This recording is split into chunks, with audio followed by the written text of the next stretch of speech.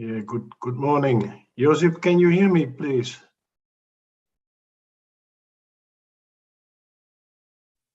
Yes, I can hear you. Can you hear me? Yeah, okay. And what about the situation in the room? Are the people still with the coffee break, or can we start? Yes, they are still on the coffee break. I think Okay. 2 to 3 minutes. Yeah, but that is, of course, a very good idea. Josip, maybe you can give me a sign if it is a good moment to start. Yeah, good morning. Josip, can you hear me, please?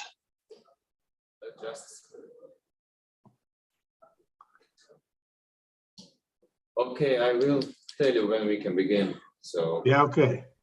Okay. Thank you, Josip. You're welcome. Great.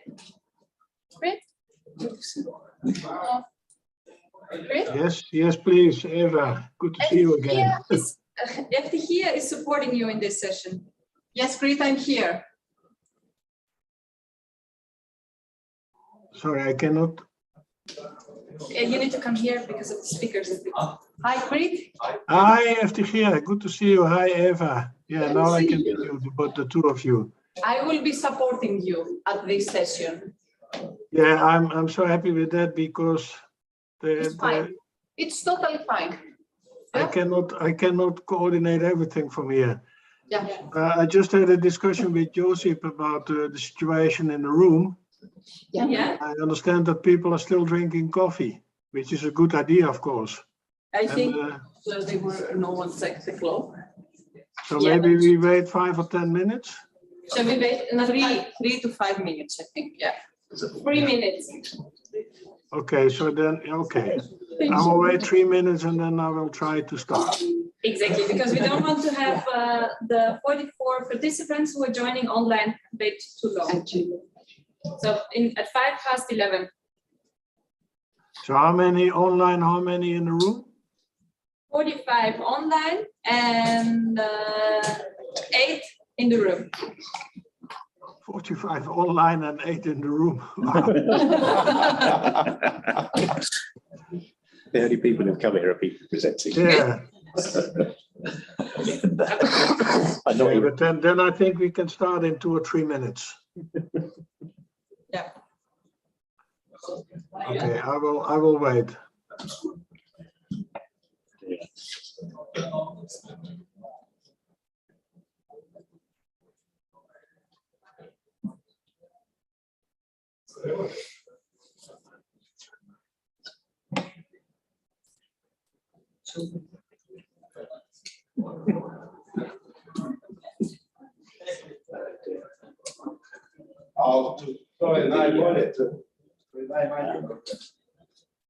In one of the opening plenary sessions for the HVBC. And so that was like 500 people.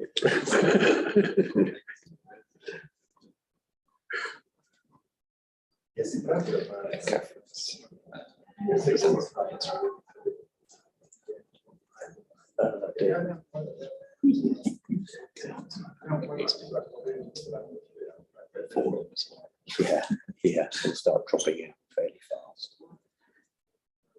Yeah.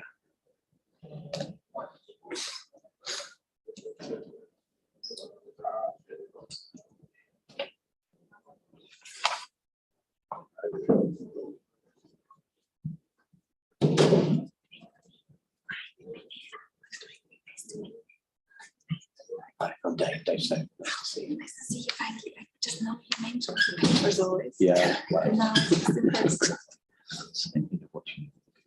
Yeah. Okay. Good to see you.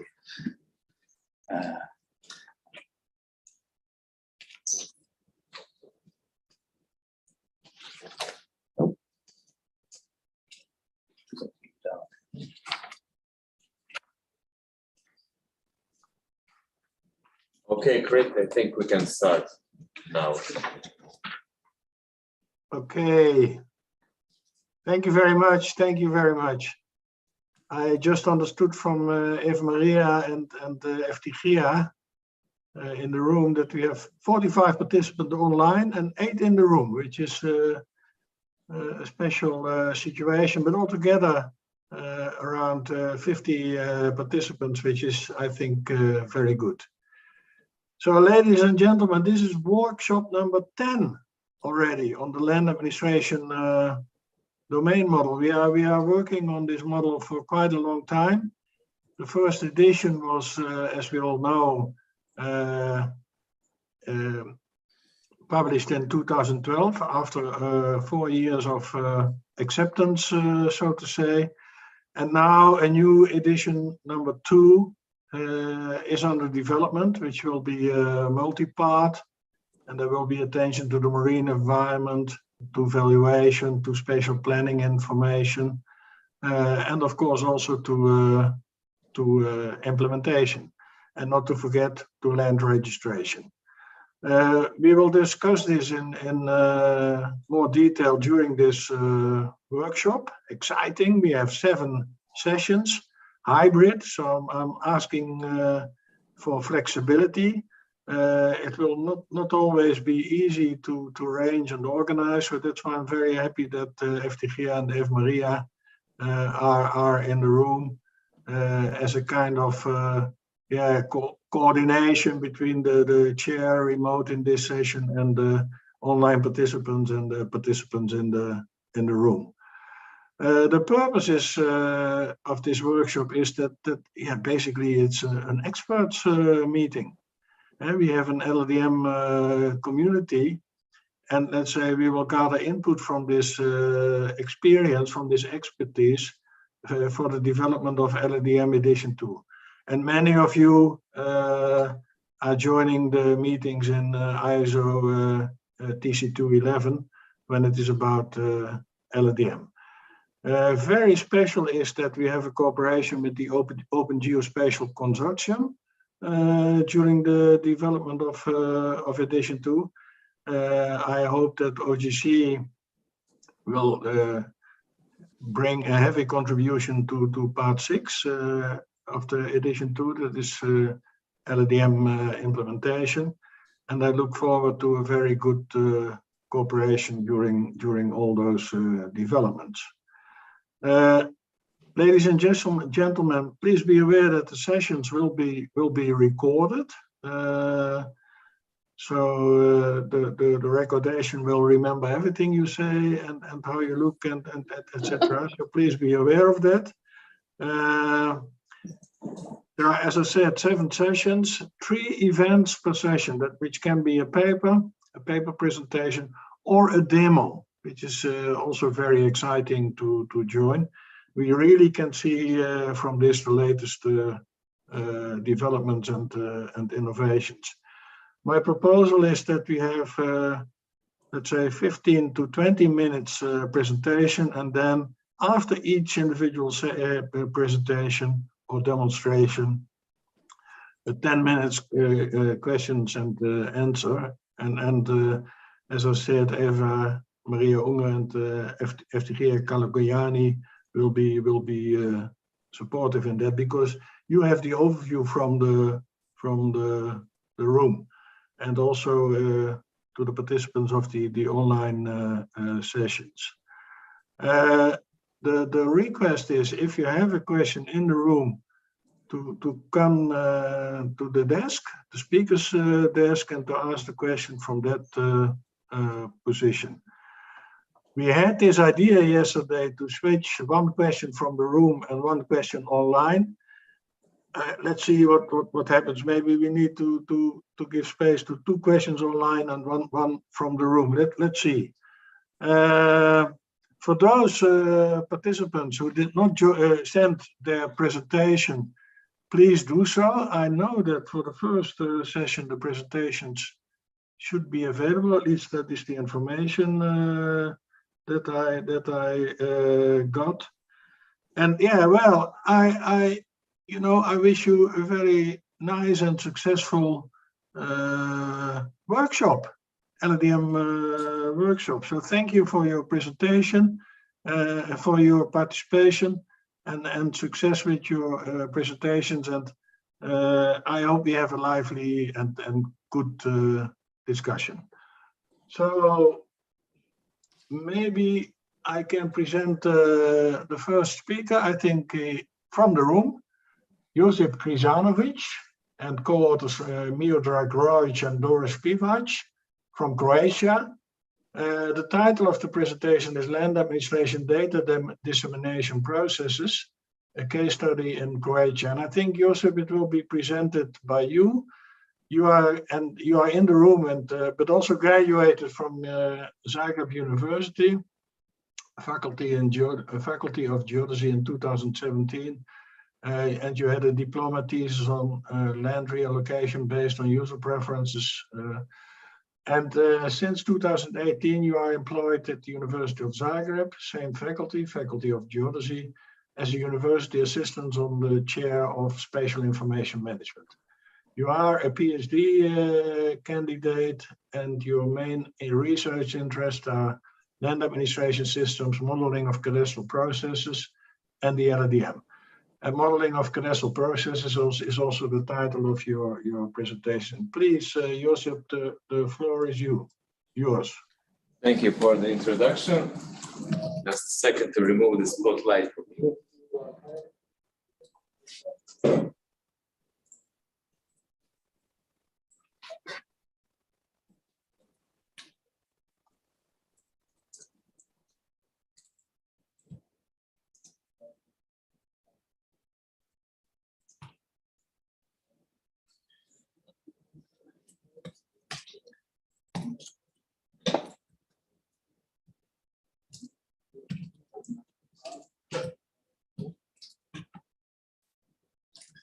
Can you see the presentation? Can you confirm me, please? Yes. Yes, it is very loud and clear. Loud and clear. Okay, thank you. So, welcome everyone to Dubrovnik, Croatia, to the 10th Land Administration Domain Model Workshop. I will be presenting a paper which I have developed with the assistance of Professor Miodrag Rojic and a colleague of ours, Doris Pivac. We are, as already Professor Leonard said, coming from University of Zagreb, Faculty of Geodesy. The paper is titled Land Administration Data Dissemination Processes, and we have examined a case study in Croatia. So I would like to start with a little bit of background. How did we come to this idea of examining and researching the dissemination processes? So every land administration system, every complex system actually, is consisted of static and dynamic components. The static components were examined and proposed by the LADM edition 1.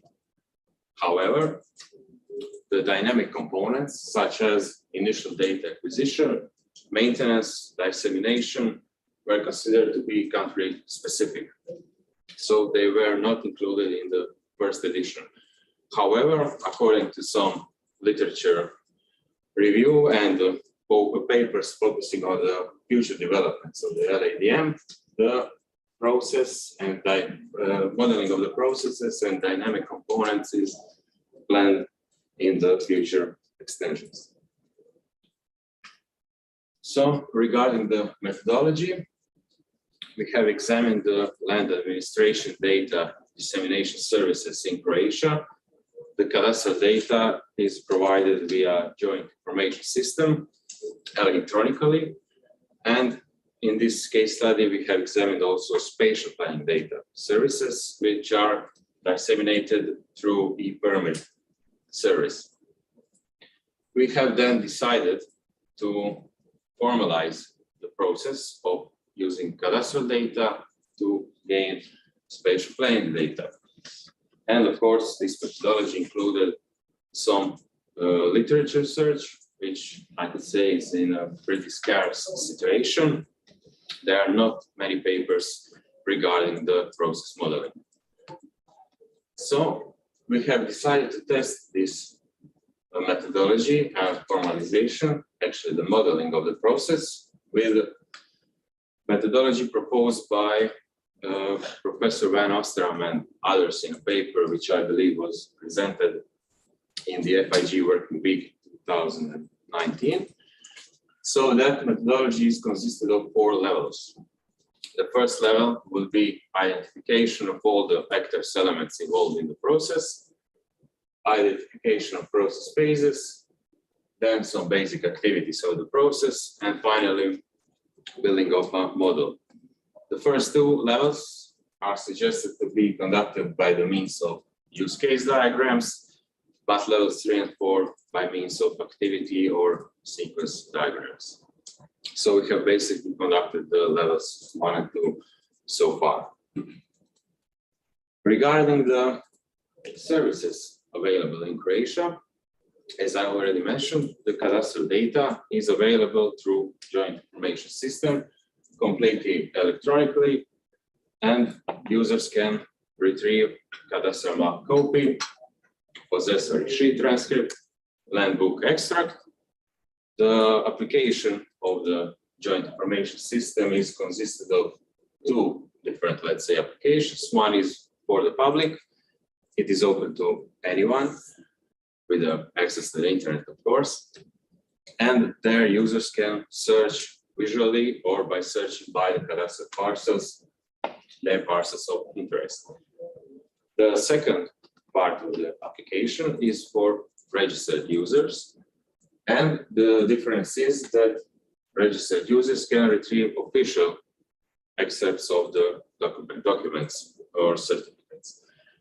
While choosing to retrieve some of those documents mentioned on the slide, users can choose 36 different purposes why they retrieve the cadastral certificate.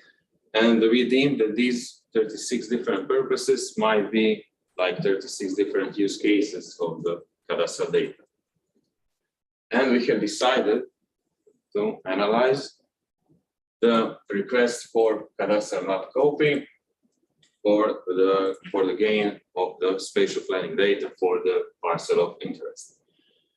We were provided some statistical data from the State Geodetic Administration and Ericsson Nikola Tesla, who is in charge of maintenance of the joint information system.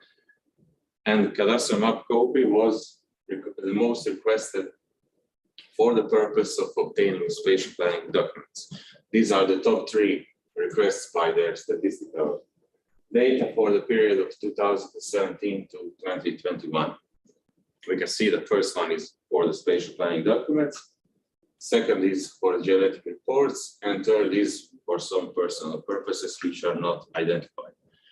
We can see the gap from the spatial planning documents and the third most requested purpose is around 30,000, which is quite a lot for a country like Croatia. On the right side, you can see the example of this certificate, cadastral map copy, but if you are interested in gaining more insight into the document, you can find information and references in the paper. So the next system or service is the e-permit. That is a simple, I'd say, application form online in which users, they fill the request with some personal data, they submit the documents related to the location information, which is the document describing the spatial planning data for cadastral parcel of interest, and then they submit the cadastral map copy, which must be official and not older than 6 months. The application also has 2 components. One is for registered users and non-registered users, with the main difference being that non-registered users have a 30-day expiry for their request. And we will see later what are the possible obstacles in such service. So we have decided to formalize the process with a use case diagram. We have a land administration system user who is accessing the joint information system in which the cadastral authority is providing the cadastral data. The user searches for the cadastral parcel of interest, views the available cadastral documentation, and then requests for the cadastral map copy. This request is fulfilled instantly. So once you click on the parcel, you get the certificate, download, and do whatever you want with it. Then user goes to second service, which is e-permit, fills the application or request for the location information. Then that request is submitted to the Office of Special Planning Authority, who is in charge of the special planning data. They inspect and validate the request. And if the request is okay, all the data is filled and has some copy is submitted, they provide the special planning data, and then user finally receives the document or certificate name, location information. However, the time frame of this second process is up to 8 days, which means that is actually by regulations defined, but it doesn't have to be always like that, because this part of the process, inspection and validation of requests, is heavily dependent on the staff of the special planning office. So that process might take more than 8 days, and in case of non-registered users, which have 30-day expiry time for their request, if not fulfilled, might be deleted.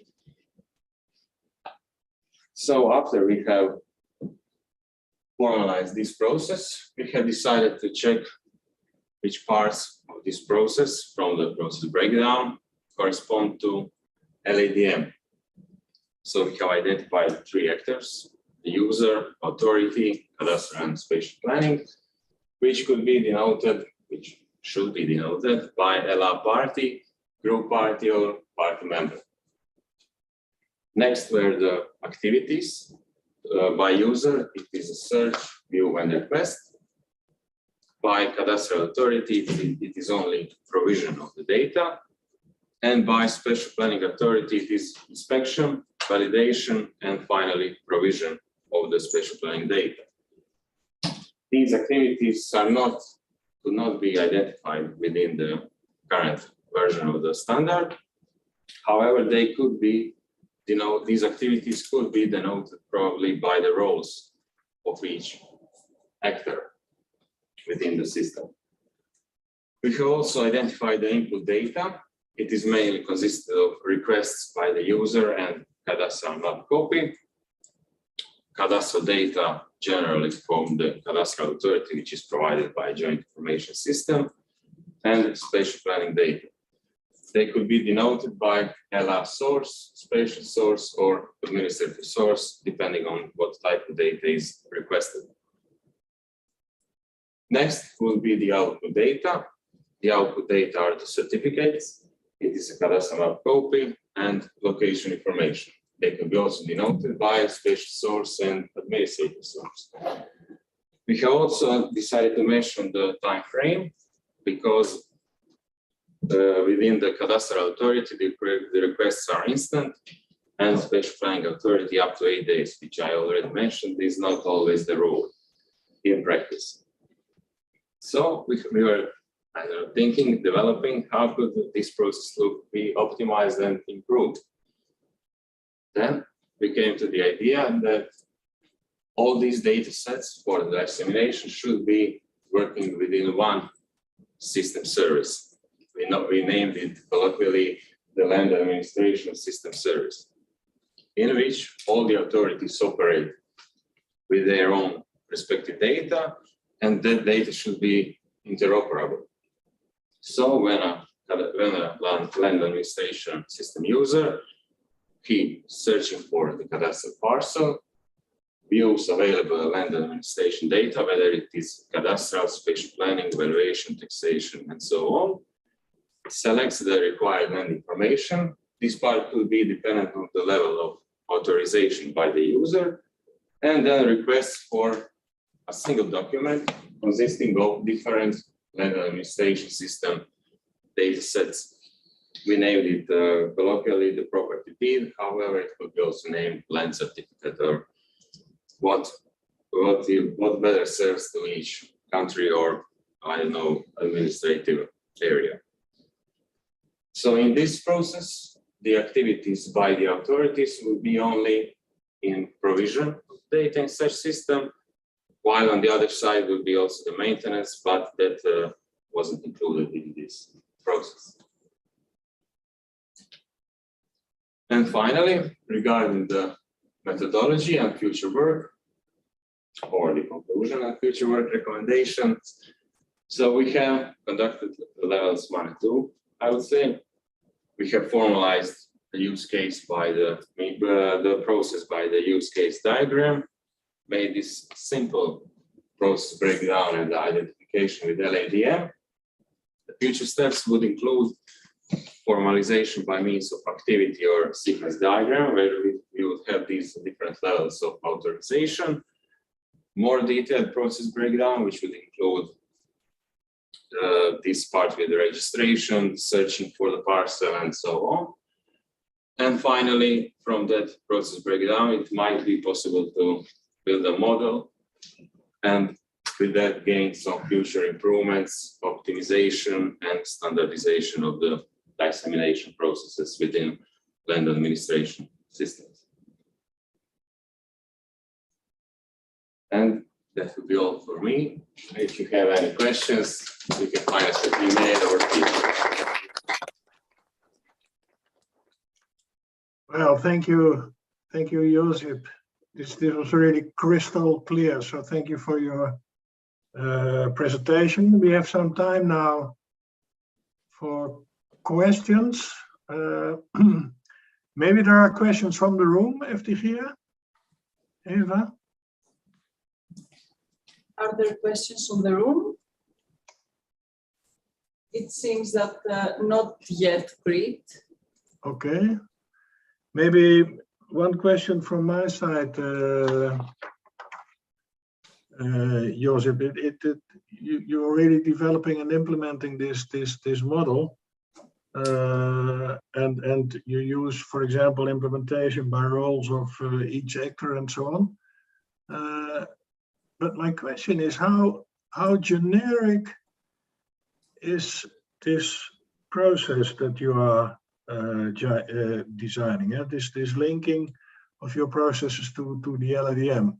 How generic is it? Do you think it is applicable in one way or another in other countries, so that we can reuse it maybe in the development of LADM edition 2? Well, I believe that the actions conducted by the authorities could be standardized in all the countries, because the provision of data, I think, is everywhere. And the parts with the inspection and validation, they could be eliminated, but however, they are heavily dependent on the regulations by each country. The part for the users would also be heavily dependent on their levels of authorization, because, for example, in the joint information system, there are different kinds of users, and depending on their type of the user, they have different access to the data. For example, the geodetic surveyors, they can access the data in a geography markup language format and so on. While the regular users or citizens, they can only access data in PDF format. Yeah, okay, clear. But let's say in the example from your presentation, I did see the spatial planning and also the cadaster. But if, for example, land registry comes in, will that complexify the situation? Is it that generic that it can be included easily? Well, I think that the process should definitely include the identification of the institutions operating within each land administration system type, whether it was a land registration or cadastre plus land book, or I don't know, register of deeds and so on. So the process would definitely include, in modeling this process, to include the institutions and current and potential future users. Okay. Does this answer your question? I think I can understand it like that. Yeah. This is very clear. There are also some questions Q&A. Maybe we can also, it's better if we ask Peter to ask them live also. Yeah, but please forward the question. Yeah, so Peter is also here. Peter, do you want me to read the questions or you can form one?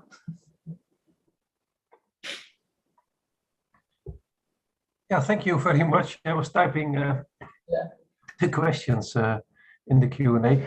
Yeah, my first question was, is it possible to also have three-dimensional information in the dissemination? Well, currently in Croatia it isn't, but I believe it could be in other countries. I should note that this is an early stage of the research, so the 3D part I have not examined yet. Okay, thanks. And my second question was about the slide where you showed the number of requests. I think it was slide number 5. And on top was the spatial plans. I would expect that the normal cadastral map would be the most often requested type of map. Well, yes, it is from the cadastral part, but on that slide I was showing the statistical data for the requests for cadastral map copy. So cadastral map copy is definitely the most requested, but the purpose for which the cadastral map copy was requested was for the obtaining of the spatial planning documents. Okay, yeah.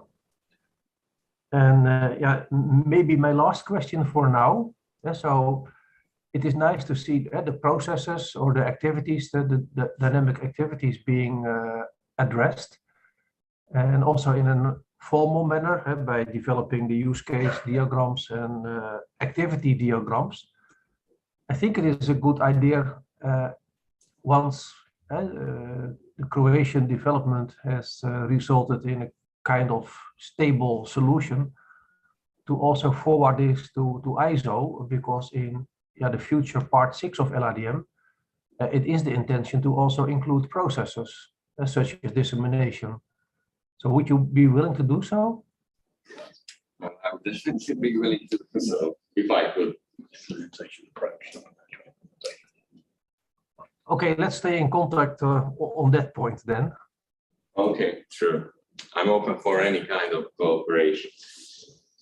Yeah, thank you. Thank you for that, Joseph, and Peter, thank you for your questions.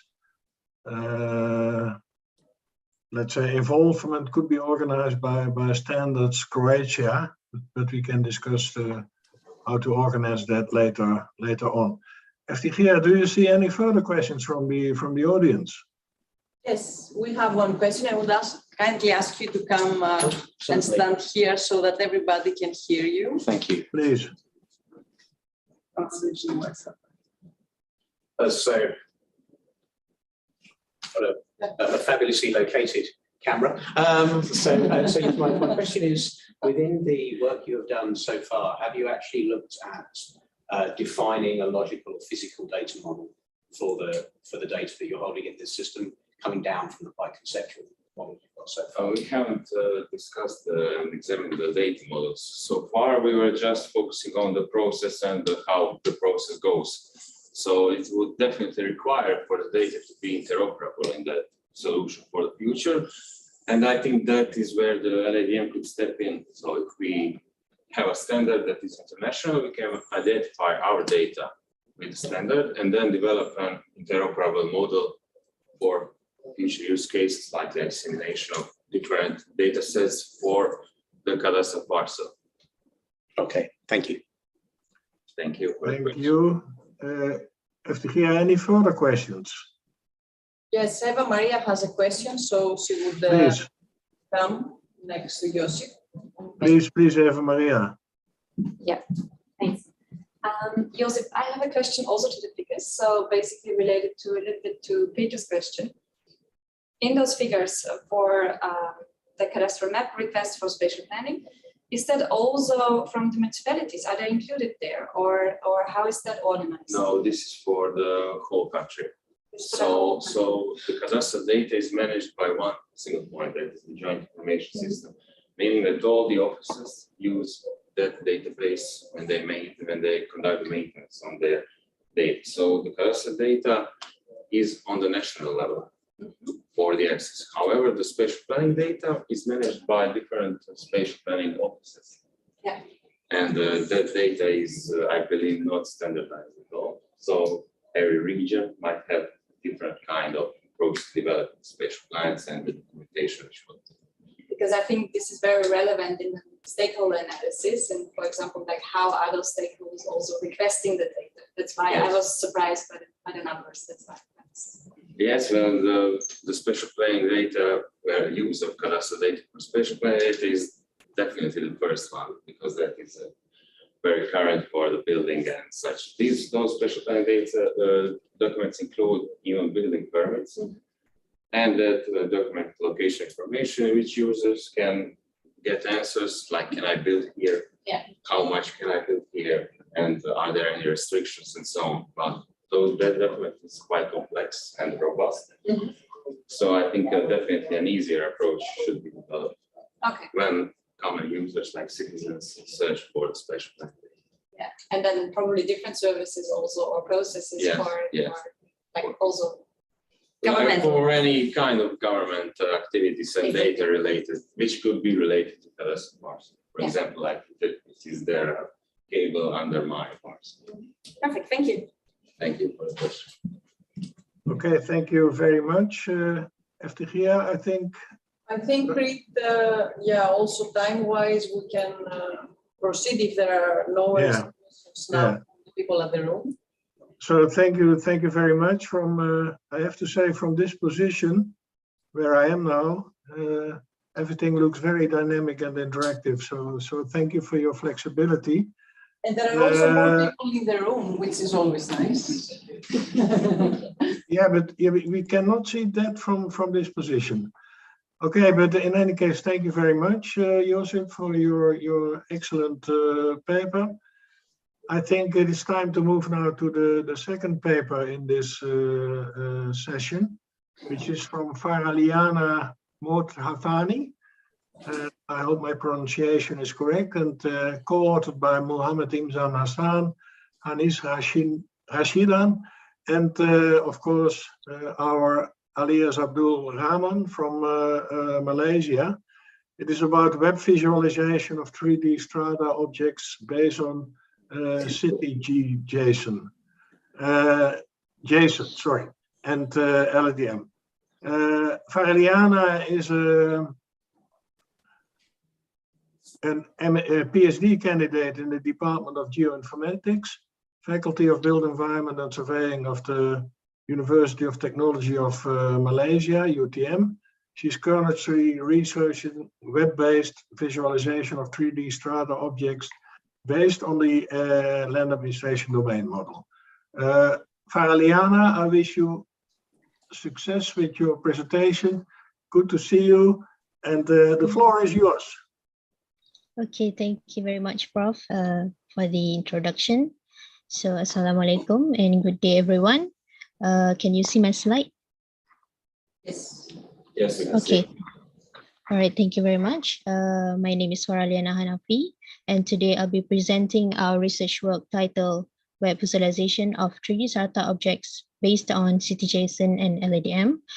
So this is actually a joint research between me and my colleague, supervised under our supervisor, Dr. Imzan, and also Professor Alias Abdurrahman. So the content of today's presentation will be some brief introduction on the objective of the study, what is strata, and then a Malaysian LADM country profile, which represents the 3D strata object, the experiment, which involved the web architecture design, the implementation of Malaysian LADM country profile, the strata ADE, data conversion, and also finally the visualization. As for the introduction, population growth in Malaysia had yielded significant stratified subsurface, especially in densely populated areas, which pose a challenge to the current land administration system. So the focus of this study is we try to expand the depiction of 3D strata object through visualization on web viewer using CTJSON as the data format. So we also try to find the possibility on linking the 3D strata object with their legal information and the development of strata ADE of CityJSON within LADM. So what is strata? The term strata was first introduced legally in 1985 as a result of urbanization in major Malaysian cities. So with the implementation of Strata Management Act 2013, provides a clearer provision for the management of stratified property, which include residential, commercial, and mixed-use development. So this figure here shows the example of a certified plan of an apartment. However, the visualization of a 2D drawing limits the understanding of the real-world object. So there are around 3,200 strata schemes in Kuala Lumpur itself, which comprise about 300,000 plus strata parcels, or maybe more, which are to include other major cities in Malaysia, which shows a growing number of data, and it will keep increasing. So multiple country profiles have been developed, which include Malaysia, as well as several LADM implementation through technical models and encodings. So Malaysian LADM country profile consists of two parts, which is the spatial parts and also the administrative part. So in the case of strata object representation, it has a parcel, an accessory parcel, common property, limited common property, and also land parcel. So this figure here shows the non-spatial part, which used to represent the legal part in LADM, which consists of the party and also the administrative packages. So based on Zulkifli, which developed this LADM country profile data model, the model was generated, has been accessed and verified by the Malaysian Land Administration authorities, as it met their requirements to accommodate a wide range of spatial unit, which including the strata object. So the reason why we try to experiment with CityJSON file format is that it provides support for almost all the features of CityGML, while at the same time maintaining a simple file structure that allows developer to easily manipulate the CityJSON files. And one of the main reasons for CityGML's poor interoperability is the complex nature of its main encoding. So CityJSON is more compact than CityGML, which allows us to create a lightweight dataset for the exchange and visualization of the 3D strata object. So the experiment includes several processes, which is first the architecture design, the implementation of LADM data model and strata ADE, the data conversion, and finally the visualization part. As for the architecture design, it is divided into two tiers, which is the data tiers and client application tiers, which shows in this figure here. So the 3D models and the administrative data are included in the data tier, and the 3D model, which is the Malana apartment, was derived from SketchUp to export it to KMZ file, which was then transformed into CityJSON using feature manipulation engine, FME. So based on the existing data, it is classified into LADM classes by implementing the Malaysian LADM country profile. And then we use enterprise architect software.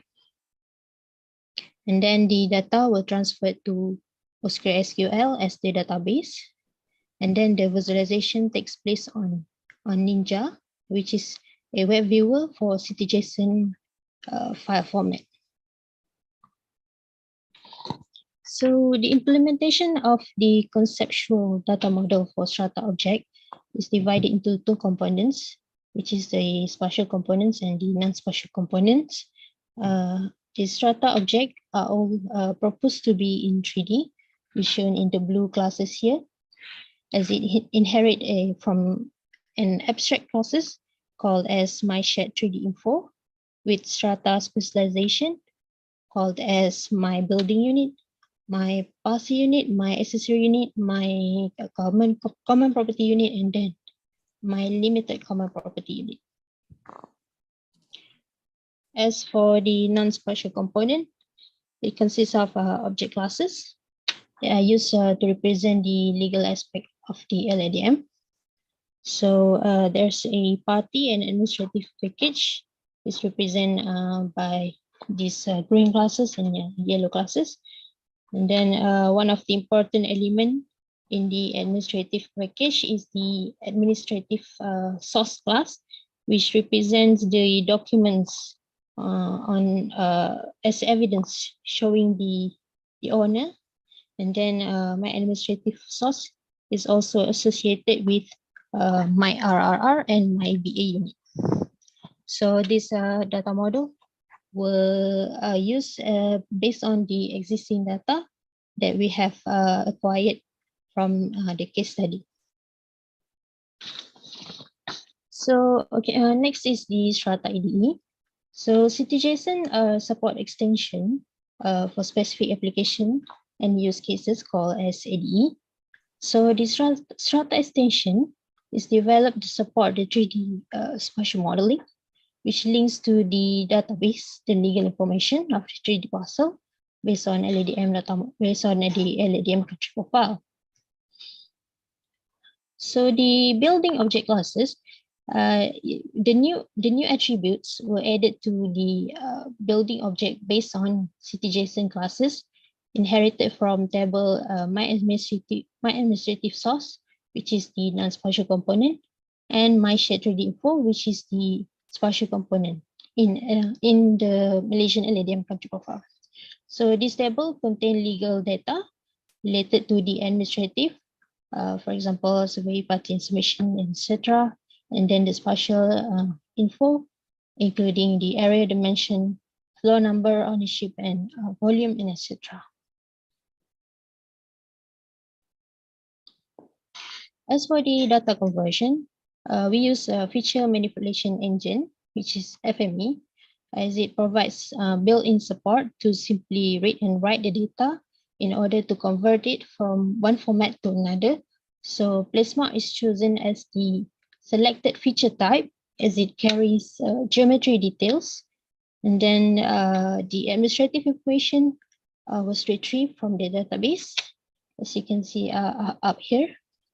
By establishing the connection with PostgreSQL, and then several transformations were used, such as the geometry filter, the attribute creator, feature merger, and also feature joiner. And finally, we converted to JSON file format in a single file.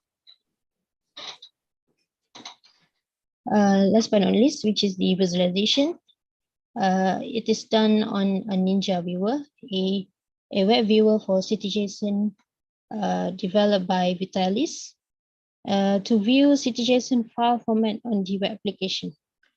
So why we use Ninja? Because it supports all typical geometric types encountered in real-world datasets, which in this case is multi-surfaces. And then it provides a clear way for the user to easily understand the semantic aspect of the city model, and then to display the specific information and properties of the strata object, and also the user ability to access and alter raw CityJSON information. So this figure here shows the linking was successfully done for the spatial and non-spatial component. We only experiment with the two strata unit to prove the linking. So the query can be done in the search box here. For example, if we try to query the owner, then we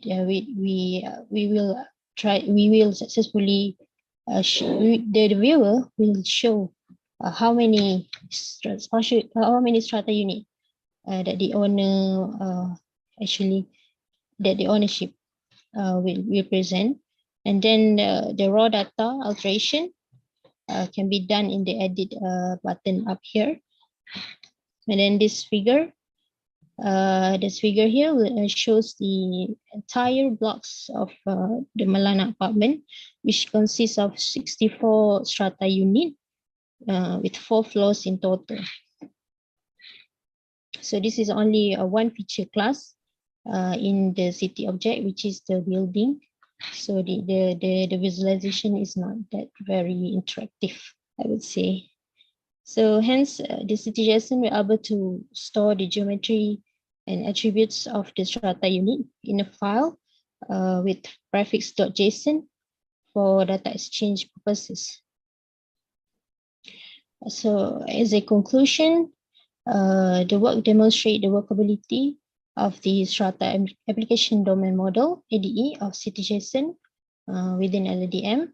And then the work implements the conceptual model of strata object based on the Malaysian LADM country profile for representation of spatial and non-spatial strata data. Data manipulation and conversion were executed by using FME and Ninja for the visualization. As a result, the web app is able to display, query, and update the attributes of strata, such as ownership, administrative, and spatial sources, and RRR.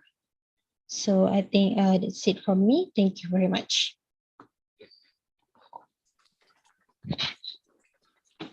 Thank you so much, Liana. And this is really an impressive experience when it is about implementation. Very, very convincing. Thank you very much. Thank you. Yeah, we go for questions and answers. I have questions myself, maybe also FTG, maybe you also have questions, but maybe there is a question from the room. Let's start over there. Yeah, is there any question from the room? Yeah, Anthony has one. So Anthony will step in close to the microphone to ask the question. So Anthony Beck.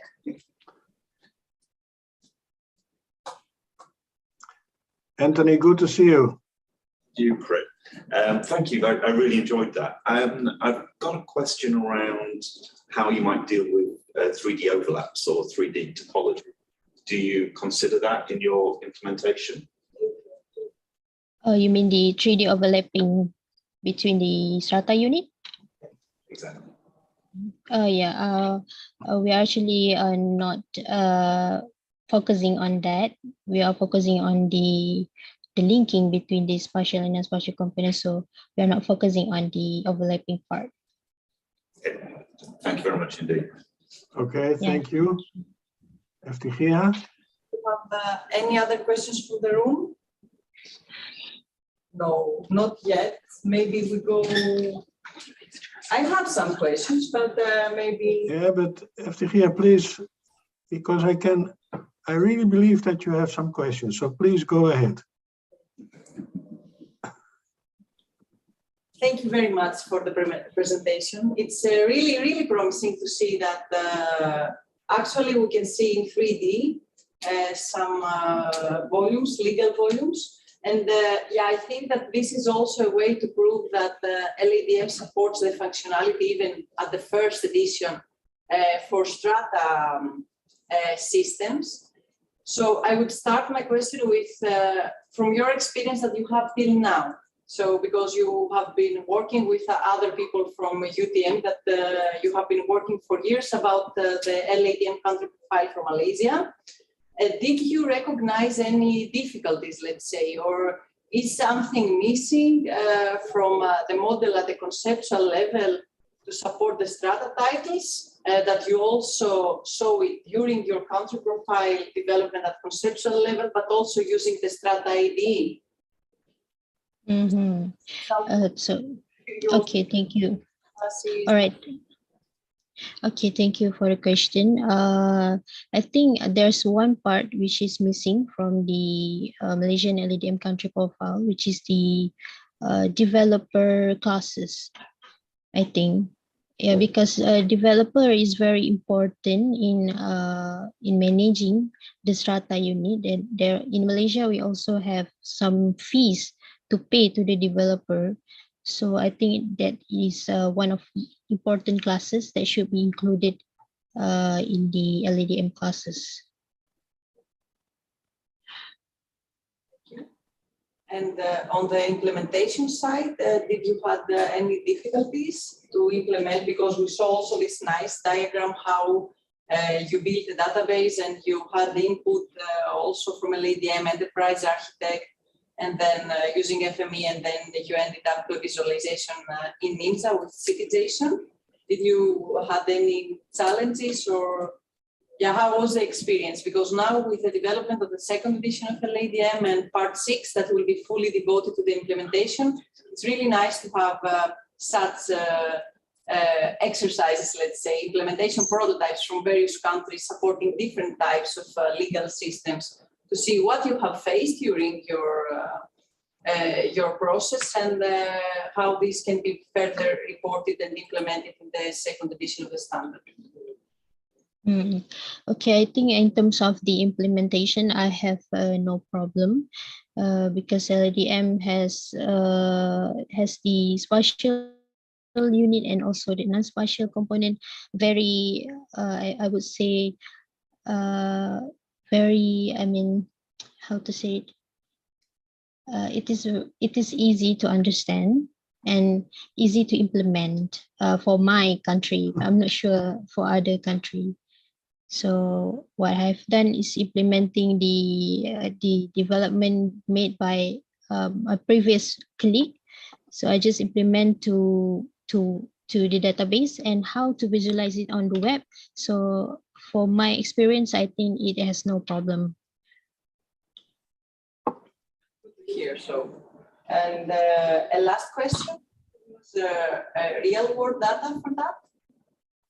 Yeah, it is a real world data. Interesting. Thank you. Yeah, so Krit, from my side, yeah, it's fine. I will have more questions, but it's better to give the room to someone else. Yeah, thank you, FTG. Thank you, Farliana. One question. I think Peter van Oostrom is waiting to ask one question. Am I right? Yeah, thank you, Krit. Yeah, about city Jason. I was wondering, was there good support for coordinate reference systems like the Malaysian National Grid?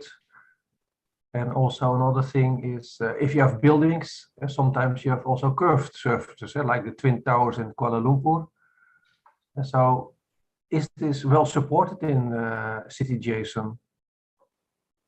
Yeah, as I mentioned earlier, this is a joint research between me and my colleague. So he is actually focusing on the city Jason part, while I'm focusing on the LADM part. So I may not be able to answer the questions, but I think in terms of the coordinate system, it can be embedded into the city Jason data model. Yeah, I think, for my opinion, I think, yeah. So, yeah. Okay, thank you. Good to check. And I see Eva Maria is. Yes. Yeah, Eva Maria, I think you have a question. Yes, probably a little bit provocative, and no worries, not to you, Faraliana, probably Krit and to Peter, because you presented that you were using basically 5 different software tools or software solutions to get to one result. And it's encrypt, like if you're working on 6 different parts of LADM, that means more different data formats are coming in. That means even more software. Yeah. I'm just wondering, with working on LADM edition 2, if you're also cooperating with software developers. And I know you are involved with OGC and everything, but I mean, it sounds to me 5 licenses, 5 different program interfaces. It sounds to me a little bit complicated. Yeah, Peter, maybe I can give a brief answer. If Maria, this is really, well, how to say, the questions of the question, the question of the questions. I mean, what are you going to do with the implementation? And I think Faraliana really demonstrated that she has a lot of experience with all those implementation options, encodings, software environments, and so on. It is about city GML, land XML, RDF, but maybe also BIM. Everybody says BIM, and I think you have a very clear choice for city JSON. But if I may ask, following your question, Eva Maria Faraliana. Yes, Bob. And I think FTG will also be interested. What is your top 3 when it is about implementation environments and encodings? What would you recommend? Because there are many different opinions on this. So what, from your perspective, is your top 3 when it is about implementation? About the implementation of the LADM? Yes, please. So as I mentioned earlier, I think LADM is very it allows 2D and 3D representation of the spatial need, and then it covers the non-spatial components, so it is easy to integrate both of the component, because Cadastre covers both, which means that in one object there must be a semantic attribute. So I think LADM can counter that part. So that is actually one bonus point. And then it also covers RRR, which is the right restriction and responsibility, which is very important in terms of strata representation. And then I think Malaysian has also, we also try to actually upgrade our system in terms of the ADE. We try to extend and expand more on the strata part, and also other 3D cadastral object. So it's actually an ongoing process, and we try to implement it using different open source software, especially to minimize the cost for license. So it's better using the open source, and it is a extensible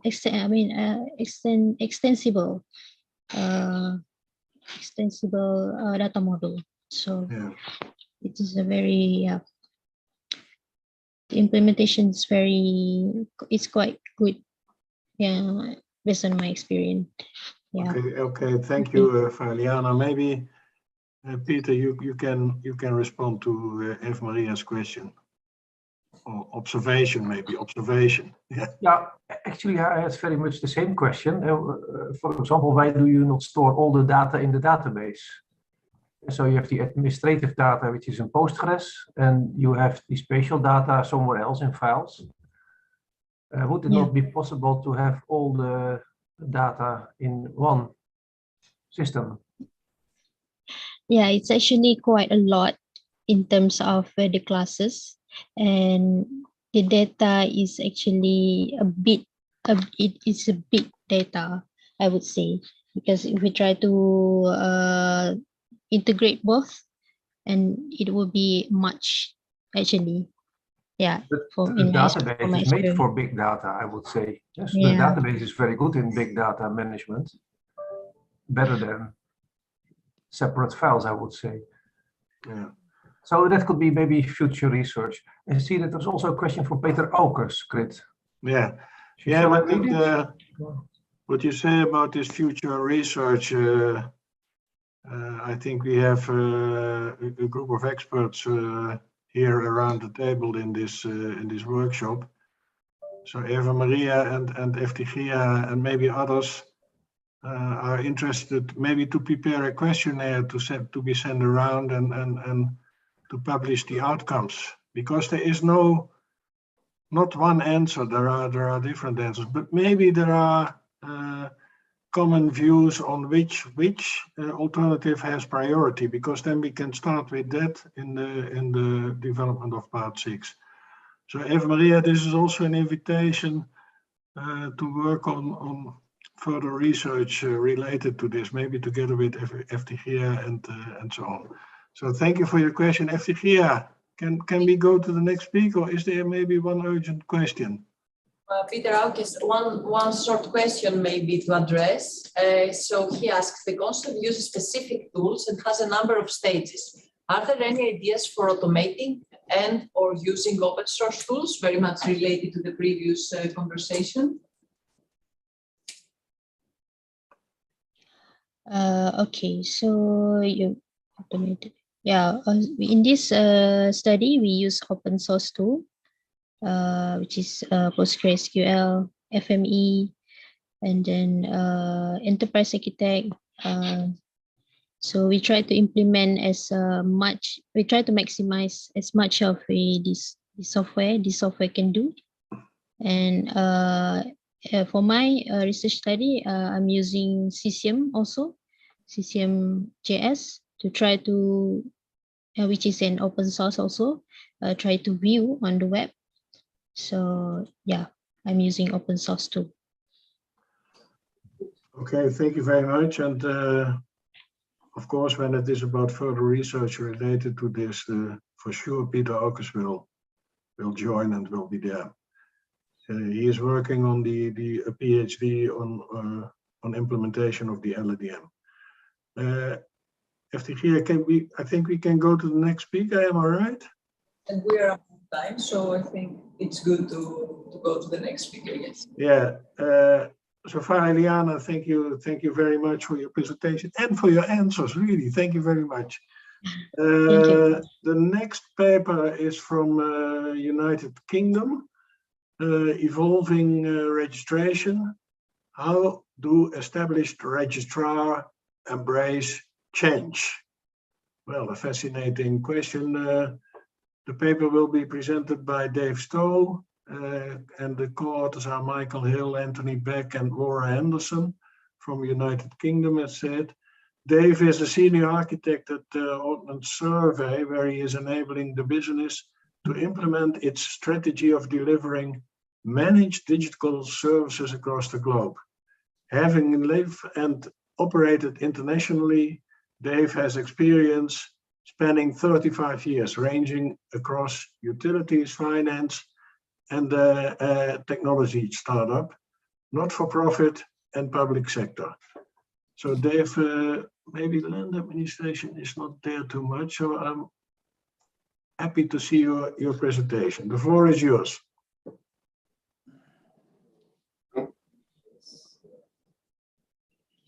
Thank you. We're just sorting out the technical issues of actually getting it on the screen. Thank you. Usually all the technical issues were live, but now we solved everything and we went to the technical issues online. Yeah. So it's a big step anyhow. Okay. So, yes. You see the presentation? But we know you can see the presentation. Yes, David, it's loud and clear, really. Excellent. Thank you. Thank you. So thank you for that introduction. My name is, as you just said, is Dave Stowe. I'm the architectural lead for our land administration offer. I want to take some time to actually think about actually physically implementing the data model that will support the process of land administration, and the challenges both of implementing the model at all and of what happens when the world changes. Within the world of land administration, there are many imperatives that drive change within the processes of legislation around land administration. Those changes come from the global megatrends of urbanization, which drives us towards different kinds of buildings and buildings that are registered and dealt with in different kinds of ways, things like climate change, things like pandemics. And we also see changes driven by the demands of government, which ask their land authorities to offer new services out to their citizens and to create new ways of creating land, of dealing with the land market, and also to enable services for citizens to be more effective. And those citizens themselves that actually use the services of the land authority, I feel, would like to get away from the old-fashioned fill in a paper form, post it through the closed door of the land authority and wait for the register to be changed, perhaps eventually, and move to an interaction with their land authority that will meet the expectations that they have from their interactions they have today with people like Amazon. Those kind of changes really place heavy demands on a land authority to enable new services and new automations to take place. And the result of that is that it's unavoidable the data models that we put in place within our systems that underpin that land administration process, those data models themselves unavoidably will change over time. So I do not believe it is the case that we can sit down today and define the perfect data model that will meet all our land administration needs forever. It is absolutely the case that we will define models today based on LADM, and those data models will be sufficient for today's needs. And eventually some new change will come along, some new requirement will appear. And in fact, very much as the last presenter was saying, we almost immediately identify that there is some gap within our country profile, some change that we need to make to the data model, and some need to change the data that we have physically sat within the databases that underpin our land administration systems, and we need to do something to enable that change to take place. You're going to see these little pictures a number of times as I'm using these to represent that evolution of those data models. As we move, as many jurisdictions have and are in the process of doing, from paper records to actually having some kind of codified electronic records that are used for to drive land administration. We might start with some very simple model where we might retain scanned paper as the thing that articulates the record of the land itself, or perhaps the rights that are registered over it. We want to move to better models that will reflect the needs we have today. And in the future, new needs will come along that will require new models of data. And I think what we need to do is accept that that is a reality and try and build our systems to enable that. So that's really what I want to talk about today. So the traditional approach seems to always have been that when finally some change comes along that drives the land authority to finally make the change and accept that it needs to support some new services that require some new data model, that change seems to result in some kind of transformation of the data from old model to new model. And it is only once that kind of process is actually completed that you have some chance of starting to use your new system. And this approach of mass transformation of the data, even if phased over a period of time, I think is a problem for us. It gives us a difficulty that we have very long cycle times for delivery of new land administration systems. We have a litany of failures across various jurisdictions of the world where they have attempted to replace their current land administration system with a new one, and the projects have failed to deliver successfully or on time, or have delivered something that's essentially obsolete at the point of delivery. And the major problem with this approach is that what we are seeing is that we take people from one fixed state to a new fixed state. And then we have a new problem that's from that point forward, the next change that comes along is simply a repeat of this difficult cycle of replacing the land administration system and transforming all the data that sat in the old database into the new model that's going to sit in the new database. And this mass transformation of data problem, I think, is something we should really try and avoid. It's undesirable because it constrains what we're able to do after we have done the transformation, and it delays the new services that we want to offer that are offered by the new data model. It's a wasted effort because the actual number, a large number of the records that sit in a traditional land administration system that you transform to the new model, a large number of those records will not have been touched and will continue to not be touched for some years. And I believe it shouldn't be necessary. We should move to a kind of a transformation as needed model, where the transformation from an old model to new model is done on a title by title on an as needed basis.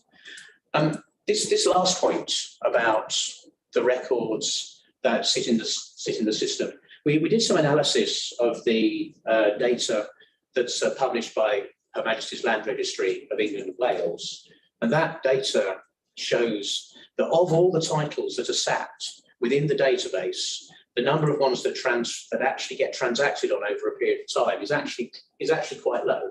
So in the last 5 years, only 25% of them will have been transacted on in some kind of meaningful way. So only 25% of the titles will actually have changed owner or have gained or released a mortgage. And this means that in that 5-year period, 75% of titles weren't touched.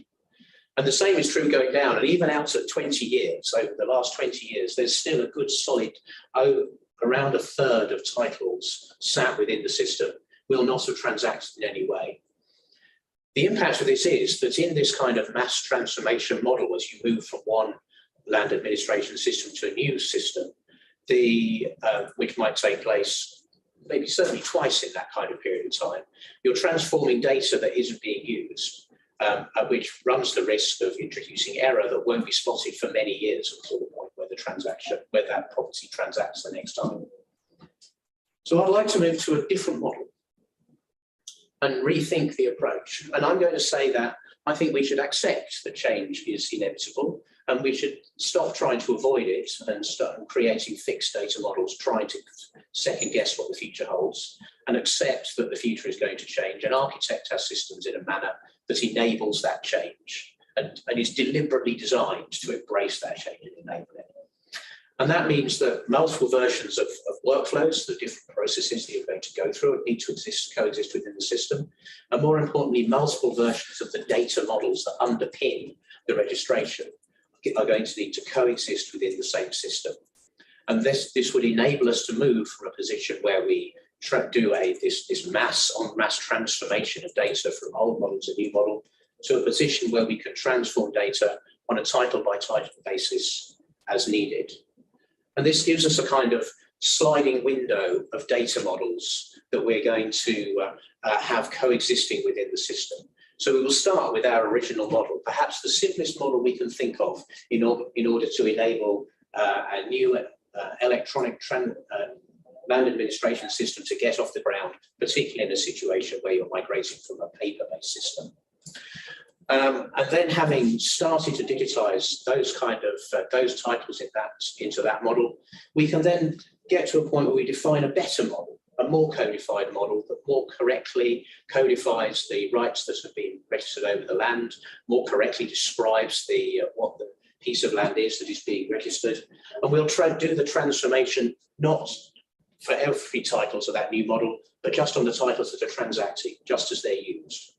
And over time, of course, more and more titles will move to this new model, until eventually, of course, another new model appears, and we can implement that model, and then we start using this new model, and we start moving titles from their old model to their new model, but only as they're needed, not on this kind of en masse basis. We see a system which enables all those different models sat next to each other within the same system, such that you are not transforming data that isn't transacting, you're leaving it where it was, and such that you are not taking the effort and putting in the risk to do that transformation, and such that when change takes place, when this new clever model is created that provides new services to the users of the land authority, that new model can be implemented within the system, and we can smoothly migrate to it over time as needed, not try and take all the titles up to this new model. So this suggests there are some design needs around the solution. And it suggests strongly that we move away from fixed data models and fixed relational models in particular that are very difficult to change, and move towards, when it comes to actual technology, utilizing the newer NoSQL document-based databases where we can represent multiple different data models within the same physical database much more easily. It creates some interesting problems further up the technology stack, as now you need to be able to visualize every data model in some kind of way. You certainly need to be able to carry out edit, and you need to provide capability that allows you to upgrade data from one title in its old model to its new model. It also creates some other problems in terms of things like management information. How do you determine how many titles there are in the system? Who owns what piece of land? What percentage of the land has been registered, for example? And there are some approaches to dealing with those kind of problems. And I really think that the effort necessary to solve those kind of problems is rewarded by the huge advantage of being able to deal with having multiple data models sat within the same physical database in the system because of this ability to embrace and enable change. So one of the things that I'm particularly interested in is that migration process that people have when they move from a paper-based system to an electronic-based system. And one of the things that's taking this approach of being able to support multiple data models and be able to support a transform as needed kind of approach means that we can create data models that support the process of moving from paper to electronic more effectively by simply saying, I can accept a very simple data model where I scan paper and I say the actual representation of the land or the rights is on the scanned paper. And I hold the scanned paper in the system and I will digitize only the things that I need to search on. So title numbers, people, holders of securities, those kind of things. And this simple data model is quite easy to implement, and it enables a land authority that wishes to migrate from paper to electronic to get going very rapidly. And the advantage of the approach that I'm talking about here is that, of course, the land authority is not fixed in that state forever because, of course, they can now introduce these other data models over time, and they can start moving their data as properties transact, or they can take an approach of doing systematic transformation, but they'll focus on properties that they know are going to transact frequently, so that stars are homes and the apartments in the cities and so on. So I'd really like to just kind of finish by saying I think the future when it comes to actual physicalizing the data models that we create within this kind of ecosystem of people in the land administration domain model world, creating the actual underpinning technology that supports those models needs to absolutely embrace an approach that allows us to enable change to take place as time goes on, and not fix us into a state that that's going to live as long as the technology system. And that state, as we know with technology systems, might last for 10 to 15 years, and that's just not acceptable in today's kind of world. So I'd like to thank you for the time, and obviously I'm open to any questions.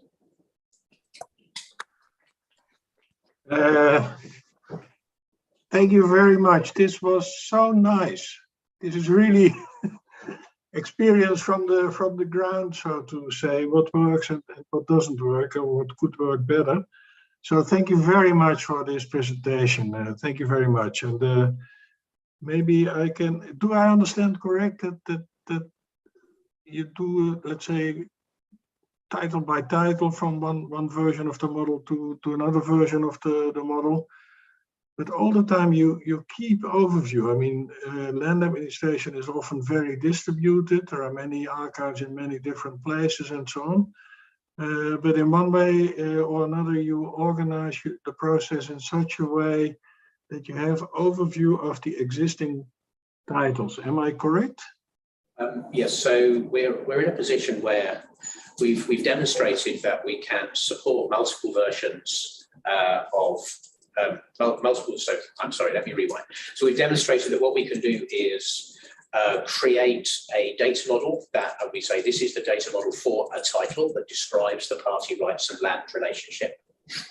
And then that we can create another version of that data model, and that we can migrate a title from one version to another, and that we can instantiate within the database titles that are at either of those versions, move from older ones to newer ones, and then implement newer versions going forwards, and that we have an approach to enabling you to migrate a title from version 1 data model to version 2 data model to version 3 data model.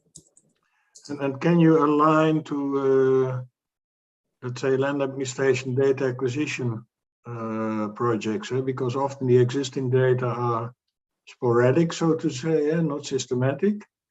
And then suddenly a project comes in with systematic data acquisition. Can that be well aligned? Do you have experience in that?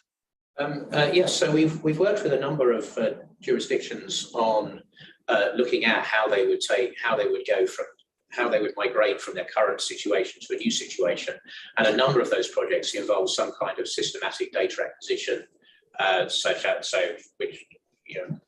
which ranges from scanning paper documents that are sat in regional offices through to flying programs that will then utilize some kind of level of machine learning in order to do an automated extract of candidate cadastral boundaries, through to systematic ground-based survey and so on.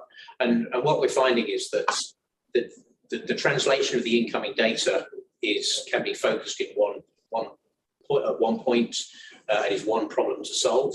And then once you have the data instantiated in the database in a model that's appropriate to the way the data is being collected, then that's your chance to then start creating a better model that you can start moving that data to at the time. Yeah, thank you. Well, FTG, Dave, sorry for my enthusiasm. This is such a nice subject. FTG, maybe there are questions from the room. Yes, there are two, so maybe you come one by one.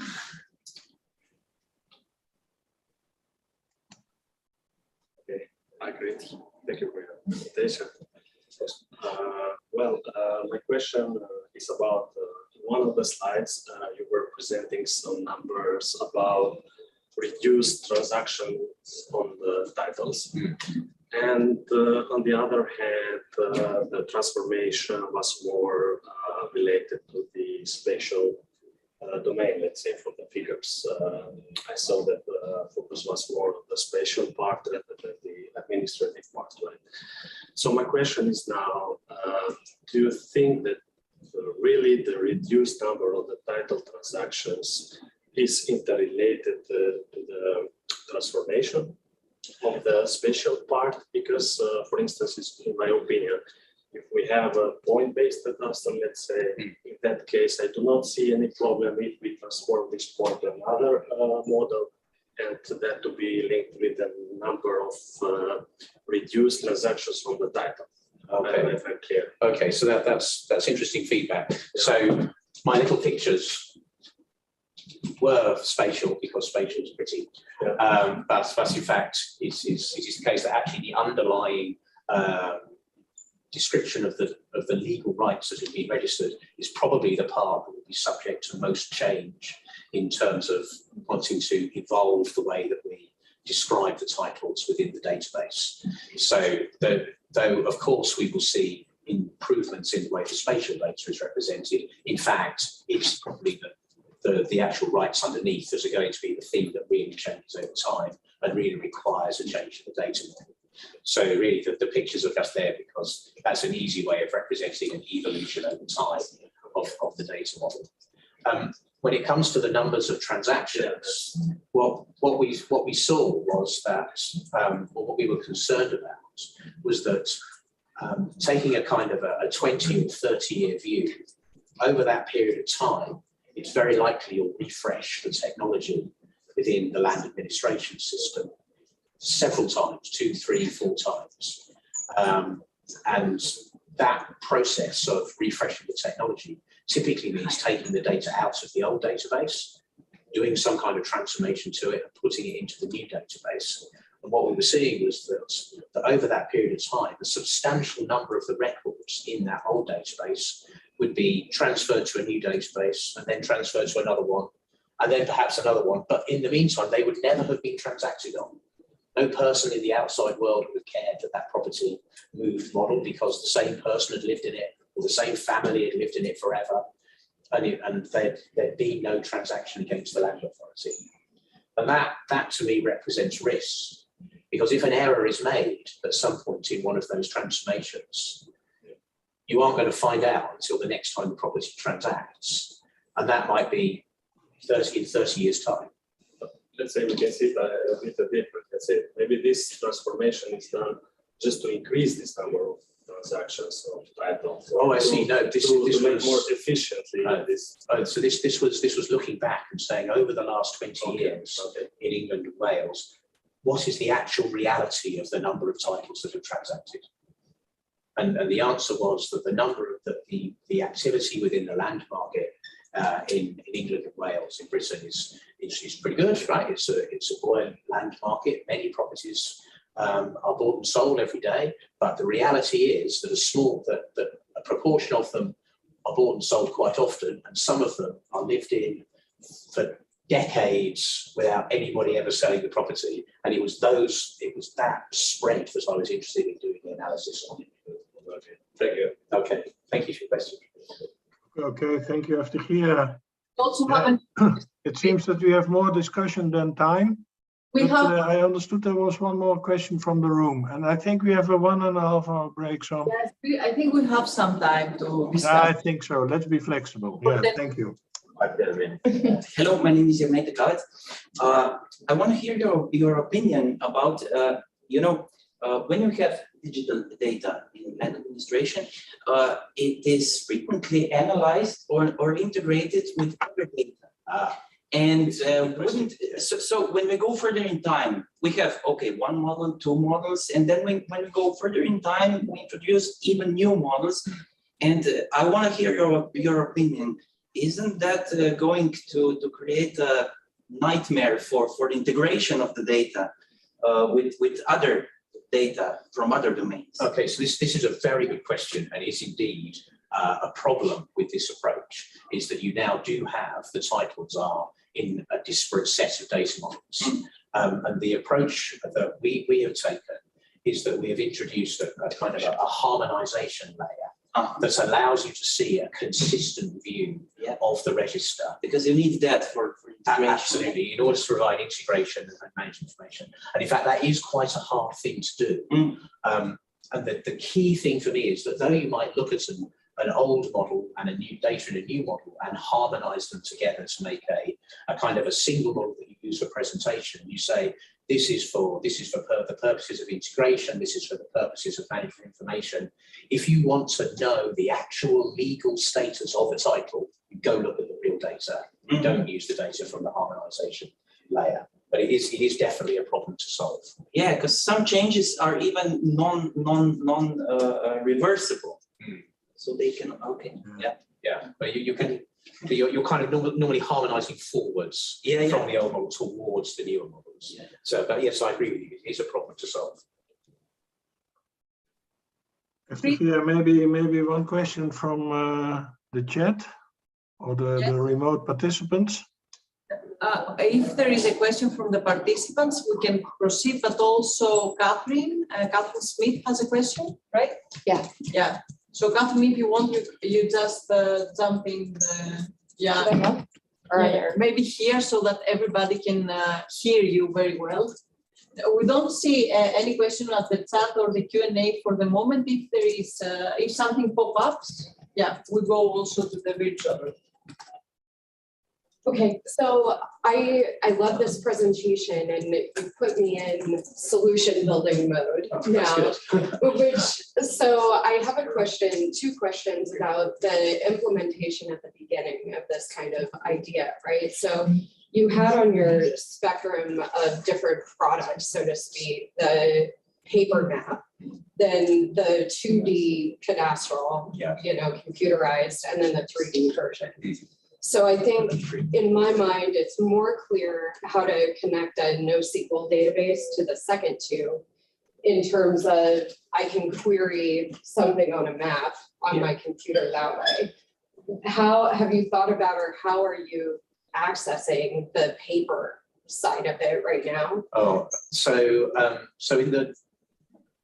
in the approach we would propose for moving from a paper-based system to an electronic system, the first thing to do is scan the paper. Yeah, absolutely. Of course, right? And there is a process for managing the scanned paper, so barcoding the paper and archiving it, making sure nobody uses the paper once it's become an electronic record. There's quite a lot of business process around that kind of step within it. Once the paper has been scanned inside the database, we have a document management system and the database, and there is data digitized off the scanned paper to provide indexing of search capability. So things like title number, dates, the owner, those kind of key things that people normally look for.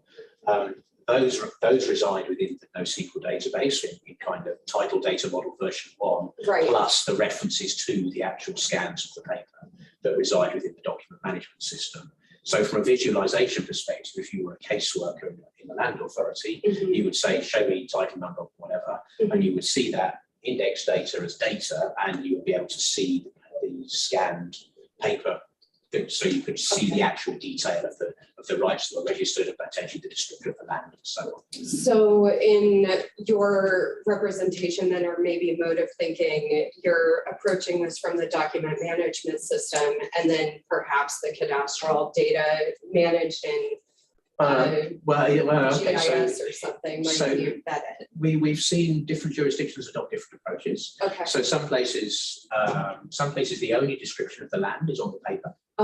Right, and in some places, you're right. There's a GIS that describes a cadaster, and our recommendation would be, if that's what you've got, then when you scan the piece of paper, you should also go and find the cadastral parcel and link those two together within the record that sits in the database. Okay, but otherwise, I guess I'm thinking of if there are jurisdictions that have a mixture of those two, as you were alluding to, maybe having all three. But conveniently, we can support multiple data models, so we can have a data model that says this one is just scanned paper, a data model that says this one's scanned paper plus some geometry that's come out of the cadastral system, and then we can take those to a future system, a future data model that look more like a kind of a classic codified model of rights, where you had the description of the geometry, which either came from the original cadastral model or came from somebody digitizing the scanned piece of paper. Okay. And then you can harmonize those together into that new model, and then of course you can evolve after that. Right, absolutely. And then just on that, do you have a preferred NoSQL database? We're using already. Okay. Yeah. Okay. So it's got really good transactional consistency models. Absolutely. Thank you so much. Thank you. Yeah, thank you so much, FTG. Maybe we take time for one or two more questions, please.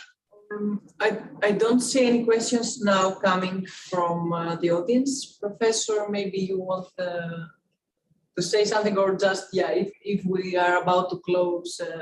Yeah, okay. Because the information, the lunch is on the 7th floor. Okay, but maybe you want to start. Yeah, it is. I'm asking extra time during your lunch. Peter, maybe one brief final question. Okay. Yeah, sorry for the last question before the lunch. They're very interesting and also realistic to be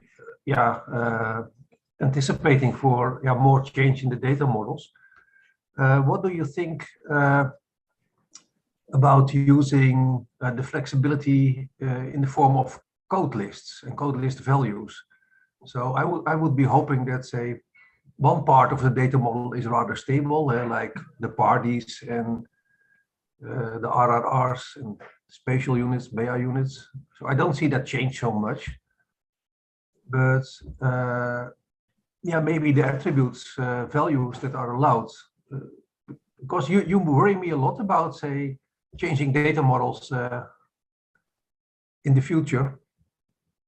So could we not find a middle ground, say, okay, let's try to agree on the data model, but say, try to be flexible via code list values? Well, we've done some work, and in fact, at some point, it would be very interesting to come back and present the work that we've done, which looks at how we have taken the domain model that is described within LADM and translated it into a set of linked documents that sit inside a NoSQL database. And within doing that piece of work, what we discovered was that the kind of at the package level, so at kind of party and administrative and spatial unit level, those translated very nicely into documents that we would store within the NoSQL database, and gave us a means of evolving the data model of any individual elements within that individually. So if, for example, you suddenly discovered you needed to register new rights, or you had some kind of attribution about the party that you wanted to maintain, then we were able to support that evolution successfully. I'm going to be bold, and I'm going to say that I do not think that simply extending the list of code list values is sufficient to enable you to define a model that will last for all time, and that when we come to describe and define the country models that under LADM, that we will do that, but it is better to define a model that is sufficient for today's needs and then move to a new one over time, than it is to try and define the perfect data model and refuse to allow people to change it other than adding code values. Accepted, Dave. Very much accepted. And We also have Anthony here Ant's going to come and wants disagree with to me. add something, and then Peter, you can continue. I'm actually going to wholeheartedly agree. Oh, right. In that case, the floor is yours. I kind of also agree with Peter in that I'm not personally a great fan of just individual code lists on their own. I'm much more interested in broader overarching ontologies which have a logical framework behind them. And as a bit of a plug, I'll be presenting something along those lines tomorrow. But where there is clearly a need to change particularly the range of rights that will be represented in the land register as the social need evolves over time, and wherever possible, rights are constructed, they should be able to fit within the already established model that you have within your environment. However, there will become a time where those constraints are broken, and you do need to evolve into something where you can actually get back to a much more simpler model rather than plugging extensions onto it. And it's those breaks between the model which are essentially being delivered in this kind of evolution phase. I guess I should emphasize that the changing the data model, changing the country profile that you've got is actually a pretty big undertaking. So I'm not envisaging that, people will have a new model tomorrow and then a new model a week later. I'm envisaging that this will be something that changes over, that you measure in terms of years, not in terms of weeks. So it's not like I'm expecting you to have 200 different data models for your titles that's sat inside your system. I'm expecting a few. But having that ability to have more than one is crucial. Dave, that's very realistic. If you think of a time frame, 10 years, 20 years, 30 years. And yeah, when having these multiple models, multiple systems, okay, that's more work to keep them running, to keep the data also consistent, like making sure that there is consistency within one model, within one system, but also kind of cross-model consistency. So if you're starting to update the parcel geometries, and you have the parcels in 3 different generations, so how can you guarantee that there is no overlap? And maybe the same with respect to references between the different entities. If you're referring to a party that was existing in edition 1 of the model, and somehow it's still being referred in a new edition. So is it possible to do this kind of cross model or system consistency maintenance of the data?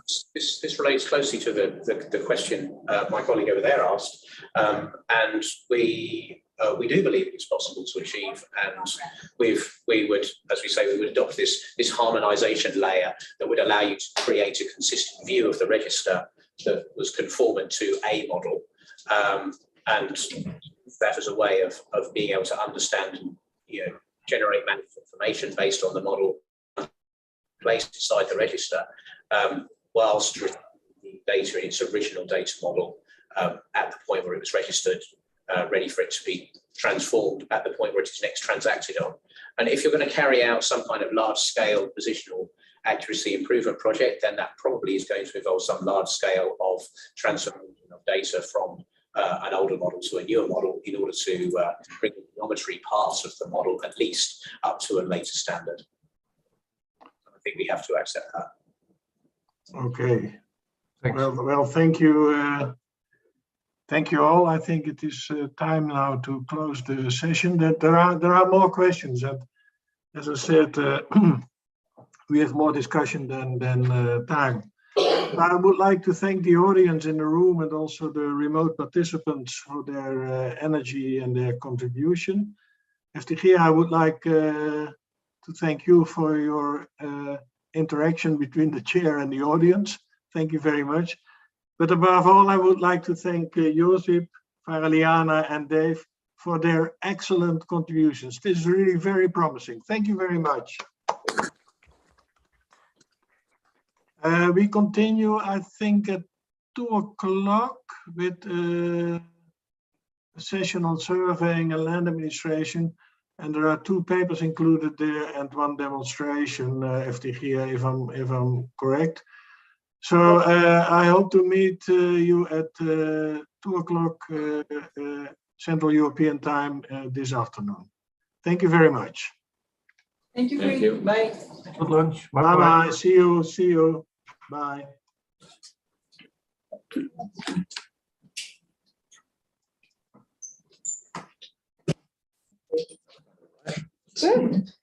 It works. Yeah. Good stuff. So you see here afterwards. Yeah. Afterwards. But you did so well.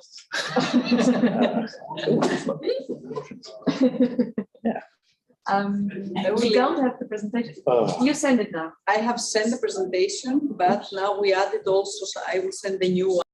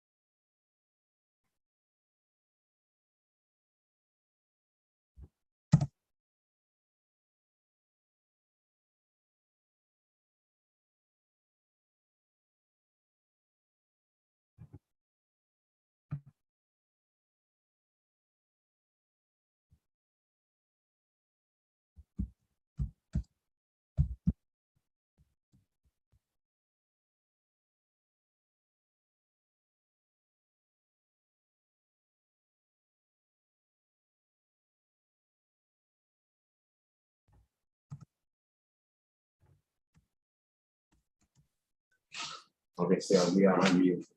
Yeah. Yes. There we are not. Okay, Abdullah, Now you can this hear has us? to be mute. Yes. Hi. Just want to make sure you are introducing the speakers and everything. Yeah. Support you. So I will facilitate in the room the questions and answers. And together with Joseph, we are going to work on the Zoom on the Q&A also from here. Thank you very much for this, for help, Eva Maria. No worries. Okay, so we are there for you. And Yeah, correct. And I was gonna connect via Zoom. Okay, so you can just There is something at the Q&A. Something at the Q&A. I believe so. Let me. Yes, this was from the last presentation. Oh, should we take that? Abdullah, can you still hear us? Yes, I can hear us. You do. Do you want to take this question to the ordnance survey? To the ordnance survey, to Dave? In the session. So I could not hear that. Can you please? Yes, okay. I'm going to the speaker. So there is a question in the question and answer. And it was to the previous presentation by Dave. And do you see that? I think you should see it as panelist. I will promote you to panelist. Okay. It is also So when it's your turn, No, I could not see that. Okay. The panelists don't see the question and answers. well, you should be able to see it. Q&A. You can see it now, Abdullah. No, I could not see that question. Same for me. It's somehow empty, the Q&A. Yeah. Okay, probably we need to change something in the settings of the Q&A. Maybe if we disconnect from Zoom and after the lunch connect again, then the Q&A in your local Zoom is lost. Yeah. Only if you remain open with Zoom, then the old questions could be there. But for me, it's also completely clean now. Because they reconnected. but No worries. So as soon as Dave is going to be here, and if it's between the sessions, then I will post the question also to Dave. Okay? Okay. Perfect.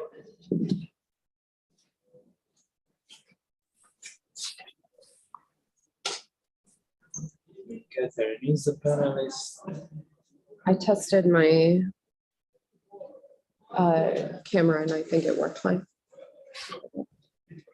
I'll spotlight. Yeah. Please.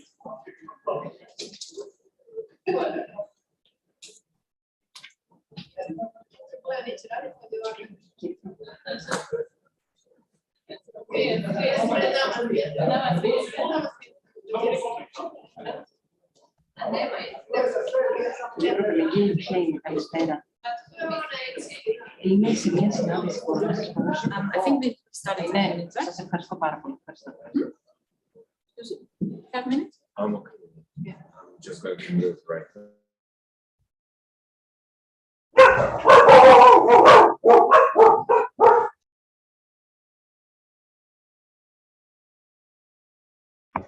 Okay.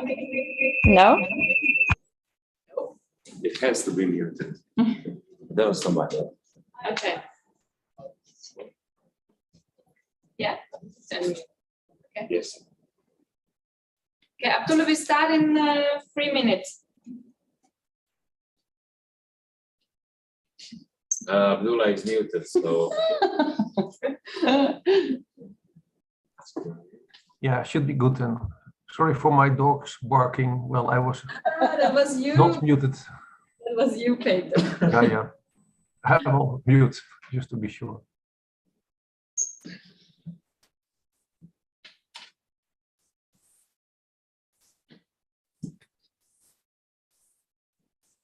Just post a question. You want some more?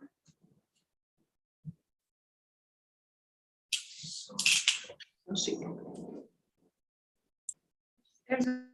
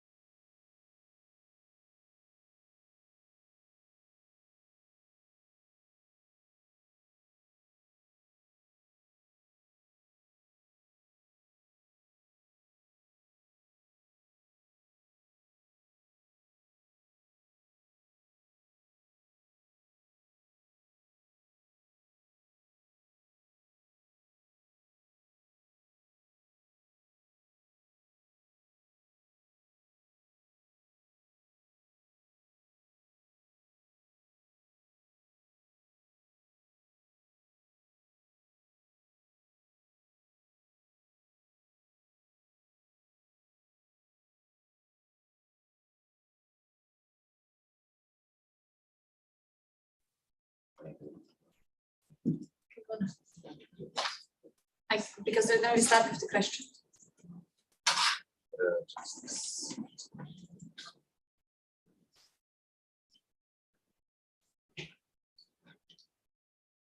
Okay, so welcome back. And before we start officially with the session, and before Arturo is going to introduce the session speakers, we still have one open question to Dave, who was the presenter in the previous session, from Rod Thompson.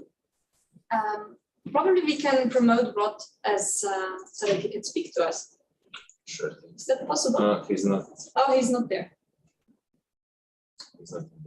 Okay, but then probably still for the audience to answer the question. So one of the biggest differences between older surveys and current ones is the accuracy. How would this be handled in attempting to connect different age surveys? Dave? Do you want to come up there? Please. Sure.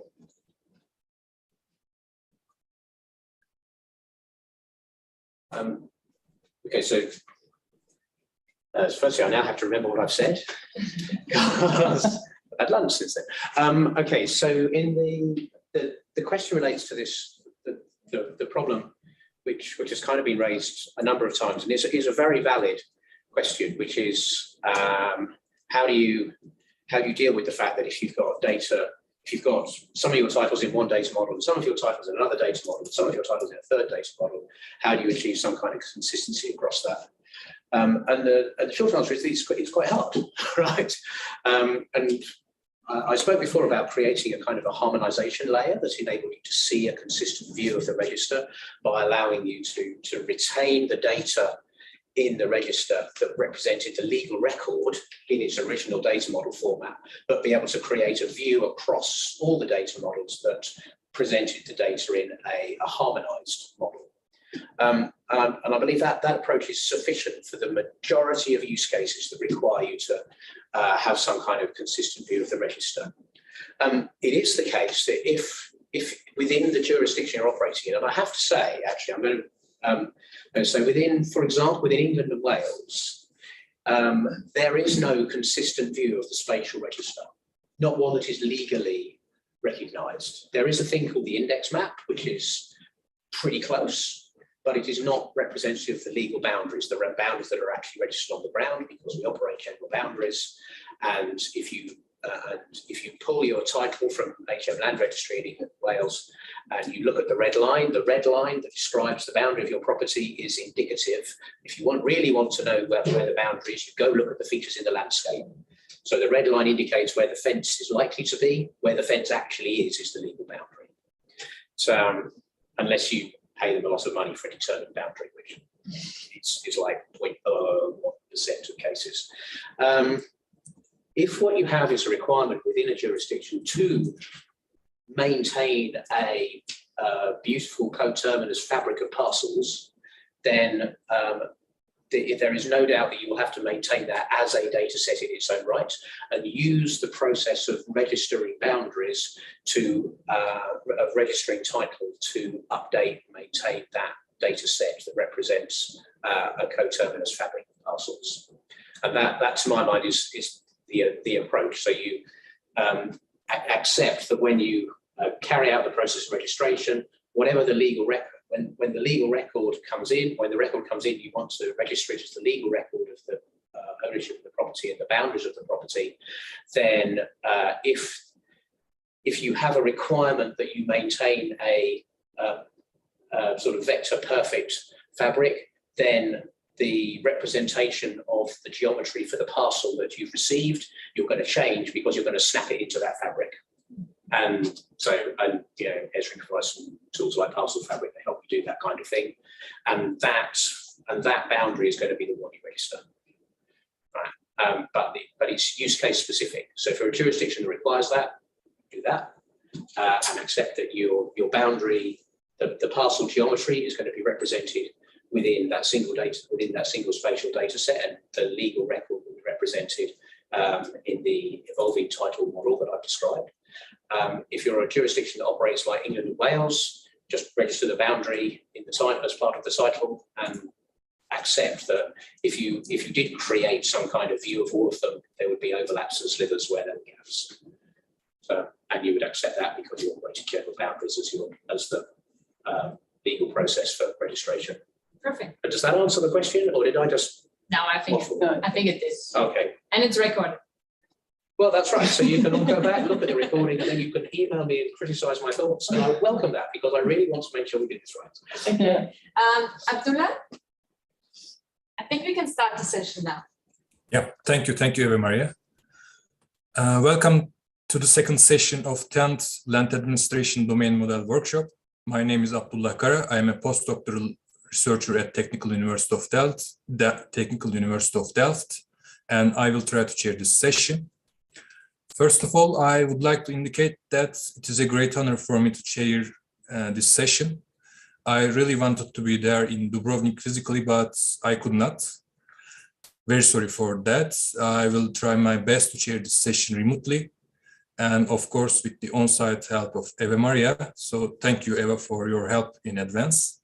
And Yusuf. The title of this session is Surveying and Land Administration. We have 3 presentations. Every presenter is going to have maximum 20 minutes for the presentation and 10 minutes for question and answers and discussion. If the presenter has a live demo, 5 extra minutes will be added to the presentation time. So let's start with the first paper, Revising Surveying and Representation Package of LADM Profile for Serbia to support 3D spatial information. The paper will be presented by Dubravka Sladic, co-authored by Alexandra Radulovic, Dusan Jovanovic, Igor Ruskovski, Milan Gavrilovic, Milka Sarkonovic-Bugarinovic, and Miro Govedarica. Dubravka is an associated professor at the Faculty of Technical Sciences, University of Novi Sad, Serbia. Dubravka has published several papers in ISI journals and more than 20 papers in international and national journals and conferences. Dubravka has also participated in several research projects including design and implementation of cadastral information system in Republic of Srpska, in Bosnia and Herzegovina, Montenegro, and Serbia, and information system for evaluation in Bar, Montenegro. Dubravka's domain of interests are geographic information systems, spatial data infrastructures, service-oriented architecture, and cadastral systems.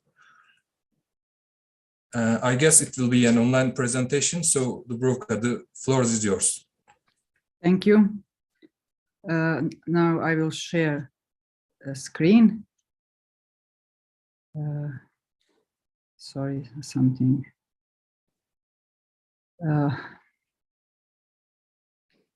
Let me see, share screen.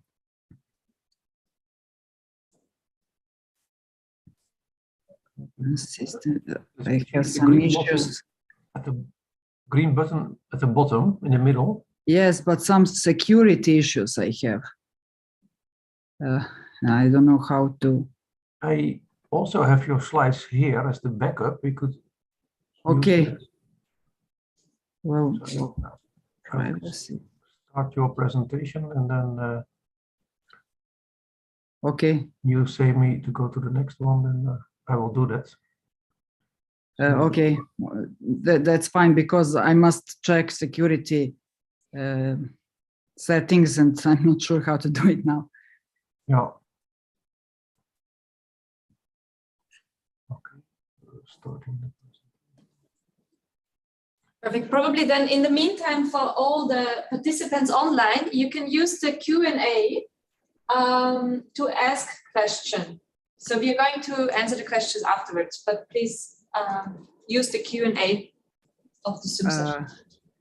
Okay, thank you. Our paper is called Revised Surveying and Representation Package of LFDM Profile for Serbia to support 3D spatial information. As a colleague already said, there are a lot of authors and co-authors of this paper because we all participated in these projects. Next slide. In 2017, we developed an LADM profile for Serbia, and we published it in a paper. It is based on 2D cadaster in Serbia. So cadaster in Serbia is completely 2D based, and we developed our LADM profile to reflect that situation. We gave some thoughts about how things will develop in 3D domain, but we didn't go into specific details. So motivation for this paper we got for when we saw that there are increasing usage of 3D data and 3D data sets, and LiDAR technology became very popular in Serbia. There are a lot of projects based on LiDAR acquisitions. And also there is another new important technology that is taking part a lot in recent years in Serbia is BIM. That's why we analyzed how can we extract 3D data from the LiDAR data in point cloud data sets, and also from B and IFC. So that is our main motivation for this paper. Next slide. Serbian 2D cadaster. It is defined in Law on State Survey and Cadastre from 2009. It defines 3 types of spatial units: land parcels, buildings, building units. Building units are separate parts of the building that make one structural unit, such as apartments, business offices, or garages. Cadastral information system in Serbia has 2 subsystems. One is alphanumeric relational database containing data about rights, right holders, and some descriptive data about properties such as number of floors, area, and things like that. And also there is a geospatial data. It is a digital cadastral map, and it contains 2D data of cadastral parcels and buildings, namely and mostly that, and cadastral offices. Most of the municipalities have this 2D spatial data.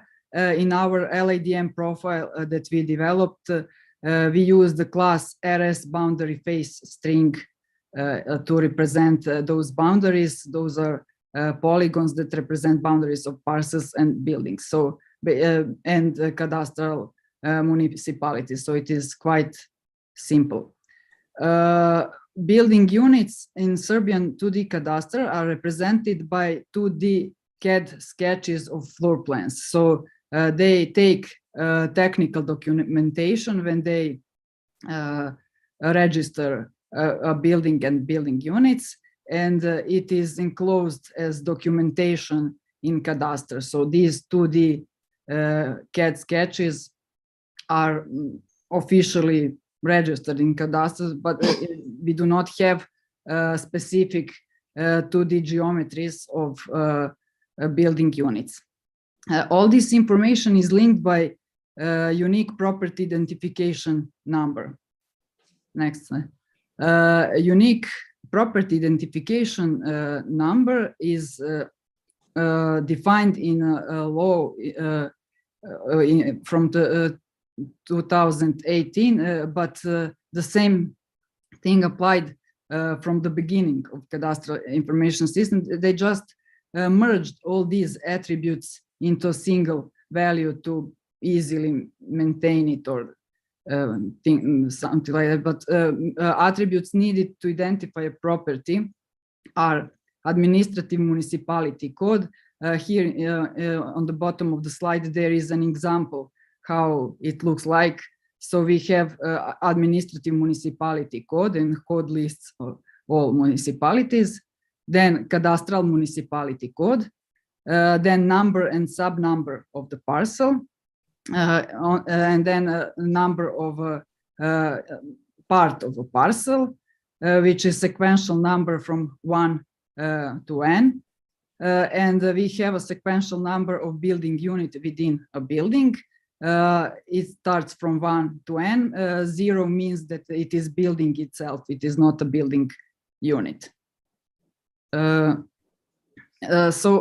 we analyzed 3D spatial sources and data sets that are available to see how we can obtain a lot of data to extract 3D geometries, and namely we analyzed buildings and building units.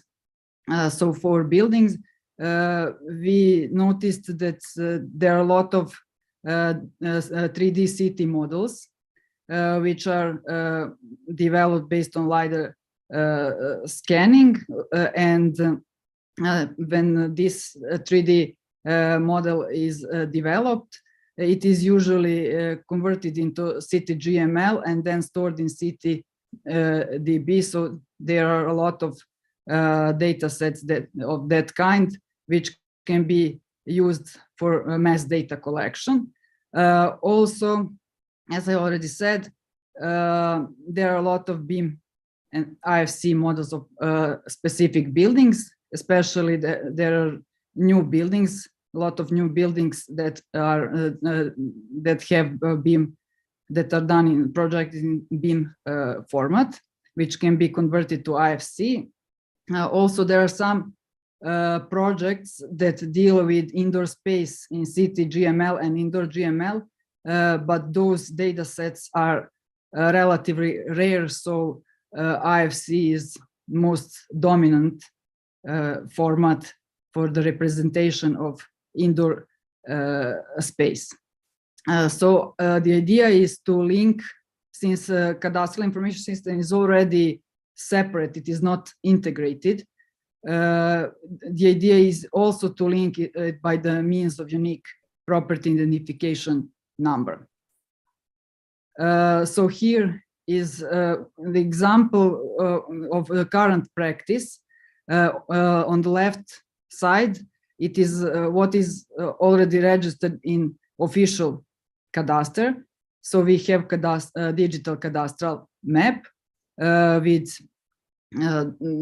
boundaries of parcels and buildings, and we have 2D sketches that are in CAD format, usually AutoCAD. So this is what is in practice and in use in the Geodetic Authority and Cadastre. And on the right part of the slide is what we propose, that it can be developed to support 3D information. So we can 3D city, we can take 3D city model and extract buildings from city GML, and also for the indoor space we can use BIM or IFC. So this is our original surveying and representation sub-package of Serbian LADM profile. The main class here is for the boundaries is RS boundary face string for the polygons, which represent parcels and building footprints. And we also specify the code list for spatial sources. Here are survey, elaborate sketch, GNS survey, photogrammetry, laser scanning, orthogonal method. Laser scanning is mentioned, but in recent years it gained more usage and more data sets were developed. There were more projects concerning laser scanning since 2017, when this model was developed. Next slide. So our extended UML model would now focus on areas boundary face, and also we are analyzing the possibility to integrate with city GML model for buildings. Also, we extended spatial source code lists with we now define airborne laser scanning and terrestrial, since I will show you the examples of both types of laser scanning in our case studies. It is so we expect to extract 3D geometries from city GML basically, and that's why we analyze the possibility to integrate it with a building from this format. Next slide. Now I will present you two case studies that was done by our laboratory and our team. First case study is for the city of Novi Sad. On this slide, we can see some technical details about camera, software use, flight altitude, and how it was operated. The case study area covers campus of University of Novi Sad.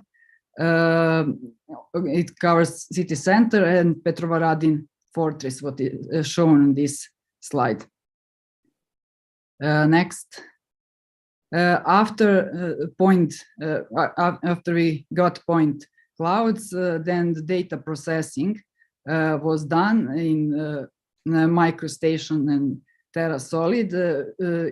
Classification and vectorization were done. Some things were done manually, some automatic, and list of all layers is shown in this table. So we have 2D CAD layers of roads, forest, park, trees, bush, water, railway bridge, etc. 3D CAD house, building, residential, commercial building, auxiliary building, power lines, traffic signs. So we actually need these different types of building geometries for 3D information. Here are the basic processing steps that were done.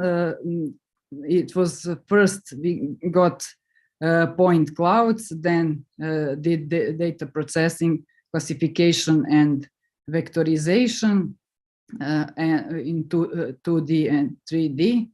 So next slide.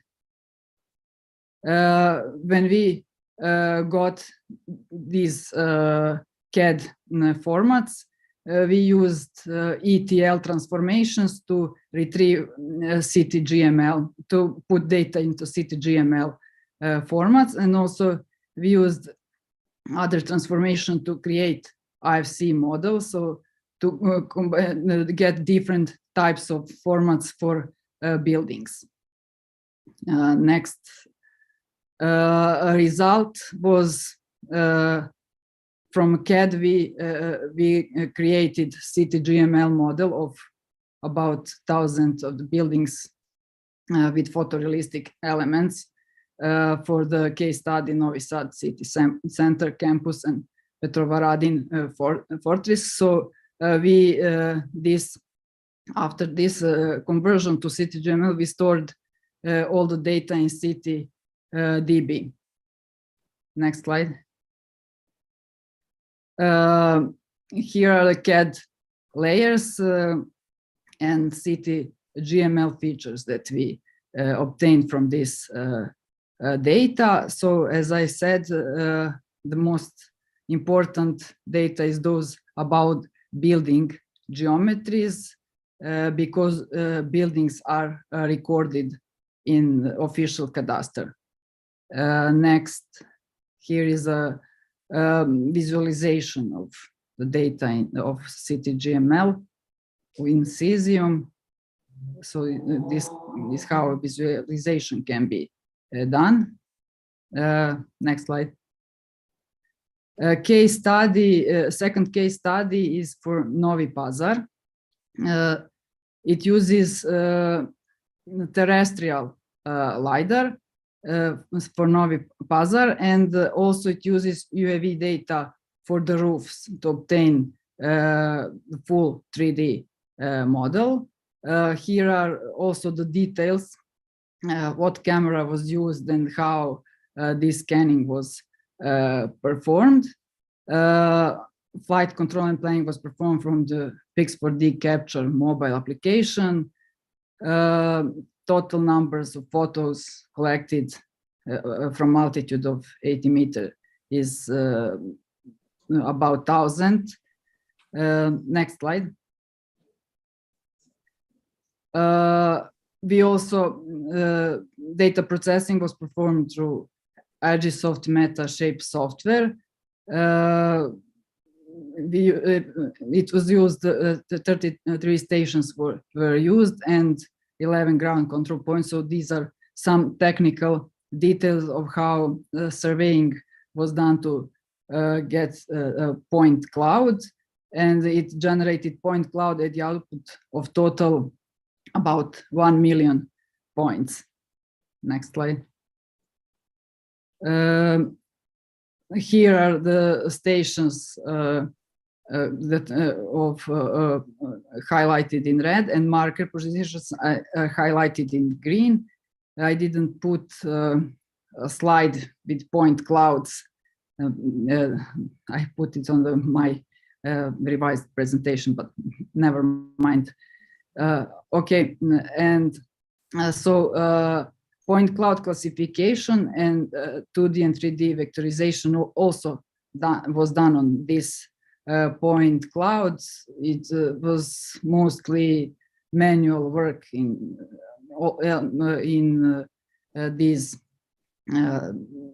tools, and pretty much those layers are the same as from the previous case study. Next slide. So this is a visualization for the city of Novi Pazar in Cesium web map client. So this can be used for visualization. We have here other objects, not only buildings. As we said that for cadastral purposes, we need only buildings. Next slide is also visualization in KML. Next slide. To link it with cadastral buildings, we can use in CityGML external references. CityGML provides external references, so all the data is in 3D City DB, and we can put unique property identification number as shown in this table, which will show what building is that. So that's the mechanism how can we link this with cadastral data. Next slide. Conclusion is that we analyzed our current LADM profile. We concluded that there are no information about 3D geometries. So we analyzed current practices and most available data sets to conclude what will be the best approach to extract 3D geometries for buildings and building units. And the conclusion is that point clouds are the most available to retrieve most accurate 3D geometries for buildings. And for the indoor space, we need BEAM or IFC, convert to IFC. Also, we demonstrated this part related to buildings on 2 case studies using 2 types of laser scanning, terrestrial and airborne. And also, we are thinking in a direction that 2D digital cadastral map may be also be represented as 3D cadastral map that will contain this 3D building layer, and also 2D layers of parcels and building unit footprints with sub number of parcels. Next slide. Future work is considered further integration of cadastral datasets and CTGML datasets. Then we used CTGML2, so we should also analyze CTGML3. Another research direction is that we started is how to classify buildings from point clouds more automatically by using machine learning. So we done some experiments with that, but didn't get results, concrete results yet. And also we should consider, we also did some research how to extract 3D geometries of building units, legal spaces such as apartments from IFC, how to, because IFC does not contain boundaries of one apartment, only it contains separate rooms and halls and things like that. So this mapping should also be done, and also toward more further integration should be analyzed. Okay, thank you for your attention. Are there any questions?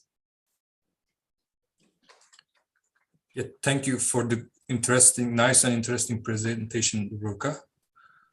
Are there any questions from online or on-site participants? Are there any questions in the room? I have some. Yes, please. There is one, Abdullah. Okay.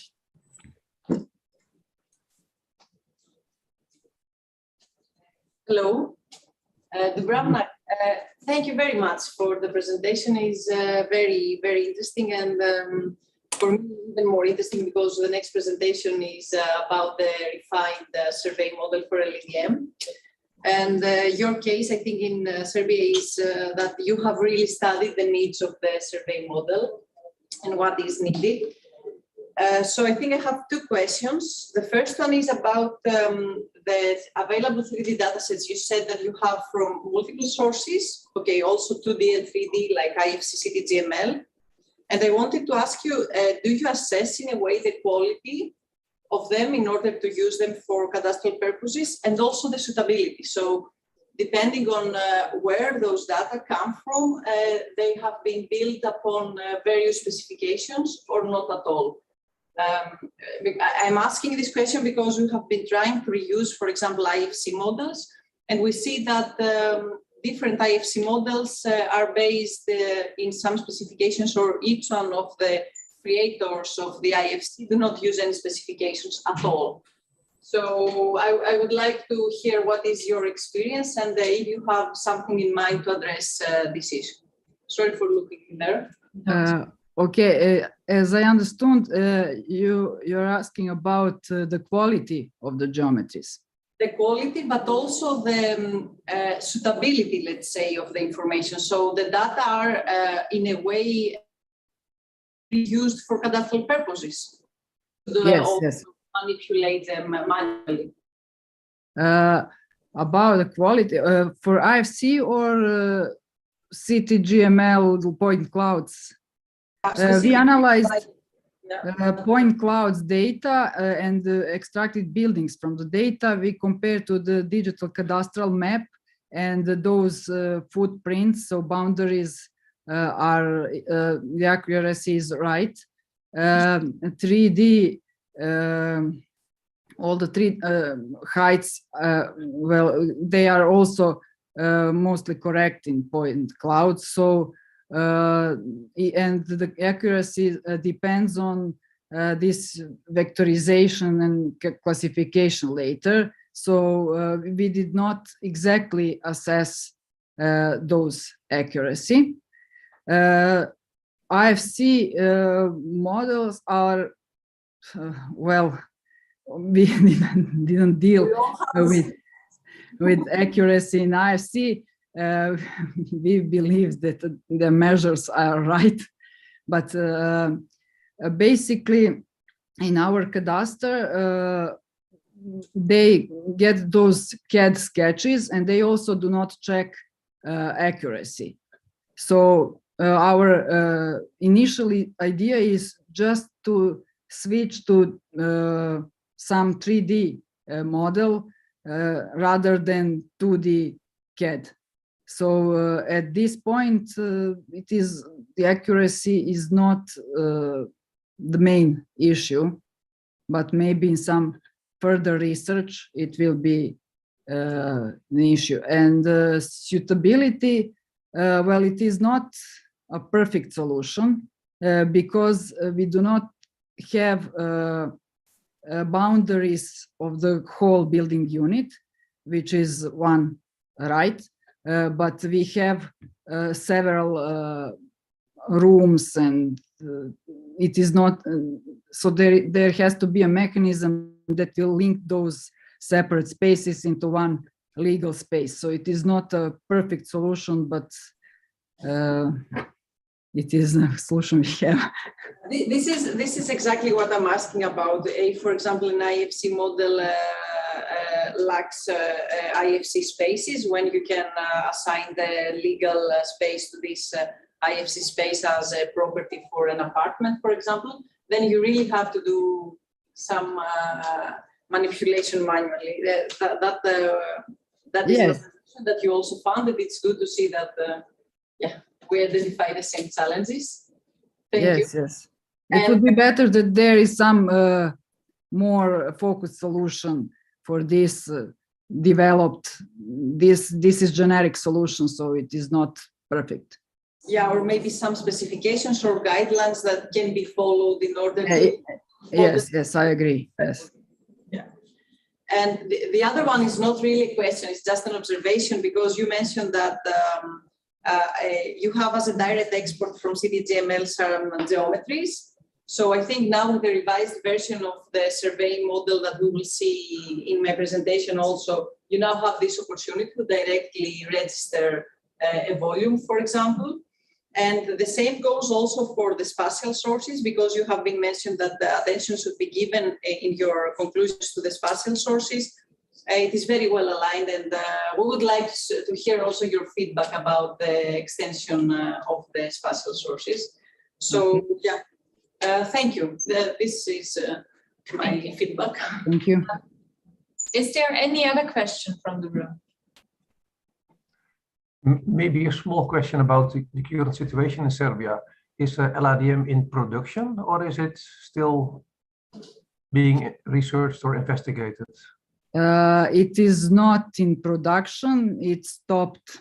We had a project, but it was stopped, and then later some other team took the project, but I don't think they follow LADM. We did the implementation in Montenegro, and in Montenegro it is followed, and also in Republic of Srpska. So these are in production, but in Serbia we did not manage to make that cooperation and to make it. Too bad, too bad. Yeah, I agree. One last small question. You mentioned the parcels and the building units for apartments. What about utilities? Utilities is a separate cadaster. So we did not analyze in this paper utility cadaster. We dealt with that in other research. It is a separate system. So we have a utility cadaster in Serbia, but in this paper we didn't analyze this, and it is a separate system. Okay, thanks. Yeah. Perfect. There is no question in the room anymore. Yeah, maybe I can ask one last question. How ownership information is linked to the objects from the 3D model? Are 3D cadastral maps used for linked ownership information to the 3D model? Sorry. Did you use 3D cadastral maps to match ownership information? It is matched by property identification number. So you have a property identification number on the building, and that attribute shows which property is that. It is similar to 2D cadastral maps, where we just have a cadastral municipality, as number and sub-number of a parcel, and number on the of the building on the parcel, and that's how it is linked to cadastral database. So similar mechanism is used here. We just use that same information on 3D model of a building, and that's how it is linked. It is not integrated on.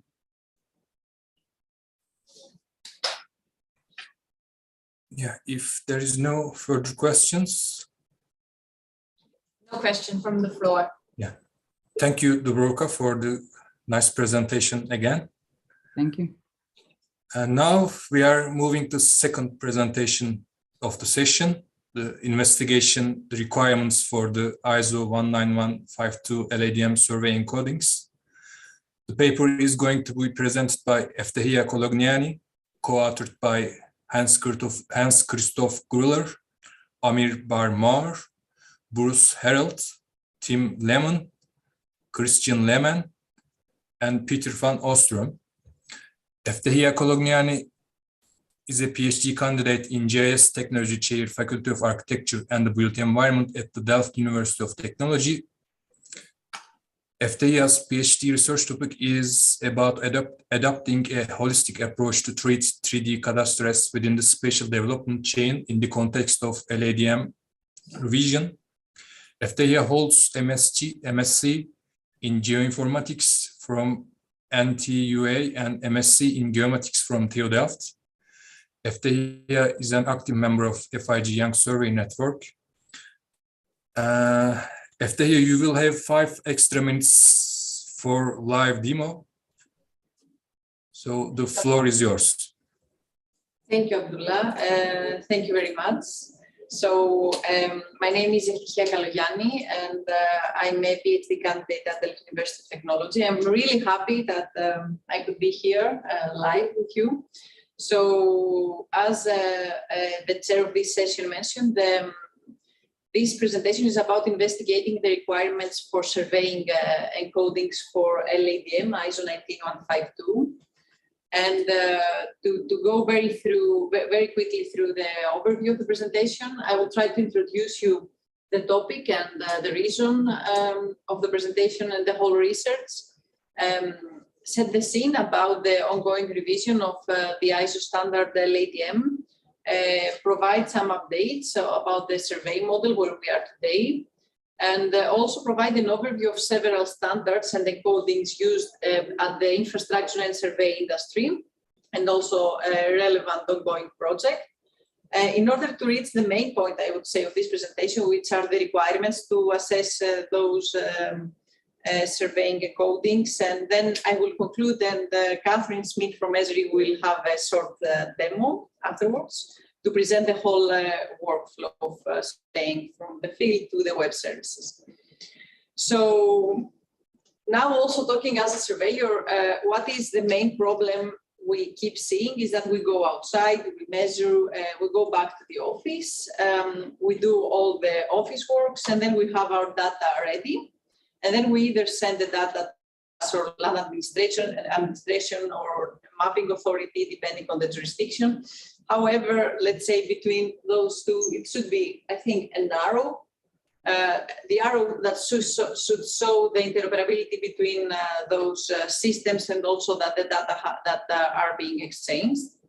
And this is something that we keep seeing from various reporting activities worldwide. For example, from Australia and New Zealand, there was a very recent presentation in September 2021 about the problems that they do have today in the surveying datasets, trying to formulate an approach for a harmonized exchange model for Australia and New Zealand.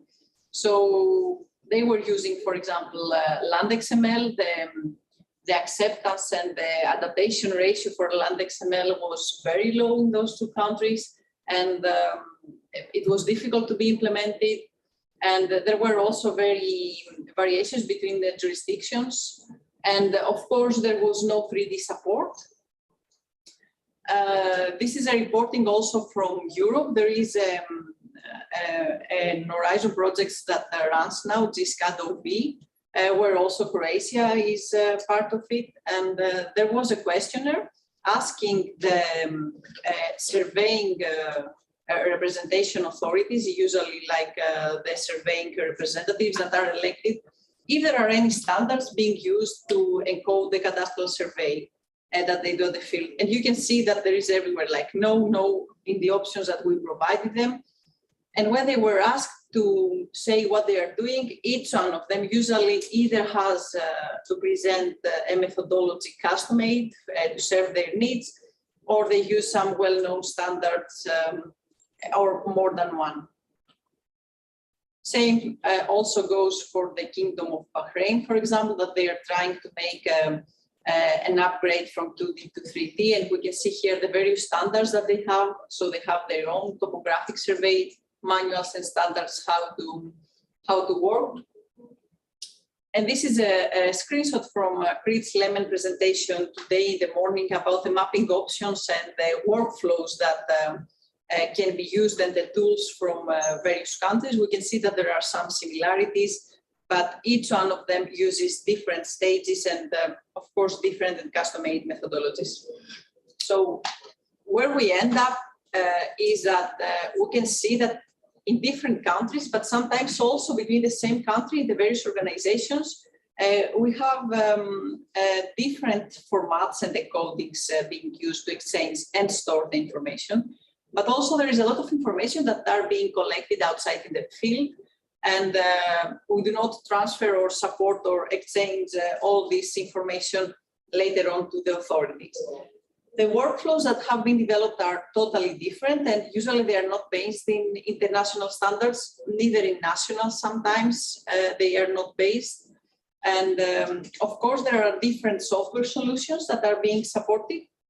And a huge difference, I would say, in the number of attributes and the type of attributes that they support, but also in the topology, geometry, and 2D and 3D efficient support that it is provided. So there is no standardization in this part, and this is something that the LADM now that is being revised should address.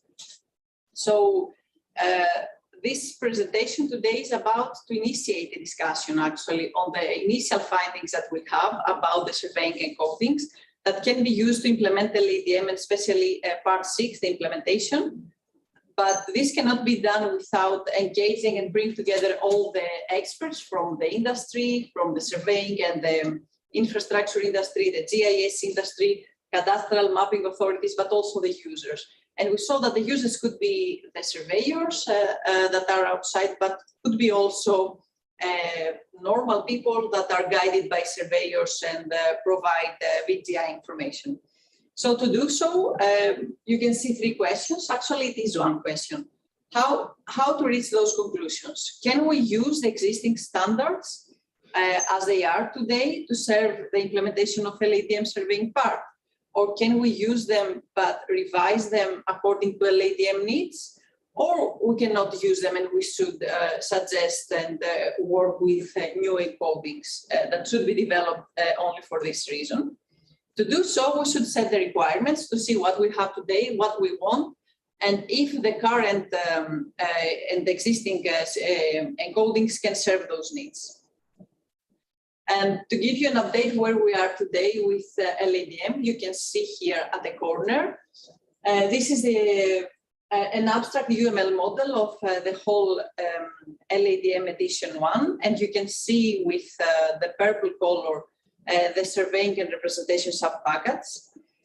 So LADM used to be one model with, let's say, without any modules, other modules. Now at the revision process, it will be replaced by 6 new parts, as you can see here. So part one would be about land administration fundamentals, and the second part about the land registration, the two core parts, let's say, that are very much in line with what the first edition of the standard supports. Then we have some parts devoted to specific aspects. For example, part 3 is about the marine boundaries, part 4 about the land valuation, the fifth one about the spatial planning, and then we have the implementation. So the survey model, the revised version at the conceptual level, is being addressed at the second part of LADM edition 2, and the encoding part would be addressed at the 6th. Yes. Where we are now for part 2, FIG has submitted the new working item proposal as part of the revision process of ISO in October, and the results from the voting came at the end of January.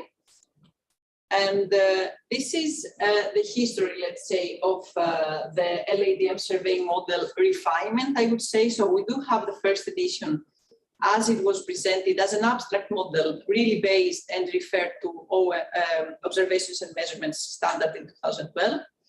Then at the university, there was a research reported as a master thesis about the surveying model in the Netherlands, 2017.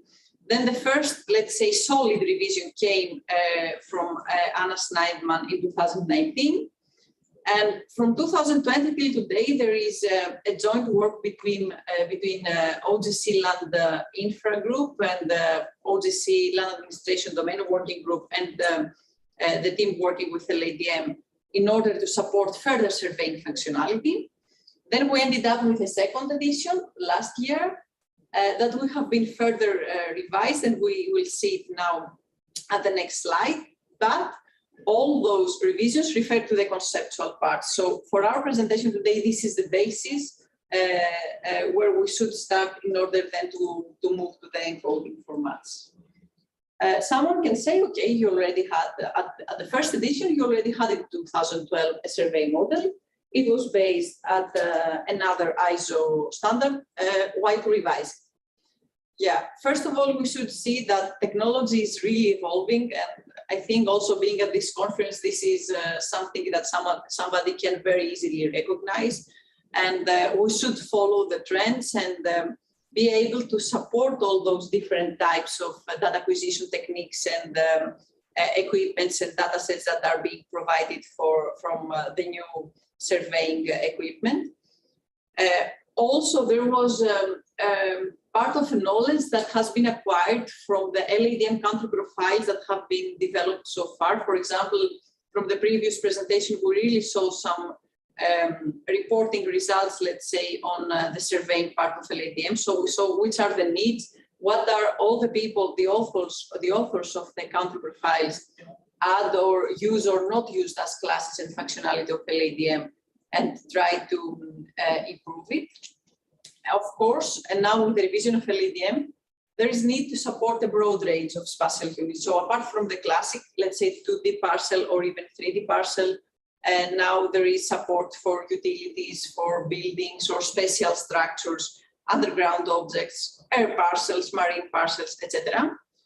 There is really a huge need to really facilitate the interoperability with other standards. So also learn from best practices from other standards. As I said before, we work together with OGC Land Infra Group that they do have a very detailed surveying model. And there is also need to combine the spatial and the non-spatial sources, so we know which one is linked to the respective. And of course, there are all the formats that are being used, for the surveyors worldwide. And we would like to see what is being used in practice and what we can further use as a support of LADM implementation for the surveying part. So as a short intro, I would like to use to show you how LADM edition 2 and specifically the surveying part looks like. So as I say, there is the umbrella of the fundamentals and the land administration on the top, and there are several modules. Part 2, the land registration, is where a surveying part comes. I hope you can see. For for the LA spatial unit, as I also said before, there is now support for geometry, so somebody can directly store geometry at the LADM source, and there are 4 subclasses. You can see them here at the LA spatial unit, which are the specializations of the LA spatial unit. At the previous edition, we used to have the legal space of the utility networks, but also the legal space of the building units.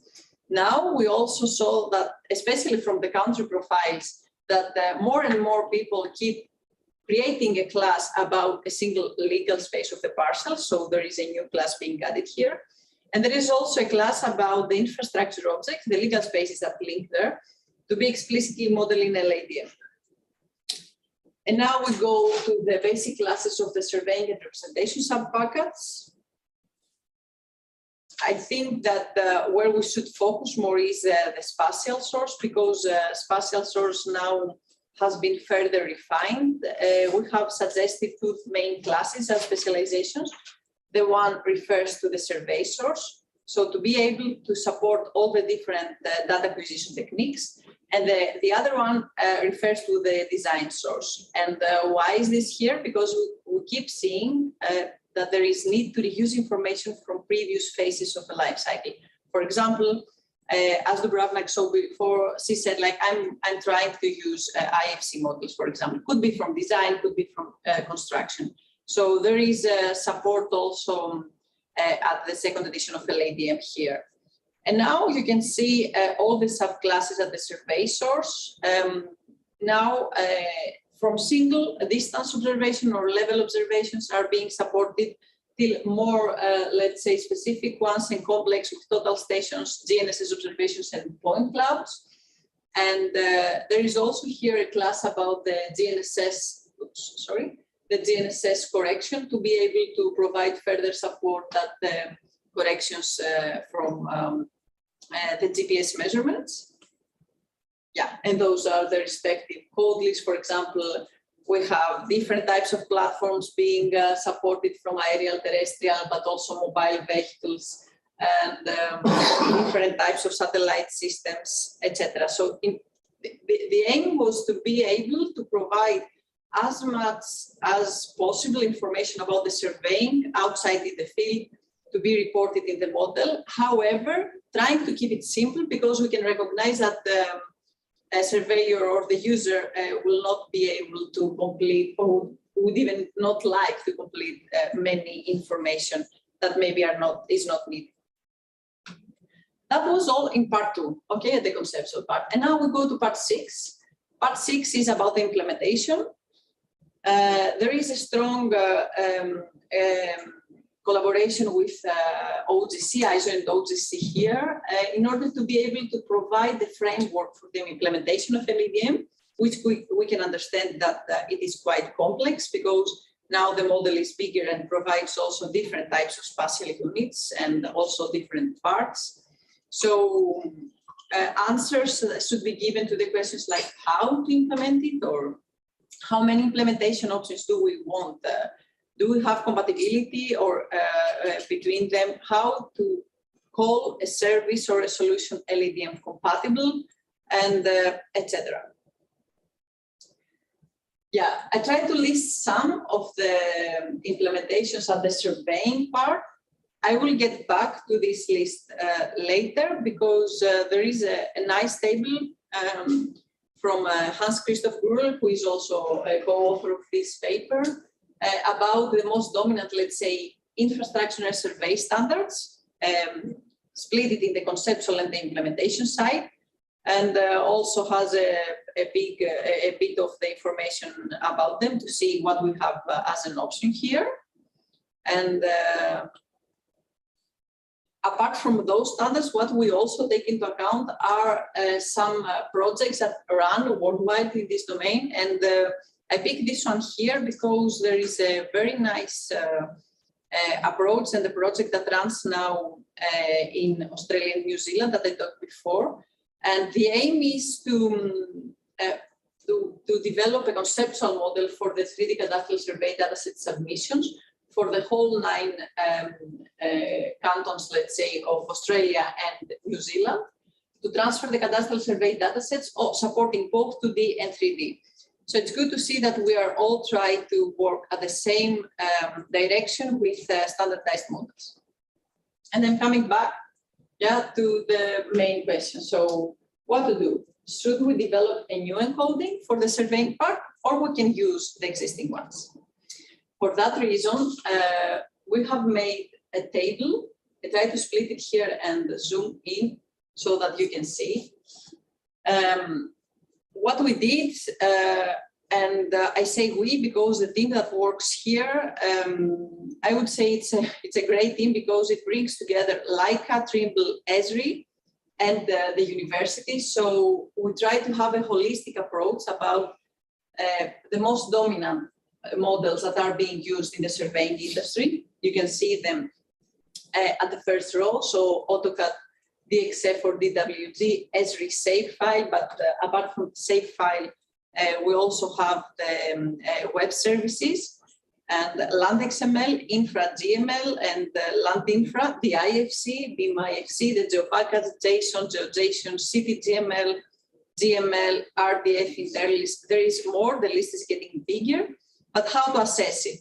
So what we said is that we have different criteria, and this is, I can also stop the presentation here because this is open for discussion, but I will not, I will come back later to how to assess those. So I think that we will all agree that first of all, we need the industry support, both for the surveying part, but also for the GIS, because even if I have the perfect, let's say, encoding, if this exists, if it's not being supported from the industry, I cannot use it. The familiarity of the users and the experience is a topic that we always take into account as a criterion, but maybe it's not the first one to in the priority list. The interoperability with web services, but also with other formats, I think should be higher in the list. To have a vendor neutral, so independent from any platform format, to be an open one or not, to be scalable and extensible, to be web friendly, of course, because everything goes through the web now, to be able to support both topology and geometry, maybe not, maybe we can have one format for topology, another one for geometry. Same goes for 2D and 3D. To support rasters, again, we can have another one only for the rasters. To support the coordinate reference systems and the units of measurements, because for the surveyors, I think this is a must. But to have all of them and also be simple, I don't know, to be human readable or not, to be able to automatically convert from a conceptual surveying model, for example, from LADM, if it is, for example, based on a database, can be derived from there. And also, we keep seeing, for example, this is the case also for Greece, that there are some formats that are imposed as mandatory formats for submission from the relevant authorities. I would like to keep this slide in mind because we will come back to that, and I will be very shortly say that this presentation wanted to open the discussion about the specification of the requirements that we really want to set for the surveying encodings, to examine what we already have and what we use today. This has already been presented in OGC meeting some weeks ago, and we do have a very good feedback and many stakeholders on the table. That's why we think that further involvement of the industry suppliers, but also from the users, is really needed. And I think we will keep you posted with a relevant workshop to be organized in June at the next OGC meeting. Then we should reflect back on the survey model based on the requirements of the specifications. Do we already fulfill them at the conceptual level? Do we need to change or revise something? There is this matrix that we saw. Now it is empty. It is in purpose. Do we need to complete it, or how to complete it? Can we reach a top 3, let's say, the best ones from them? Then if we reach, for example, a top 3, we should test them with 2D in the beginning survey examples and then go to the 3D. And yeah, I think that now Catherine can take over. And yeah, I will conclude with another slide after the demo. No, I think we don't have to. Okay. Yeah. Yeah, Efteya, thank you for the clear and interesting presentation. Thank you. Do we have any question from on-site participants or online? Maybe, Abdullah, maybe, because Catherine will have a demo, and I have one last slide. Okay. I forgot the demo. Sorry. Yeah, we will go for the demo. Yeah. No problem. Could the person sharing right now stop sharing so I can share? It's me. Is that on? This is the first demo of the day, so you'll have to bear with us. All right. Catherine, oh, it's okay. Yeah, I should be able to share now. Oh, this is good, and I can see my screen. Apologies to those in the room for my back being turned to you. All right.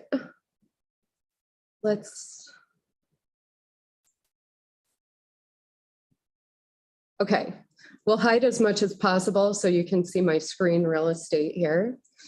I'll do a quick demonstration of what Efteya showed earlier in the form of web services within ArcGIS, as I am representing Esri here. So I'll start here as if I were perhaps a land administration authority with a set of parcels in our desktop software. And we'll share that out as a service, explore it in ArcGIS Online, and then take it to the field and then come back here. And I'll try and do this as succinctly as possible in the next 5 minutes. So what you're looking at right now, as I mentioned, is our desktop software. And I have a number of parcels that I created myself. I've used this demonstration before as a fit for purpose demonstration. So I understand this isn't a formal cadaster. We can talk more about that in the parcel fabric discussion tomorrow. What I'd like to point out about what I'm showing right now is that I have geometry representing the parcel data, and I have a number of different tables that are related to the geometry being shown. Each of these can be changed, right? I think we were discussing former parcel fabric implementations and Esri in general over lunch. And I think it's important to point out here that this really is a bring your own data model situation. So we support LADM, and this is definitely one way that it can be implemented. So for example, I could change my spatial source here, for example, to be a survey source. I could also update the tables to reflect all of the different subclasses that Efteya showed. And what that looks like, just for your information on the back end, is in the context of a file geodatabase, I can see all of the different relationships between the tables that I've created, as well as the geometry. I just wanted to make sure that we're all tracking that that exists. So say I have this information in ArcGIS and I'd like to share it out. Now, I can just go ahead and select my map service and go to share and share this as the entire map. That will take all my related tables along with my geometry, which will enable me to be able to edit this in the field and then bring it back in so I can see it. Now, I've already published this just for the sake of time.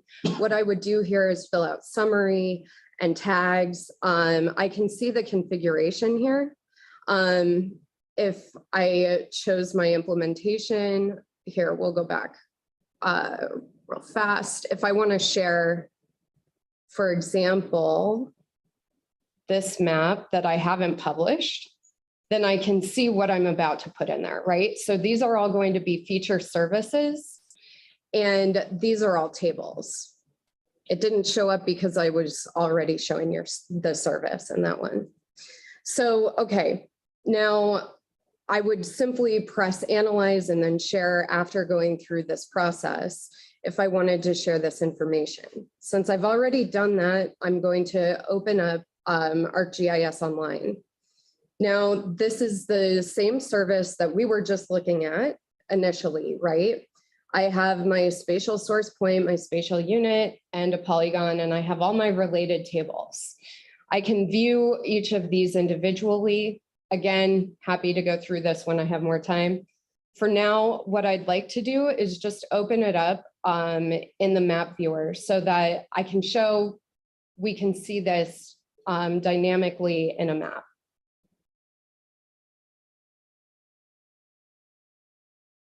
And of course, it's not going to zoom in automatically where I need it. Live demos. Here we go. Okay, so there are all the different parcels that I've already published, okay? And what we'll do next is we'll take this map into our field maps application and enable it to be edited with a GNSS collector. So I can open up field maps here and access the map with my feature service in it. There's a little bit of demo magic in this, I know. In here, I can go through and see all the content. So again, here are my different geometries, and I can even access all of the tables and make sure that I have these in a format that can be updated in the field easily. Now, once I've gone through and I've updated each of these, then I can take my phone into the field and update that dynamically as well. And here we have a zoom switch where I have to get my tools back. Have to maximize it.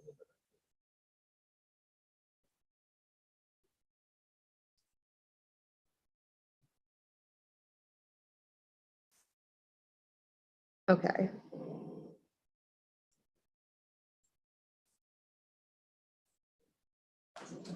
Let me see if I can share. No.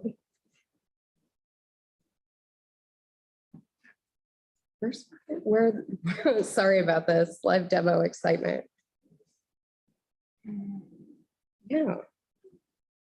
The screen sharing, if you want the camera. Right. What do you want to turn the camera on, or? No, I wanted to quit the screen sharing, but I don't know how to get that.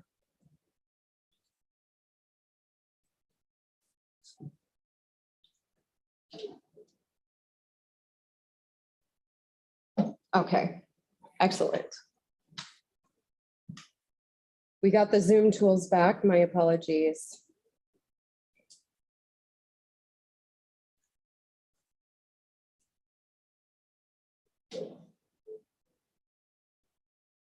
Okay. So now we're on my phone. And this is the exact same map that we were just looking at online.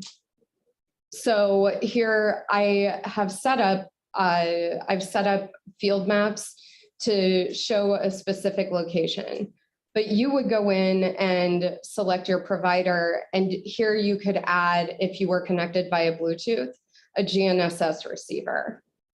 You can also set a number of different collection settings, like the accuracy, averaging, if you want to stream, etc. In this case, I'm just going to go in and start collecting a spatial unit. And I'll do that by adding a number of points. You can see it's telling me, hey, there's poor location there. Now I'm just doing this heads up, obviously, so forgive my crude parcel creation. I understand that this is not what a surveyor might do. And so now I've created that parcel and I'm going to hit submit. And that's it. Now I'm going to stop broadcasting there and go ahead and share my screen over here one more time, so that we can just see that, what that looks like in ArcGIS Pro.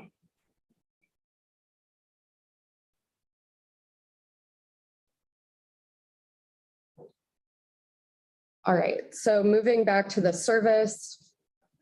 Here I can see the parcel that I just created.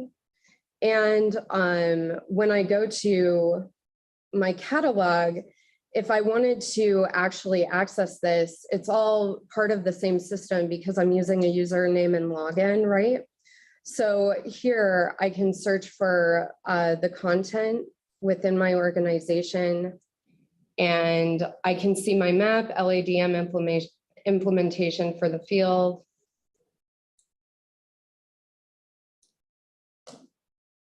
I can also just grab that service and add it again if I wanted to, or add it to another map. Okay, that concludes my demonstration. Perfect. Thank you, Catherine. And yeah, so because we are running out of time, I would like to ask you, so those we are, I should see my screen here for me. So there is a very, very short questionnaire just for you to pick up the top 3 preferable for you encodings. So, okay. You can scan this. You can scan it.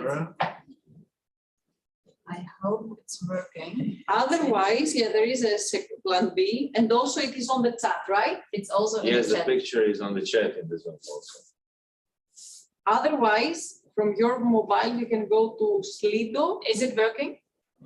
Yes. Okay. Okay. Can I just share? Okay, when we are all done, I will share the screen to show it. Sure thing. Do you have it on the Very helpful. I have it. Okay, perfect.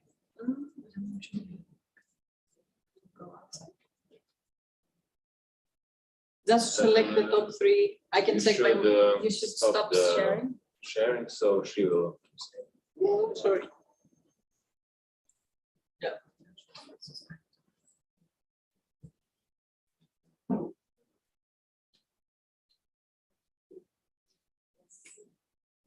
Yeah. So. And did you all vote? Okay. Maybe Nicola You can still- also you still- prepare, and I will continue talking. And Nicola, please. Can you? Thank you. So thank you for voting, and yeah, I think tomorrow we'll be back with a further questionnaire on it, because we really want to know from the surveyors that really use everything, equipment, etc. Okay, impressive. The winner till now is AutoCAD DXF with 75%, and then Geodesy. That's good. Yeah, but we need more people. We have 9 participants till now. So we need also the people from online to vote, please. I can share again, then probably it's more easy. Yeah, if you just share the QR code. Yeah, and it is also at the chat. So for the participants in online, you can just take your mobile phone and scan this QR code, and then you get there automatically. Yeah. And tomorrow we'll come back for a further explanation and feedback on it, maybe another questionnaire. Thank you for the participation here. Good. Then I think we can start with Abdullah. You can introduce the next thing. Yeah, we are running out of time, so we should move to the 3rd paper of the session, which is revision of the Croatian LADM profile according to the new regulations in the surveying profession. The paper will be presented by Nikola Vucic, co-authored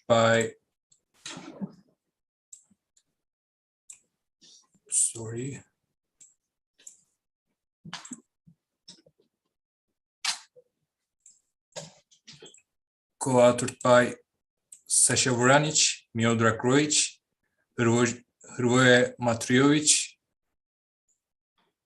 The Nikola graduated in geodesy from the University of Zagreb, Faculty of Geodesy. In 2015, here Nikola received a PhD from the University of Zagreb for the thesis support the transition from 2D to 3D cadastral in the Republic of Croatia.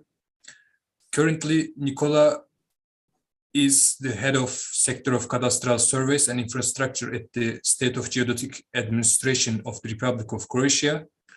Nicola's main research interests are land administration systems, 3D cadastres, and geoinformatics. Nicola, floor is yours. Thank you, Mr. Abdullah. Hello, ladies and gentlemen.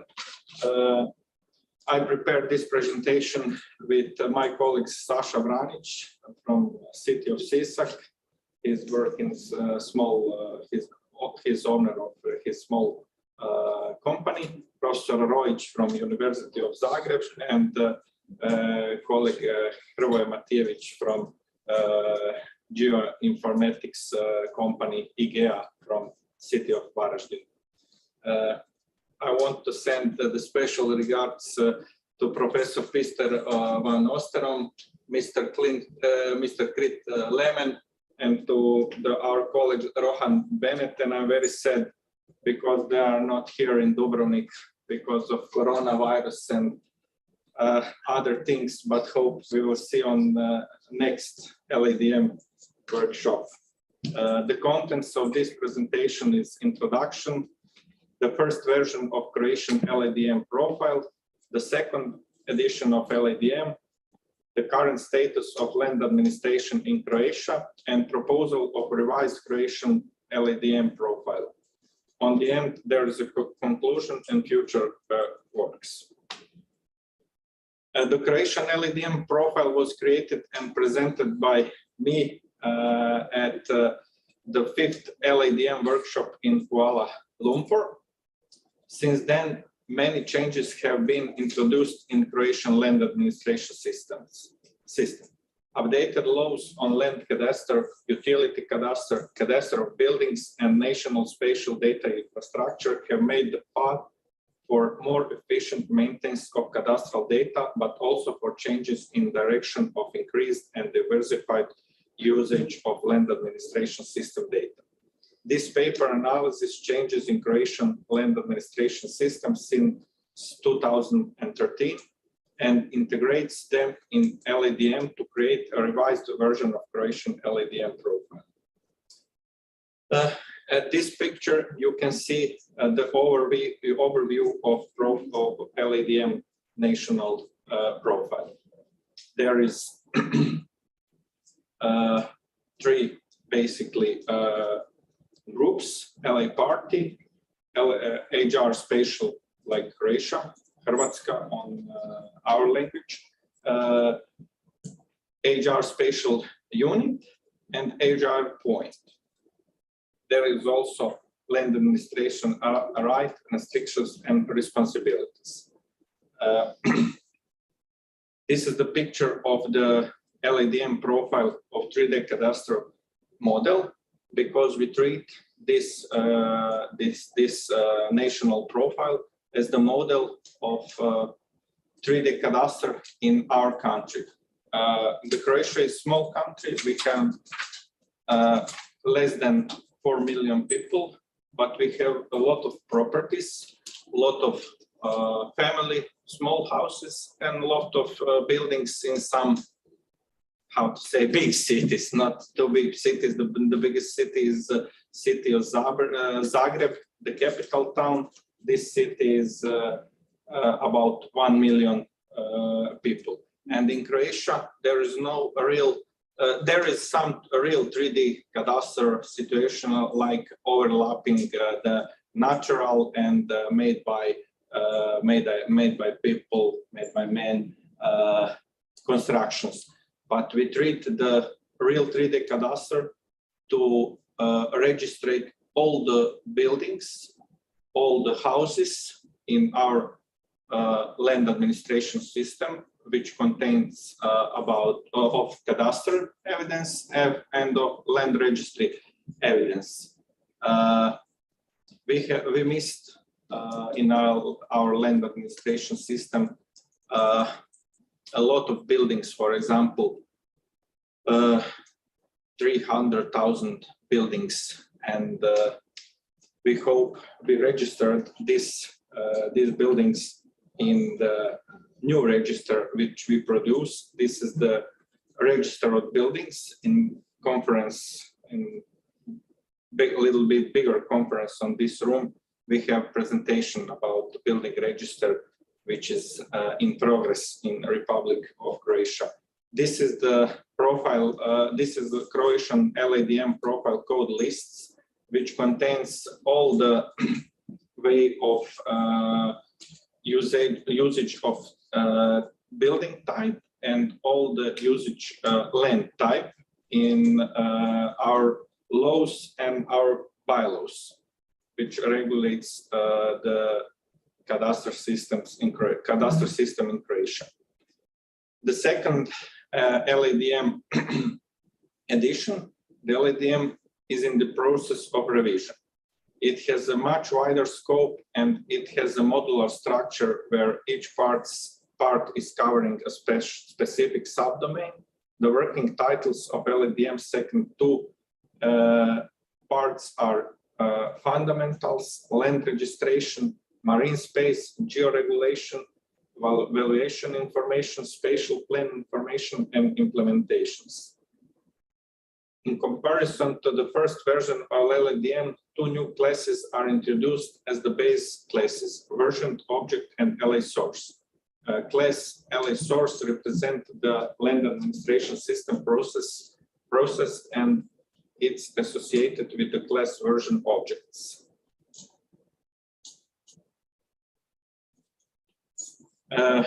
Newly added relationships between classes version object and LA source is represented on this picture. The current status of land administration in Croatia. The law introduced the register of buildings, as I said, as a transitional register towards 3D cadastre, combining data sets from several existing sources and newly collected data sets. The scope of register of geographical names and the register of spatial units have been redefined. The cadastre of infrastructure was returned under the jurisdiction of the State Geodetic Administration. From period of 2000 and to the 2018, this is 18 years period. The jurisdiction of utility cadastre is under the cities and under the local government, and because in Croatia we have 556 little and big local government, this was not good decision, because only six local governments maintains the utility cadastre. And in 2018, the Croatian Parliament changed the law, and now the cadastral offices of State Geodetic Administration is responsible for the utility cadastre. The processes of cadastral surveys has been redefined. Technical remodulation was abandoned as the methodology for partial improvement of cadastral map quality, since its results were not satisfying in the past.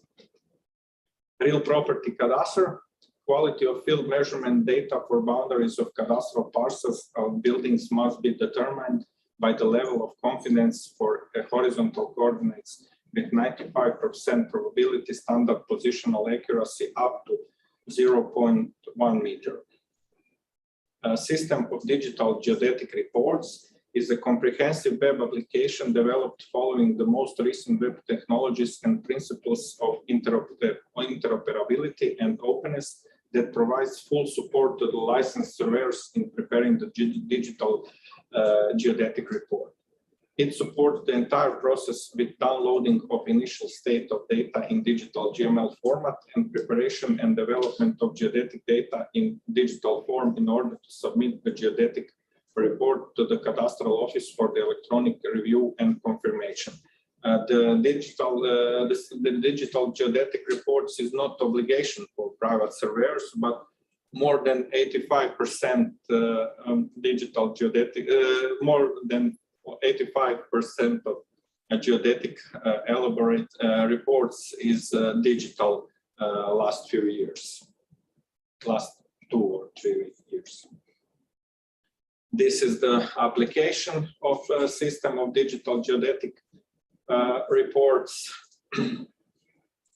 The number of digital geodetic reports in system of last 3 years is more than 100,000. Cadastral map homogenization. An improvement of all cadastral maps was necessary, and SGA selected an optimal solution: cadastral map homogenization, a technical procedure for geometric improvement of cadastral parcels in graphical survey, which takes care not to break the best parts of the digital cadastral map.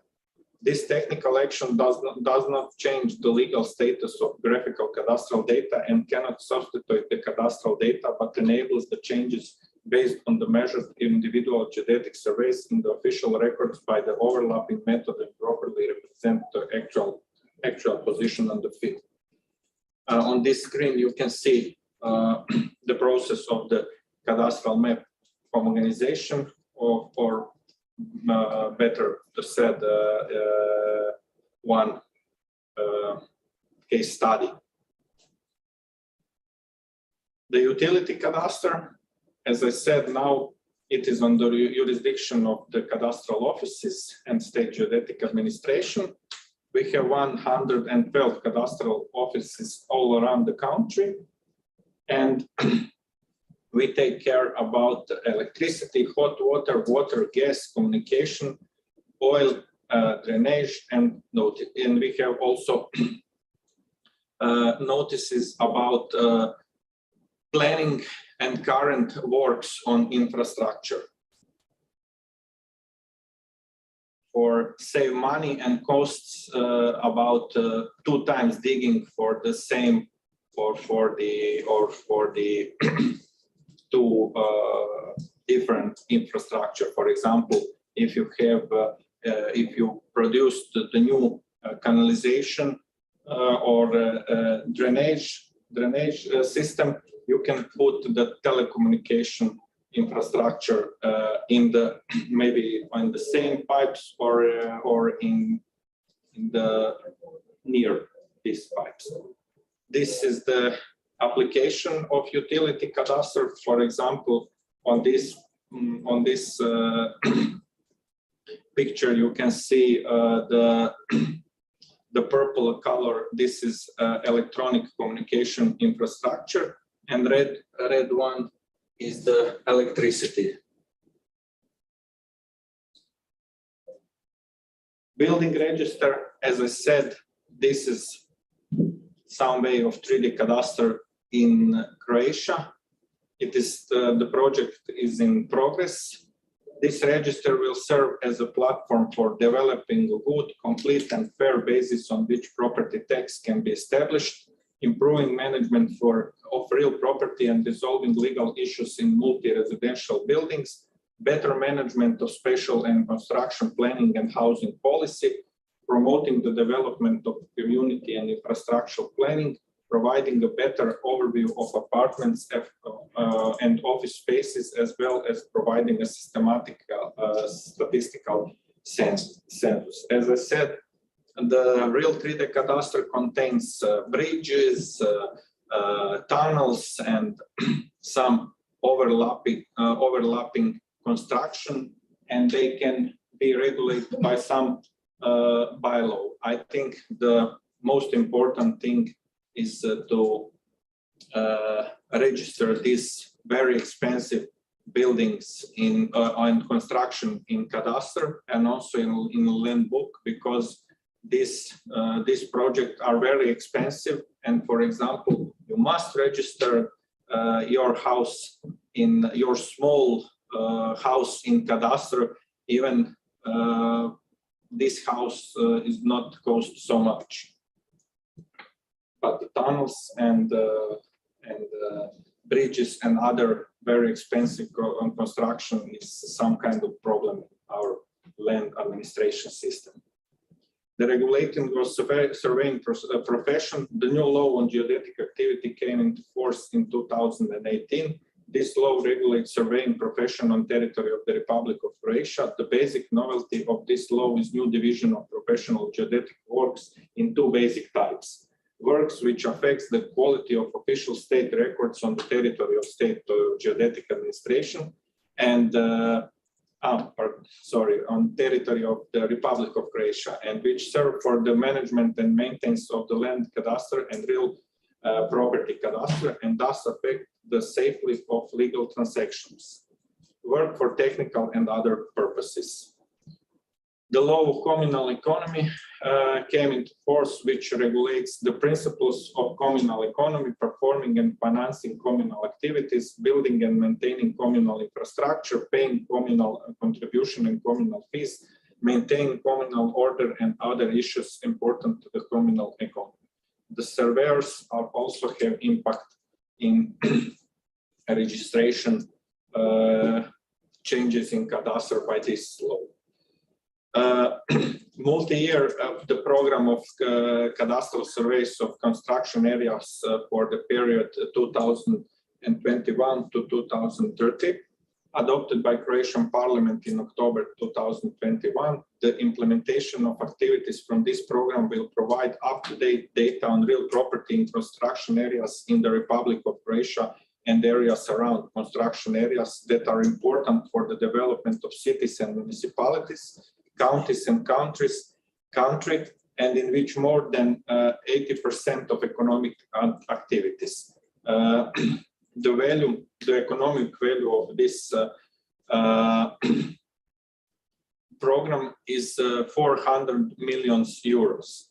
The program aims to measure 600,000 hectares of land, mostly in the construction area, because on the 65% of our territory, we have old Austro-Hungarian maps, which can be old from 100 to 200 years old.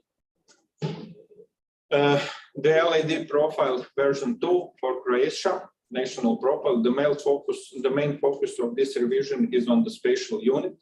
We added a new class, HR legal space infrastructure, in order to support changes occurred by adopting of the law on communal economy, which recognize different communal objects that should be registered in cadastre. Also, the introduction of attribute scales to class HR spatial unit. This diagram is mandatory and has a list of possible values defined by HR scale type. This attribute is introduced in Croatian land administration system to manage the accuracy issue of parcel boundaries. For instance, if the parcel boundaries are measured after 2018 with the standard positional accuracy up to 0.1 meter, a parcel will have value of scale 1. This means that other surveyors cannot change these boundaries without the valid reason and formal explanation. Also, when changing newly registered boundaries, a surveyor has to include neighboring parcels in order to update the official area as well, so that the matches to the area calculated from the coordinates. For parcels that don't have scale 1, a surveyor can change the position of parcel's boundary without changing the official of neighboring parcels. This is a revised spatial unit package of Croatian LADM. This is HR scale type, but I want to show from old Croatian profile. This is old cadastral survey subclass where we have a special problem in our land administration system. I don't know if any other country from Europe have this problem.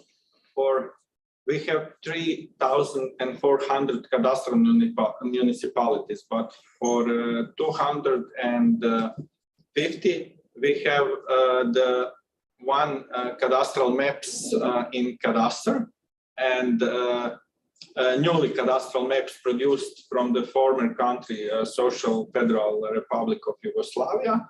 And in land book, we have the cadastral map, which is produced from Austrian Empire and from Austro-Hungarian Empire.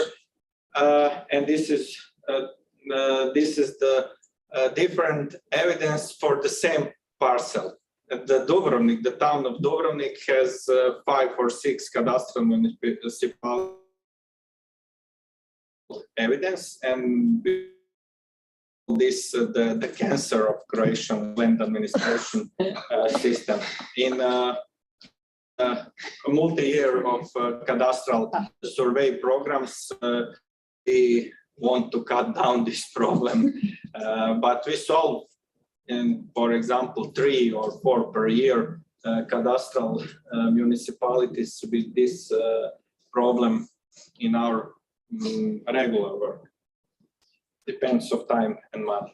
Also, the city of Zagreb, city of Rijeka, city of Split, and some small cities have this problem because land book is not up to date after this cadastral measurements was done before 30-40 years ago. And for conclusion, initial efforts to address changes in Croatian land administration systems since 2013, we describe the changes mainly in the LADM package spatial units, since other changes are quite recent and are in early stage of implementations.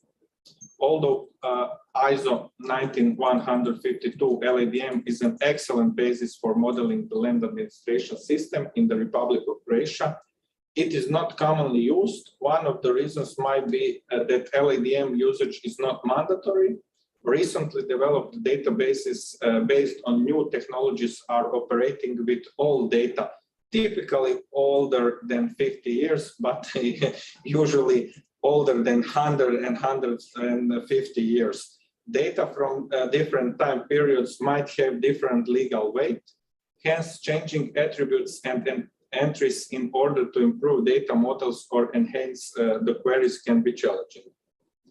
And for future research, we have planned the following research will include a more systematic analysis of other LADM packages in relation with Croatian LADM system changes. Once LADM edition 2 will be made available, another revision of the Croatian profile would be needed. Many thanks for your attention. So thank you, Nicola, for your comprehensive presentation. We are already out of time, but maybe we can have one very short question. So, is there a question in the room? Or we all want to break into the coffee? I have a super small. Yes. Yeah. Like, thank you very much for the presentation. About the utility data. Okay. What kind of formats are you using? I mean, focus there. GML. Yeah. GML. DXF. DXF, yeah. And the third one. But you are not using, for example, do they have 3D?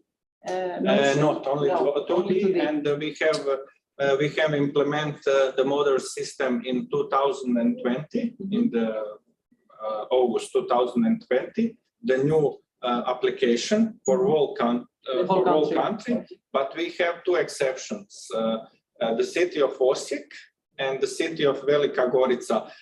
In law, there is the cadastral offices under the jurisdiction of State Geodetic Administration maintain the utility cadastre. But if the local government want to do the same, no problem. We will manage the API IT system to connect databases.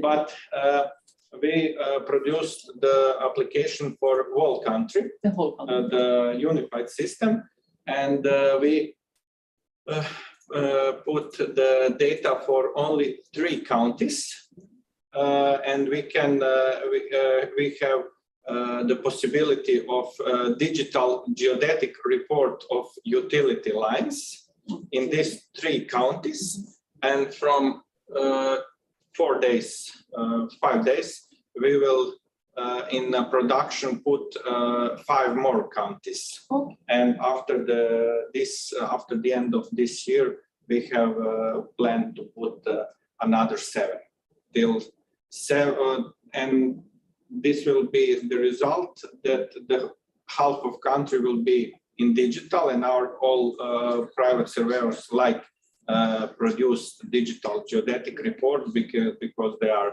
cheaper, faster, and the plans for the next year is to complete all the help. Thank you very much. Thank you. Okay, I think Abdullah, there's no question in the room anymore. Okay, are there any questions from the online participants? No. There are. No. I would like to thank Nicola for giving this overview of the developments in Croatia, Republic of Croatia, and I was wondering about the digital geodetic report. Is it true that also the surveyors then submit their surveys in GML format? Did I understand that correct, Nikolai? For utility lines cadastre, yes, but for the geodetic reports, I don't know, because I don't work with that area.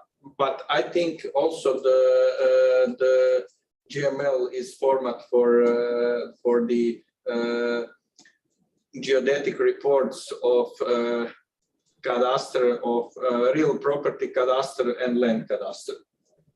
Land cadastre is our older cadastre, and the real property is newly modern cadastre, which we produced last 22 years.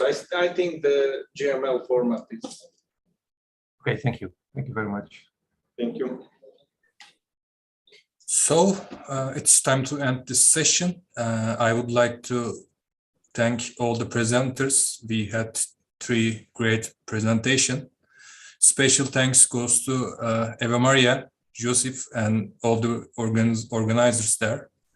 The next session, session 3, will be about valuation information. It may be wise to start the session 3 a bit later, maybe at 4:15. The session 3 will be chaired by the Dave Stove, and hope to see you there. Okay. Perfect. Thank you. Thank you.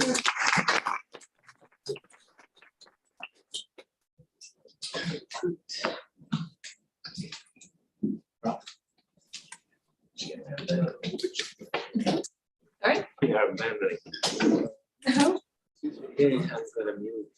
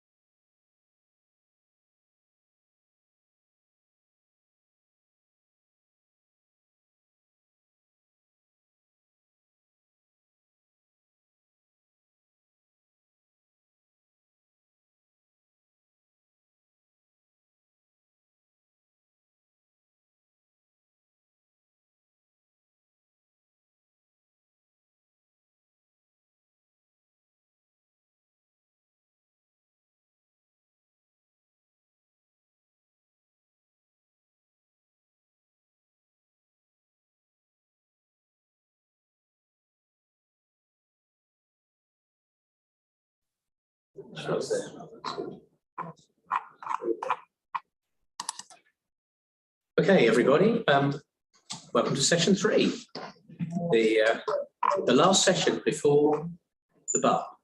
And thus, I want you to focus on what we're going to do well before you go to the bar after this session. So we're starting a little bit late, of course, but we'll try and keep roughly to time, so we finish in about an hour and a half. We have 3 presentations today on the subject of valuation, extended LADM country profile for property valuation in Serbia, which is the first one, LADM valuation information model compliant prototype for visualization, dissemination, and 3D valuation units and groups, and the use of mass property valuation in spatial planning and LADM approach. I've become quite interested in valuation myself over the last last few months, really. Actually, we've been involved in a project that has that as a component, and it's become something I've become quite fascinated by. So I'm really looking forward to hearing these presentations. Firstly, Alexandra, are you there?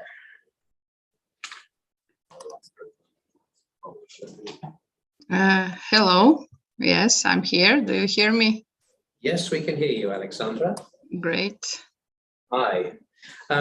So this presentation is from Alexandra Radulovic, and the paper is by herself and Dubravka Sladic and Miro Govdarica, and from Serbia. Alexandra Radulovic is an associate professor at the Faculty of Technical Sciences in the University of Novi Sad, Serbia. She's published several papers in ISI journals and conferences, and she's also participated in several research projects, including the GIS Geoportal for the Ministry of Environmental Protection and Ecology of Serbia, the information system for the real estate cadaster for the Republic Geodetic Authority of Republika Srpska, the information system of the real estate cadastre in Montenegro, the information system for user requests submission in the cadastral system in the Republic of Serbia, the information system for valuation in Bar, Montenegro, and GIS for the city of Novi Pazar. Her domains of interest are geographic information systems, spatial data infrastructures, service-oriented architectures, and cadastral systems, among a number of other things. So, Alexandra, could you want to, you have your presentation shared? The floor is yours. Thank you very much.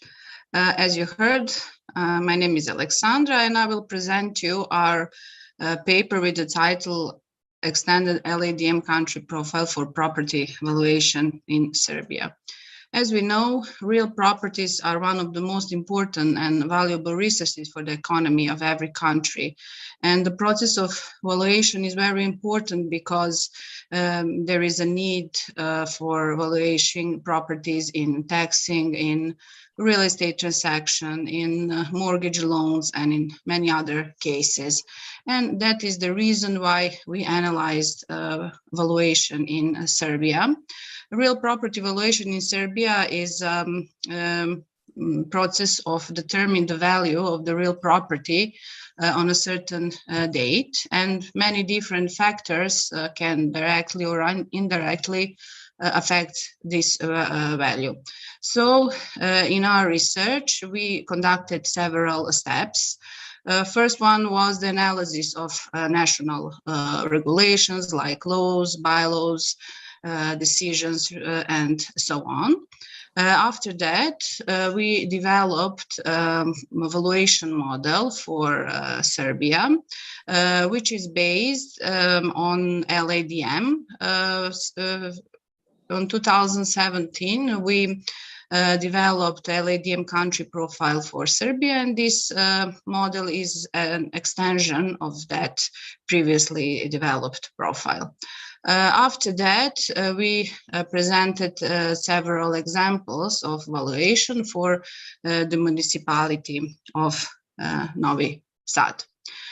In the Republic of Serbia, real property valuation is regulated by several laws and bylaws, like the law on state survey and cadaster, the law on property tax, the law on tax procedure and tax administration, and the rule book on real estate valuation. the most of the data that is necessary for evaluation is recorded in the real estate cadastre, but for today's evaluation practice, this data is not sufficient. So when doing the evaluation, it's necessary to consult the several registers.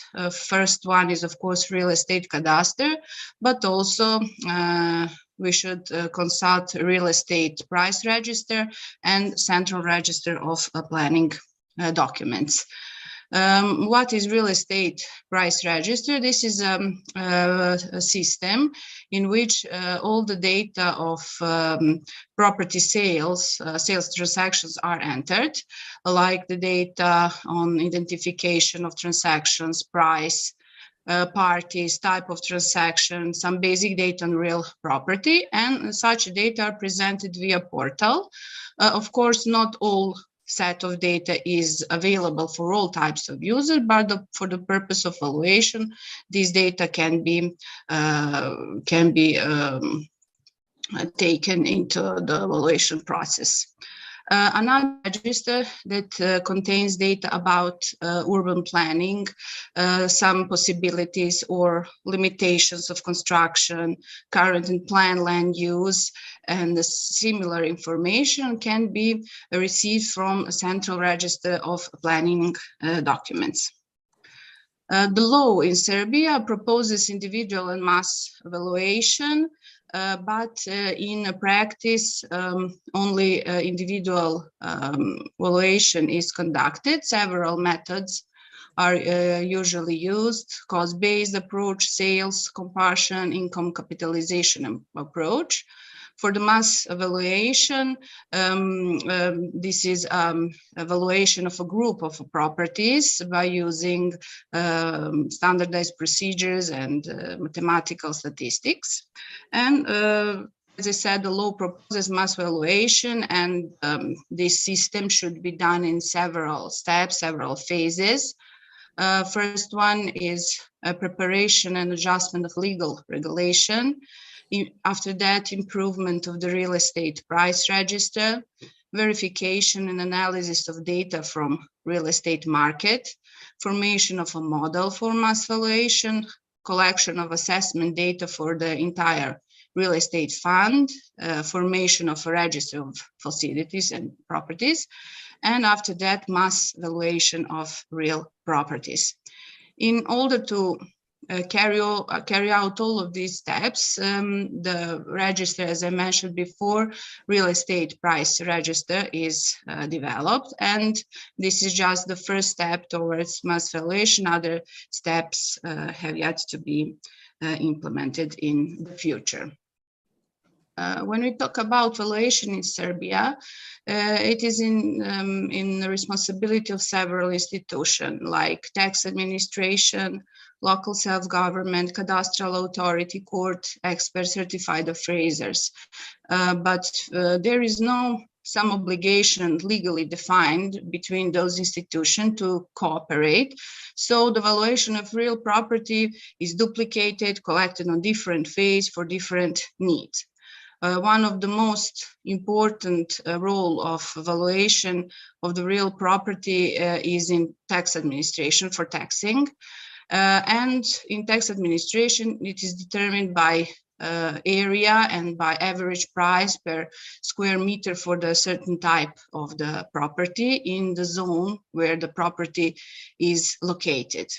This average prices is determined by zone for appropriate types of real property. And based on the real property transaction prices by zone, the average price of a real property is then determined for the zone. And in such process, at least 3 transactions are required.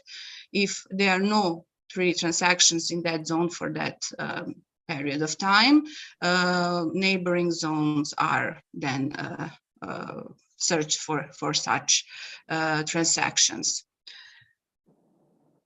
The problem with valuation in tax administration is based on that that there are no connection between real estate cadastre and the tax administration, which leads to that data in tax administration is not sufficient. That is probably all, because when some property is sold, that data from cadastre is not entered in tax administration, but left to parties to go with the documents to the tax administration to enter such data. And also problem is for some other characteristics of the property, for example, like number of rooms, type of heating, and so on. Probably such data doesn't even exist in such documents. So there is a question of the whether these values of the properties and whether the tax that should be paid is correct. One way to solve this problem would be implementing service-oriented architecture on top of the real estate data, and in this way all necessary data would be available to properly evaluate the property. Also, not only the real estate cadastre data, as I mentioned, the other two registers should be consulted to evaluate the value of a property that is correct. Of course, when the mass evaluation process is done, then such process of evaluation would be more and defining the taxes would be more correct and more quicker. And for that reason, we decided to develop the evaluation model for Serbia based on as extension of the previously developed LADM profile. We decided to use the standard because standardization is something that is necessary if we want to achieve the harmonization of data. And the other reason is that valuation information is going to be a part 4 of the new version of LADM standard. So we developed this profile as shown on this diagram. This diagram shows 2 parts of the model. The blue classes are from the basic LADM profile, and the green one are from the evaluation model. Connections between these classes shows that all data that are necessary for evaluation and that are part of the original country profile can be used in the process of evaluation. And on next 2 slides, I will show this model enlarged.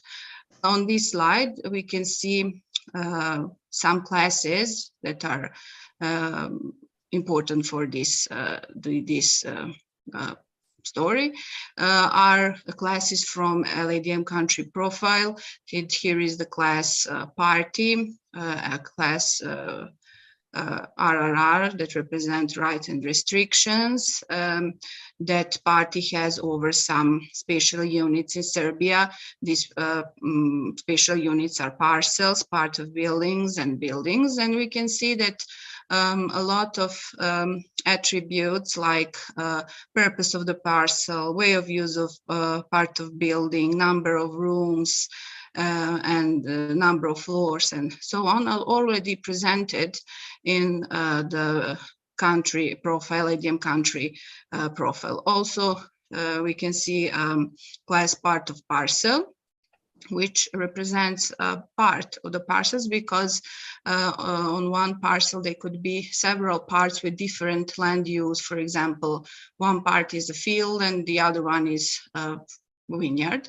And when evaluation is done, different average prices for different land use then should be calculated. And we have a class by unit, basic administrative unit, that holds together all the data about one spatial unit, and it is equal to real estate document in Serbian Cadastre. On this diagram here, we can see valuation model, and the unit of valuation in Serbia is can be parcel, building, and part of building.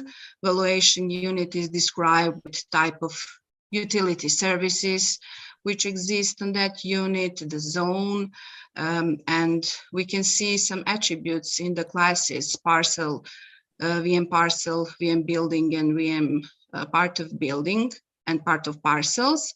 Additional attributes, there are not a lot of them, as I said, because a lot of information that are necessary for valuation are already presented in the country profile, but some information like plan, land use, irrigation system, construction material, type of heating system, land class, and so on are added here. Also, there is a class valuation unit group for grouping and zoning properties, and also class for mass appraisal that should be that is put on this model for future use. Class valuation is for storing the assessed value after the valuation, date of valuation, valuation approach. And also we added classes transaction prices and sales statistic to populate with the data about sales contract that can be in the process of valuation achieved from real estate price register. Data about date of contract, transaction price, type of transaction, average price per square meter, and so on. And when we developed this model, we tried to do some examples to see how the data can be in this model populated. For case study, we chose the municipality of Novi Sad, and 3 examples that are chosen on the different type of land use. First example is based is located in urban area of the city, in which there are most of buildings with apartments and business spaces. Second one are suburbs, which are populated mostly with houses. And the third one is agricultural land in rural settlements. And in order to do this and to populate all the necessary attributes, as I said, not all the data is stored in real estate cadastre. It was necessary to consult real estate cadastre, real estate price register, and central register of planning documents. And first example is located in Cadastral municipality Rumenka. In the left image, we can see the print screen from the portal of real estate price register, and with circles are pointed parcels that were part of sale transaction in a defined period of time. And by clicking that circle, we can get additional data about that sale. And we decided to do evaluation of agricultural parcel 3453 with the area of 1,113 square meters. And on the right picture, we can see this parcel colored in orange. So the next step was to extract the characteristics of this parcel and send a query to real estate price register and central register of planning documents to find similar parcels that were a part of sale contract in the recent period of time with similar characteristics. And here is the table of the data we acquired. We found 3 parcels. As I said, the 3 sales are a must. It could be used as more. but for the example, only 3 is sufficient.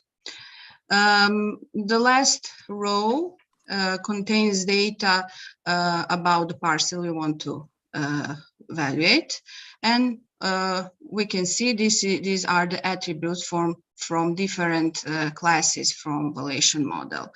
This is a class with agricultural land, land use is field, the area, and the 3 similar parcels were found with similar area, no utility service in the same zone with the same plan and current land use, no drainage system, same land class.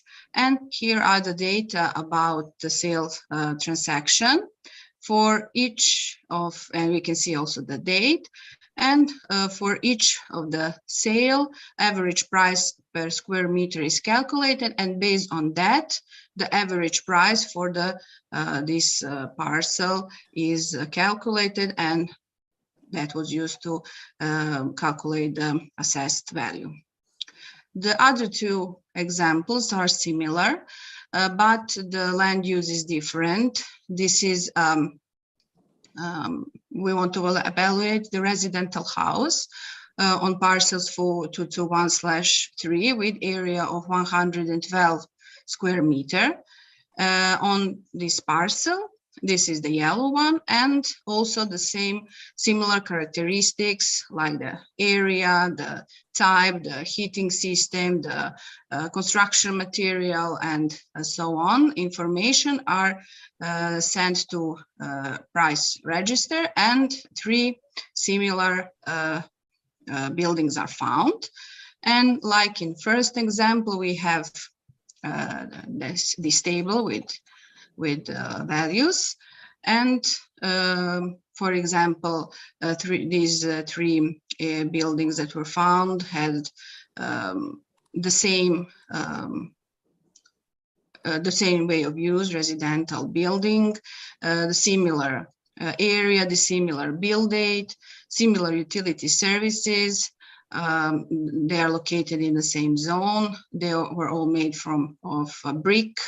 They have gas heating, no elevator, and this is the data from the sales. On the same way, the average price were calculated, and then it was used to define the assessed value for this house. And the third example is Cadastral Municipality Novi Sad 2, in which we want to evaluate the apartment of 56 square meters within the building. This is the building on the parcels 3931/5.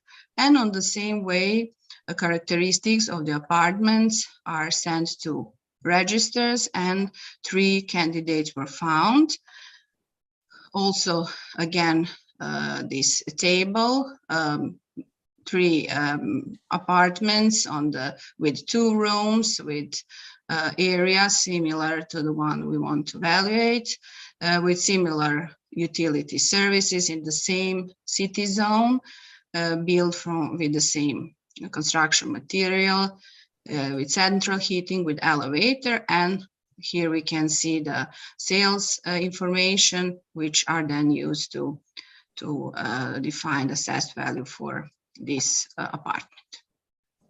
And at the end, to conclude what we did here, as I said, in Serbia, the valuation is performed individually. Law prescribes a mass valuation, and first step towards that is development of real estate price registry.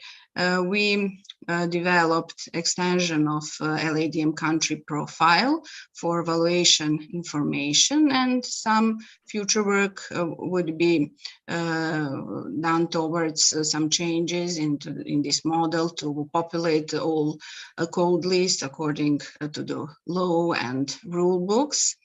And also, as I said, how the problem for tax administration could be solved, could be done in future work to define the structure and the services, maybe some service choreography for service-oriented architecture that could be used to better define value of the property and in also a process of taxation. Thank you very much for your attention.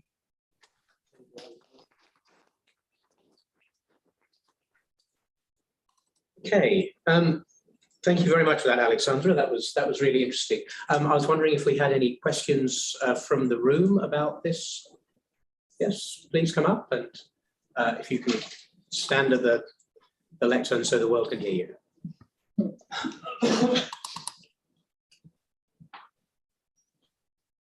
So Pekka Halme from the National Land Survey of Finland. So thank you, Alexandra.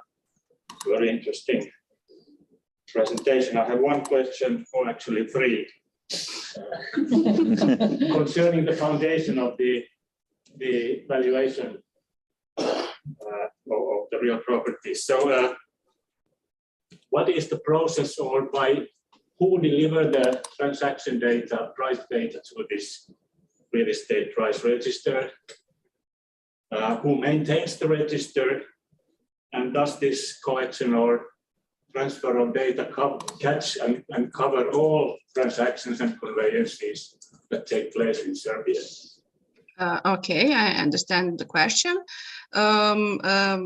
A real estate price register is developed by Cadastral authority, and I'm not sure, but I believe the data about data constructs are received through the notaries, because real estate authority and notaries have how to say, some contracts. So I believe this is the way how this is populated. And if the transaction is done through notaries, then the data will be entered to the price register. So you're basically saying that all the transactions are included in this price collection process?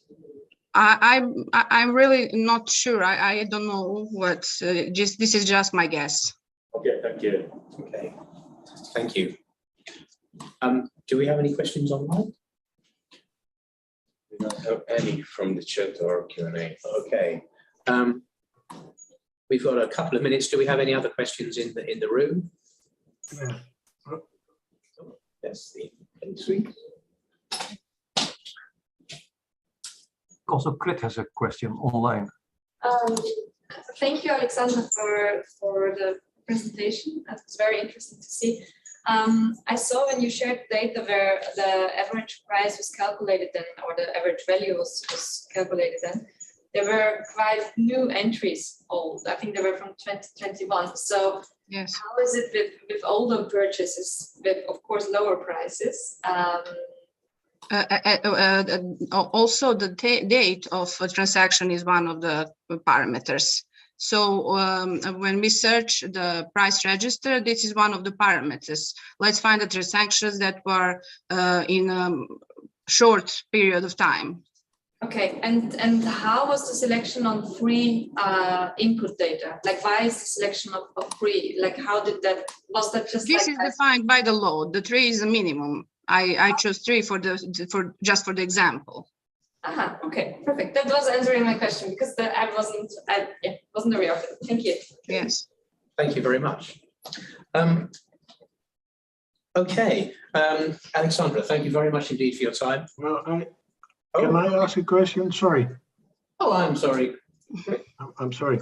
Yeah, Alexandra, thank you very much for your very interesting presentation. I wonder, do you have the overview now? Who is responsible, who is mandated for which attribute? Because if you have that overview, you can develop a kind of valuation information infrastructure, like a spatial data infrastructure, without changing the organizations, because normally organizations have long traditions and they are not willing so much to change.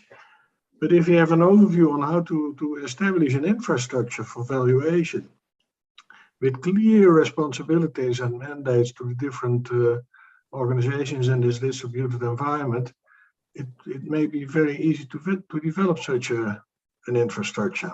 Or is this maybe future work? Yes, this is part of the future work. During my work on this paper, I had the table that shows which attribute is the responsibility of which register. I said during the presentation a few words about that. Most of the data are responsibility of Cadastral Authority. Data about sales contracts are from real estate price register, and data about urban planning, about land and planned land or current land use and so on are from Central Register of Urban Planning, and some data are in responsibility of tax administration. Yeah, but and you also have an overview of who is responsible for the links between the data. Links, well, since the most of the data are in responsibility of Cadastral Authority and mass valuation is planned to be done also by Cadastral Authority, some idea is that most of the services that are that should be, for example, used by tax administration and some other users would be created on top of Cadastral Authority, but these other registers would also have to some services that would send data for the process of evaluation, the one that I already mentioned. Thank you, very clear. Thank you very much, and success. Thank you. Thank you, Greg. Peter, you have a question? Yeah, thank you, Alexandra, for the presentation. You showed also the model, the valuation country profile, and there was a new class, VM part of parcel. Yes. I was wondering, why did you add that? Yeah, I said it, maybe it was not clear. As I said, in Serbia, parcels have could have several land use. For example, one part is vineyard, one part is forest, never mind. And the prices that are used for valuation are defined per land use. So if we have several different type land uses, we need to record them because it is necessary for the average price. The examples I show had only one part of the parcel. Makes sense, but in your model, nothing was connected to the part of parcel, only. So I would expect then the value to be attached, or the valuation to be attached to the part of parcel. Let me check. Was the part of parcel, VM part of parcel is connected with the part of parcel from country profile. But what about the value? To what is that connected? Yes, maybe. Well, I assume that the valuation would be done per parcel, not per part of parcel. So this is this would be resolved in the process. Okay, yeah. I'm not sure whether it's necessary to connect it. Maybe we could connect it to valuation unit, so we have a additional. But then we would need to sum all the values from different parts. I'm not sure whether that would be a good way. Yeah, thank you. Okay. Okay. Thank you, Peter. So, Alexandra, the valuation is done for the entire parcel, but is the result of summing the values of the individual parts. Is that correct? Yes, I think I understand like that. Okay. All right. Well, thank you very much for that. We'll now move on to the next presentation in this section. So thank you, Alexandra. So the next presentation is an LADM valuation information model, a compliant prototype for visualization and dissemination of 3D valuation units and groups.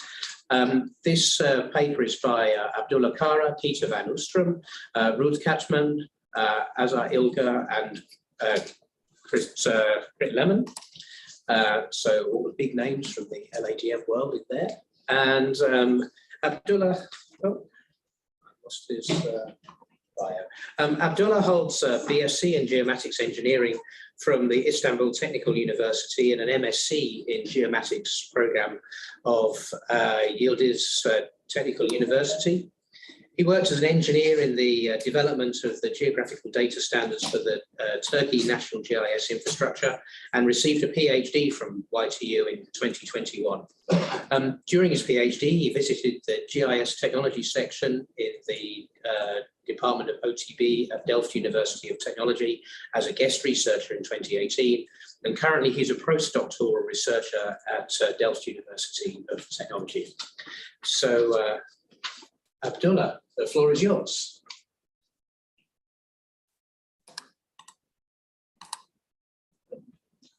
He's muted. Oh, yeah. Abdullah, Yeah, thank you for the nice introduction. As you said, I will present this paper, LADM Valuation Information Model Compliant Prototype for the Visualization and Dissemination 3D Valuation Units and Valuation Unit Groups. So I would like to firstly thank you for the all co-authors. Without their inputs, the paper will not be well. So the presentation, yeah. So overview of the presentation, I will firstly try to mention which 3D data, how 3D data can be used in property valuation processes, and then I will briefly mention the LADM valuation information model, and I will try to clarify why a specific model is required for property valuation other than the cadastral and building models. Then I will mention about how for this paper, we developed a prototype for 3D visualization and dissemination of valuation information based on the Netherlands country profile. I will try to explain this prototype, and then I will conclude the presentation. So the usage of 3D data in property valuation processes is increasing in recent years. When we investigate the literature, the usage of 3D data models in property valuation can be basically grouped in two main categories. The first category is for supporting mathematical valuation models with variables produced through 3D GIS analysis. For example, you can derive view of properties via 3D GIS analysis. And this the result of this 3D analysis can be used to better estimate the values of properties. The second category is for consuming 3D data models to visualize valuation units in 3D and disseminate values of properties associated with the visualized unit.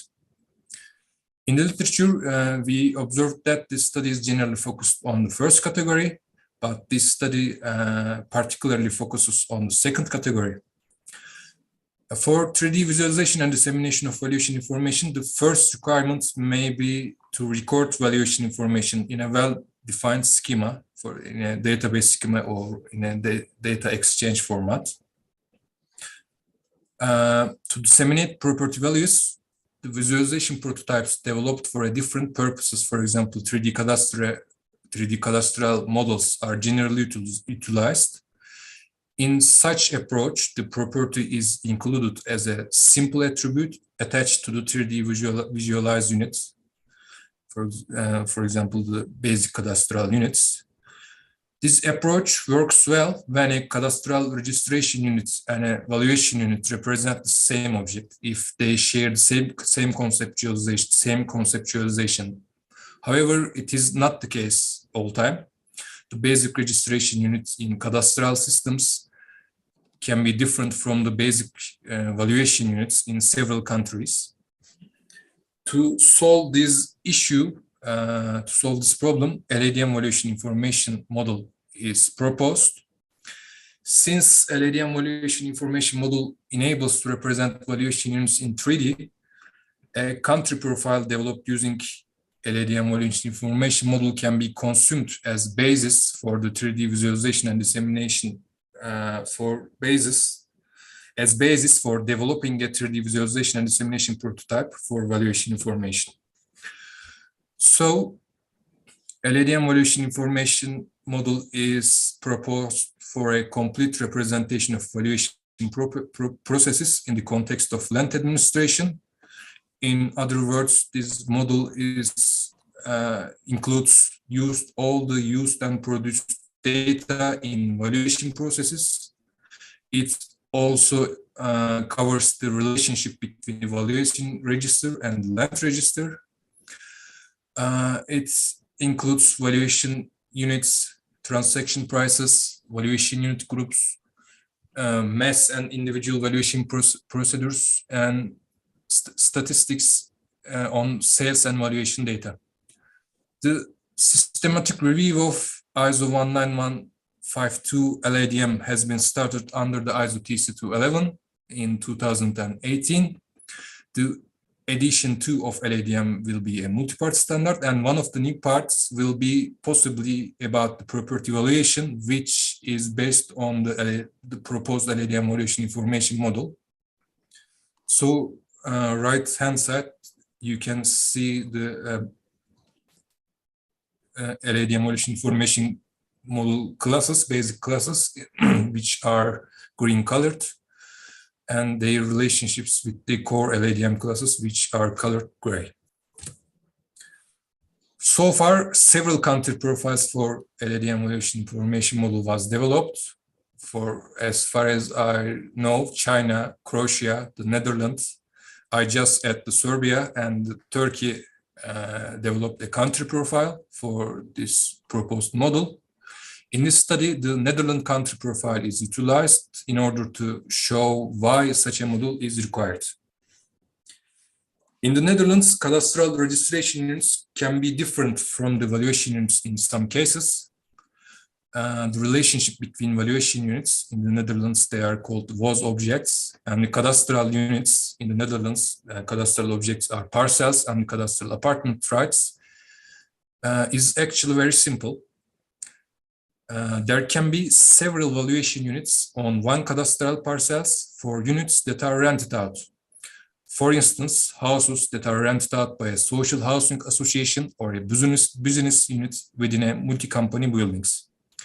So right-hand side, you can see an instance level diagram showing this situation, showing this in the cadastral database, only one building is registered. You can see the gray colored classes shows that. In the valuation register, this building is related with 4 valuation units, which have different WOS values, the property values. So this registered building can be a social, can be rented out by a social housing association or can be rented out by a business unit within a multi-company buildings. Also, I would like to note that if an adjacent building or parcels of land are owned and used by same person, then these parcels and buildings together form a single WOS objects. That is also one of the difference between the valuation register and the land register in the Netherlands. Moreover, the multiple adjacent cadastral parcels that are owned by the same owner constitute one object that is one valuation unit. So this results in M2N relation between the valuation and valuation units. So all these situations shows that a separate model is required to represent valuation information. LADM valuation information can be used to record, can also be used to record sales and valuation statistics related to a valuation unit group, which can be a neighborhood, can be a zone, can be a municipality, district, or a country. LADM valuation information model can also be used to record this information. For example, you can see the instance level diagram below. In this instance level diagram shows this instance level diagram shows the base price index value at 1995 January as 100 and showed index value at 2021 July as 426. This index is for the entire country, which was developed as company named Calcasa. They are publishing house price indices every month, so you can also represent this information using the LADM valuation information model. So a schema produced through LADM valuation information model country profile and enriched with real data sets can be directly used as basis to develop a prototype for the visualization of valuations in 3D and dissemination on the web. In this study, we used the Netherlands country profile to develop a 3D visualization and dissemination prototype for the valuation information. So I would like to shortly mention about the valuation dissemination of property values in the Netherlands. Since 2016, the assessed values together with the valuation dates and some characteristics such as construction years, property function type, floor size of the residential properties are publicly disseminated through the footprints of apartment buildings in the Netherlands. And the Central Agency for Statistics regularly publishes statistical analysis on house price changes. They regularly shares price index of existing own homes and the price index purchase prices. The shared statistical analysis is just textual information and not associated with the spatial components of the valuation information. So we can say that the publishing statistical analysis associated with the 3D visualized valuation units and valuation unit groups may increase the transparency, reliability, and the communication level between the parties. So, for effective and efficient sharing of valuation and sales data, it was proposed a classification is proposed for the aggregation of valuation units into valuation unit groups. This classification can be used as basis for the developed visualization and dissemination prototype of valuation information. This classification consists of 6 different levels, but the proposed levels may vary in different countries because of the administrative classification differs from different countries. Therefore, each country may add new levels to the proposed structure. For example, 2 extra levels, namely the province and region, are added to the proposed classification for the Netherlands. We specify characteristics for each levels.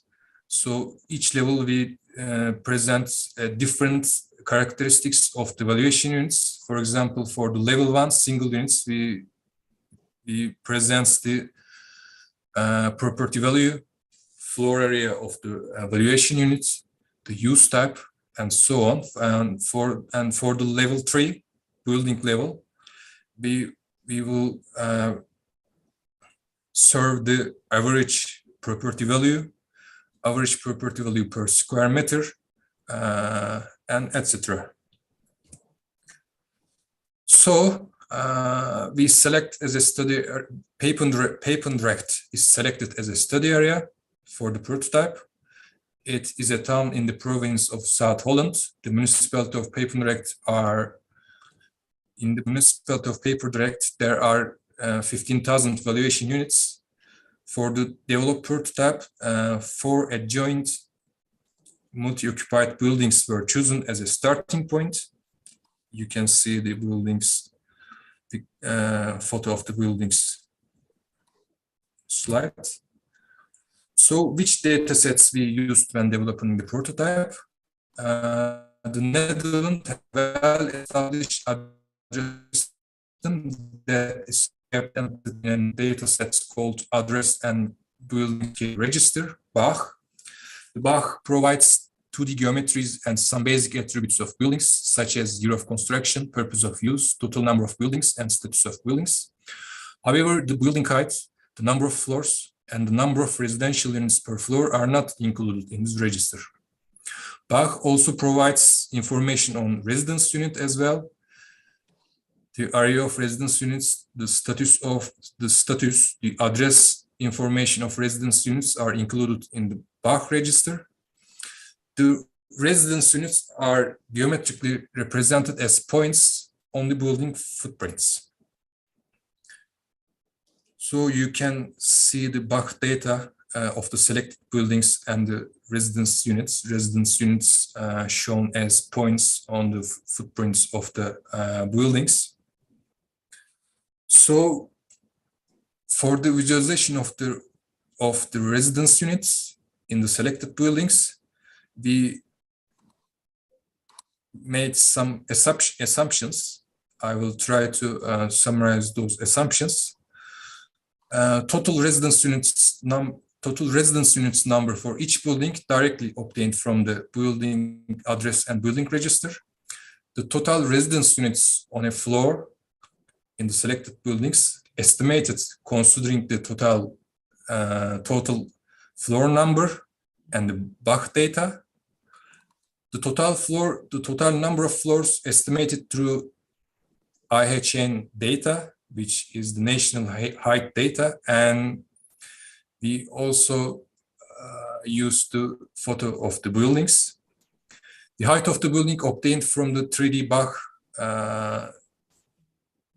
3D BAG is a website, an open data dissemination platform aiming to present BAG buildings in 3D in different levels of details. So in 3D BAG, the heights of buildings produced using the national height data, IHN. Another data we need to develop this prototype is the height of each floor in the buildings. So we estimated through the building's height and the total floor number. The footprints of the residence units and the common places estimated through area of the residential units, which are obtained from the BAG, and the footprint area of the buildings. The direction of residence units are estimated using the BAG data. The location of the points that represent the residence units in BAG is considered consistent with the reality, and we estimated the direction of residence units based on that. And lastly, the values of the residence units are directly obtained from the WOS register. We obtained the values between 2014 and 2020. And we developed the prototype. 6 different levels can be implemented for the selected study area, but we only implement 2 levels for now. Single units and the building levels are implemented so far. So for the residence unit, the single unit implementation, you can see the single unit implementation of the prototype. When you select the condominium in the prototype and see, you can select the residence unit, and for the prototype allows user to query the values of each residence unit in a selected year. You can query the values between 2014 and 2020. You can also find the year of construction, floor number and house number, the floor area of the residence units via this prototype. The second level implementation is for the building level. The average residence unit values and the average values, the values per square meter for each buildings in each year is calculated and shared in this building level implementation. You can, if you select the buildings, you can reach the minimum and maximum floor areas in that selected buildings. You can reach the number of residence units in that selected buildings. You can reach the mean value of that building and the status of the building and so on. So conclusions, in the study, an initial prototype is developed to disseminate the valuation information through 3D single valuation units and valuation unit groups for the Netherlands based on the proposed classification for the aggregation of valuation units into valuation unit groups. And this prototype is developed using the data sets with some assumptions. In this study, we believe that LADM valuation information-based country profiles can directly be used as basis to develop the prototype for the dissemination of valuation information. When developing the prototype, the half of the efforts are devoted to data collection. Because the valuation register has query restrictions, you can only query 5 residence units for the determined time period. Therefore, a collaboration with Papendrecht municipality can be speed up the development process of the prototype. We are considering to collaborate with that municipality. The assumptions are made to visualize multi-occupied buildings in 3D. Some of the assumptions are sustainable and some of them are not. For example, determining the number of floors in buildings, we should search for other methods. We should define this assumption. For the future work, as you see the prototype, this is an ongoing work. The developed prototype is not completed yet, and there is still a lot to be done. We should implement all proposed level for the municipality of Papendrecht, then the study can be extended to cover all the Netherlands.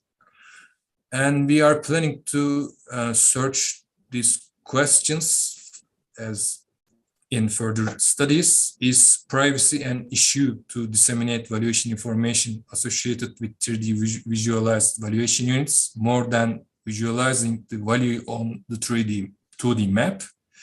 And how can the possible value of airspace or underground areas be included in such a prototype? So thank you for your attention.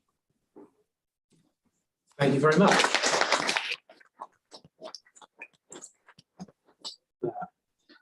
Thank you, Abdullah.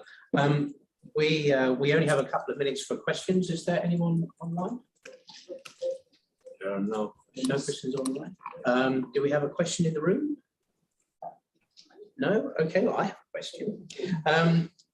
Abdullah, you were talking about the way that the valuation unit group in your model allowed you to, was used to kind of group together into that hierarchy, the various properties that were being valued. Is that the approach you've taken to segmenting similar properties so that you can use the same valuation approach for properties that fall within the same group, or do you have another method for segmenting properties that are similar enough to be valued together? Yes, exactly. In the LADM valuation information model, we grouped the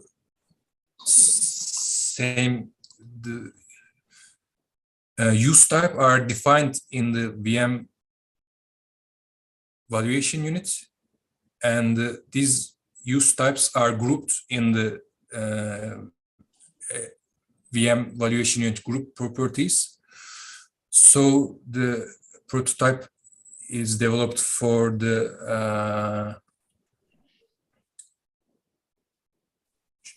represent the similar types of properties. You can show the residential properties, or you can represent the what else? Retails, or industrial properties. But for this prototype, we are focused on residential properties.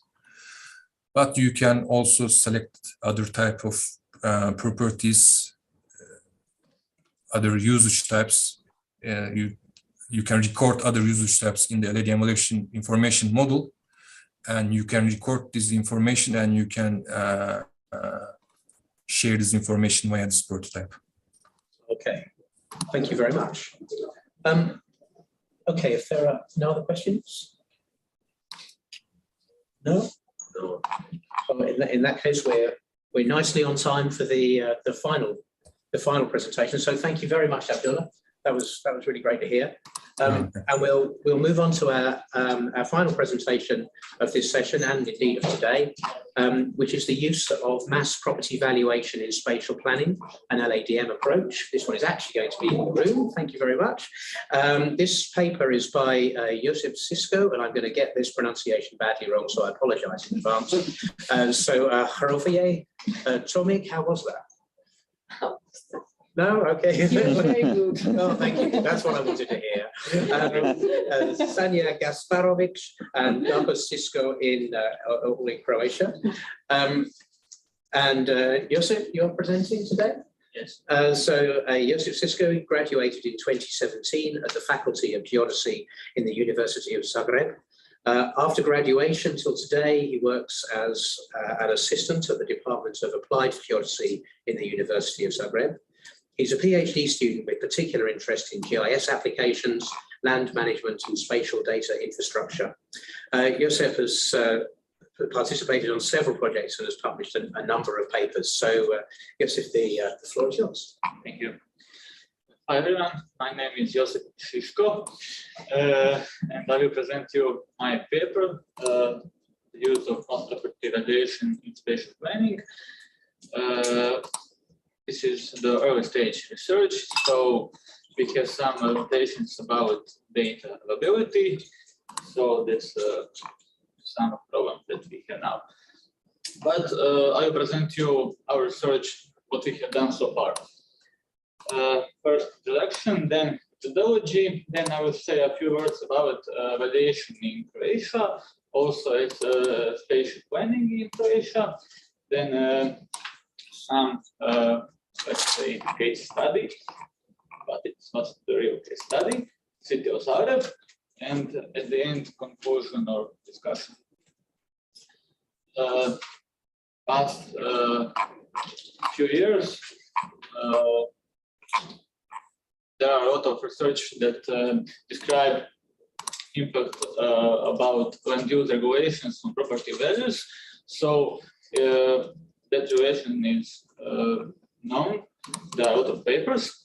Our research was how to describe how that valuation information data can affect spatial planning. We use in that research, of course, LRDM basic model, also has some extensions about information model package and spatial planning information package. So for the first step, we did some research about correlation between property values and planning land use conditions defined by spatial plans. In this first step, as input information, there is property valuation in Croatia, spatial planning in Croatia, and Croatian LADM profile. In the second step, we researched some LADM extensions and the impact of spatial plan on property value. As output of this research, we expect a proposal of possible property values data used in spatial planning procedures. As you know, existing Croatian LADM profile was created by Mr. Vucic almost 10 years ago, and LADM extensions about fiscal unit and spatial planning were proposed by Professor Tomic. Property valuation in Croatia, as you know, valuation is a process of assign values to some property. There is in the window of valuation and mass valuation. In Croatia, we don't have usual mass valuation. Individual valuation data are stored in a property market information system. It's called e-property. As we know, various impact on property value define its value, and that impact can be internal and be external. For our research, we will focus on external impact. In this picture, we can see value zones about mass property valuation and with single property valuation. In this picture, in the yellow is a Croatian LADM profile, and in the blue color it's LADM extension about valuation information model proposed by Professor Tomic. In this extension, fiscal unit group that is here corresponds to a single zone in mass property valuation system.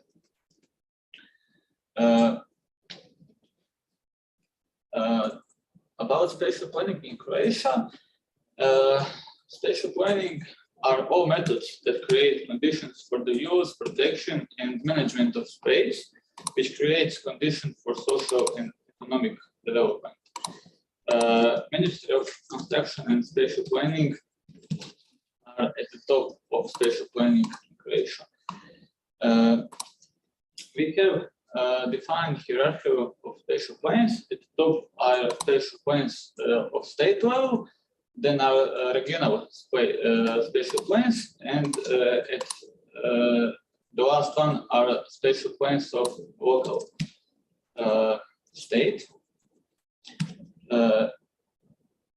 Now in this picture, we can see how land use corresponds to valuation unit group defined by these red lines. So it is not that always land use corresponds to these zones, and that's the kind of problem that we have. In this picture, you can see Croatian LADM basic profile in the yellow, and its relation with LADM extension to spatial planning information package. In this package, spatial planning unit corresponds to one zone in mass valuation system. In the case study city of Zagreb, in mass valuation system, it was created 690 price blocks. They were created by hybrid model using land use and urban design rules, and that was not the best solution. But if they use only land use, then we will have a huge number of price blocks that will have a higher homogeneity. But using land use and urban design rules, the number of price blocks are lower, but homogeneity is also on the good level. But in this picture, you can see it is not perfect.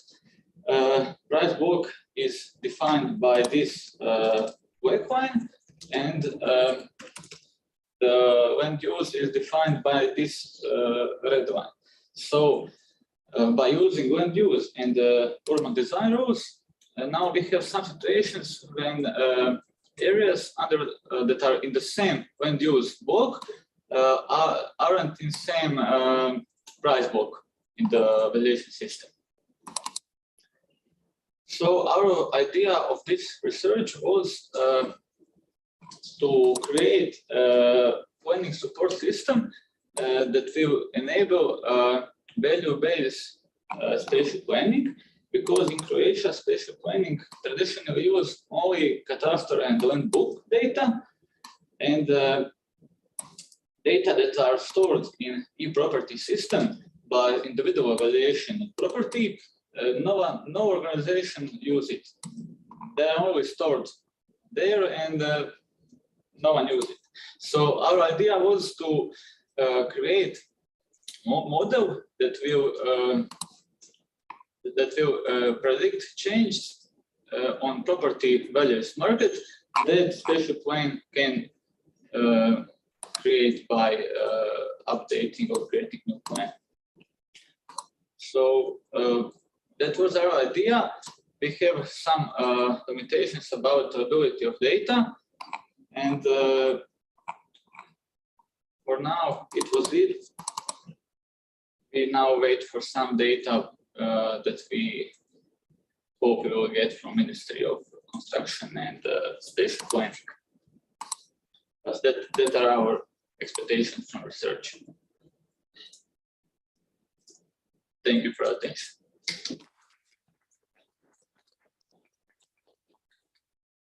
Thank you very much.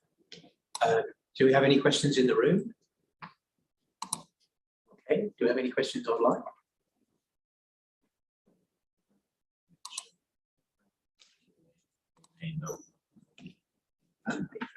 Peter and Chris, got their hands firmly down at the moment.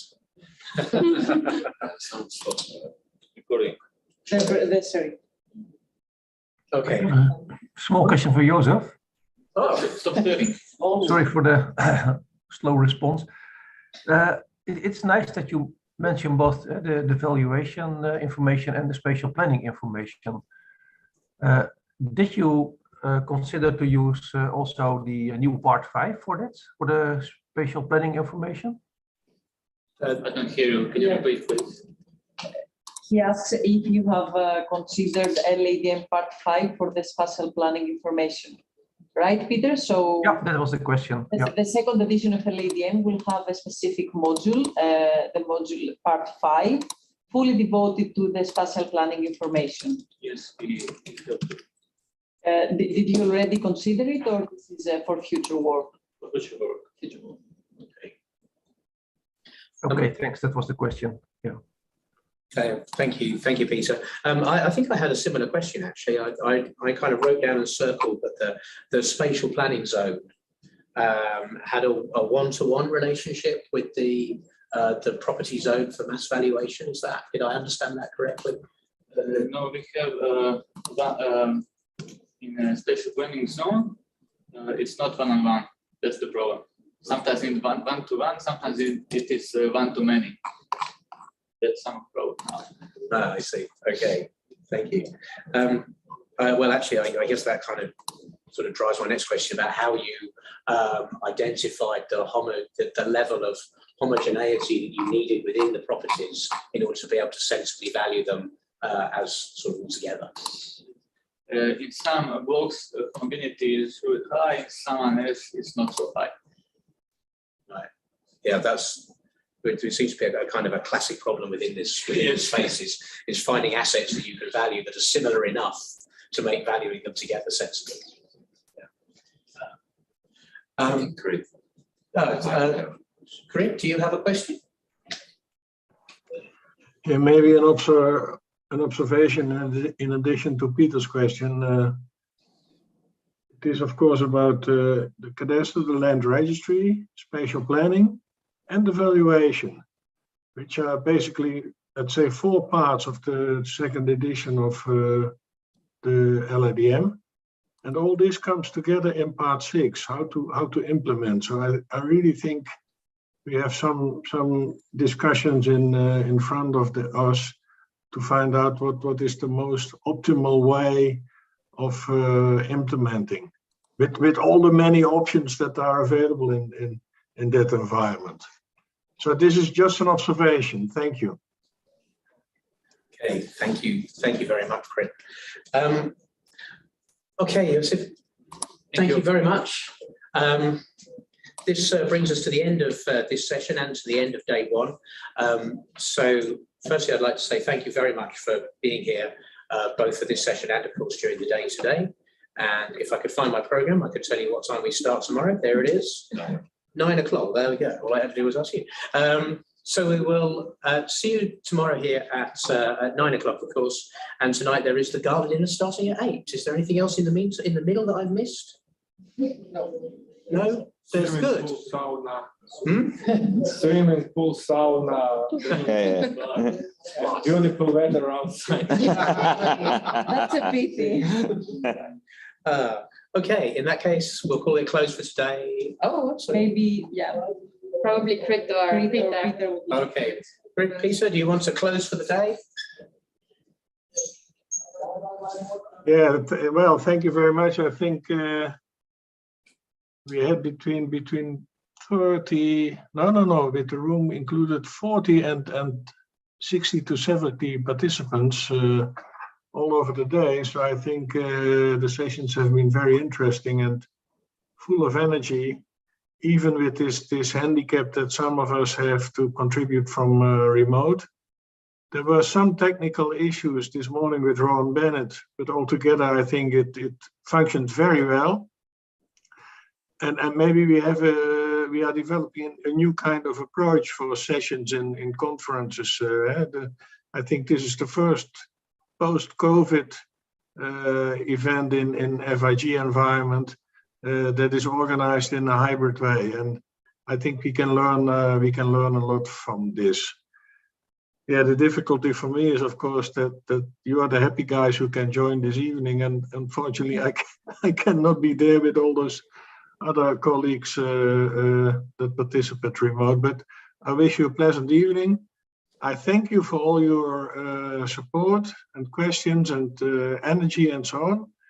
And I hope to meet you tomorrow at 9. Have a good evening. Thank you.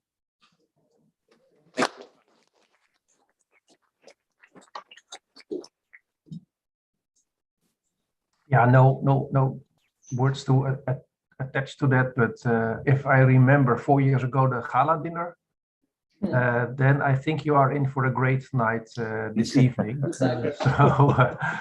Don't want to raise the expectations too high, but yeah, we are really on the sorry side, not being able to be participating in person. So yeah, and enjoy the evening. You deserved it after this long day, I think, listening and focusing and presenting and asking questions. So have a very pleasant dinner. Good party. You too. Hey, bye-bye. Bye. Bye. Bye. Okay.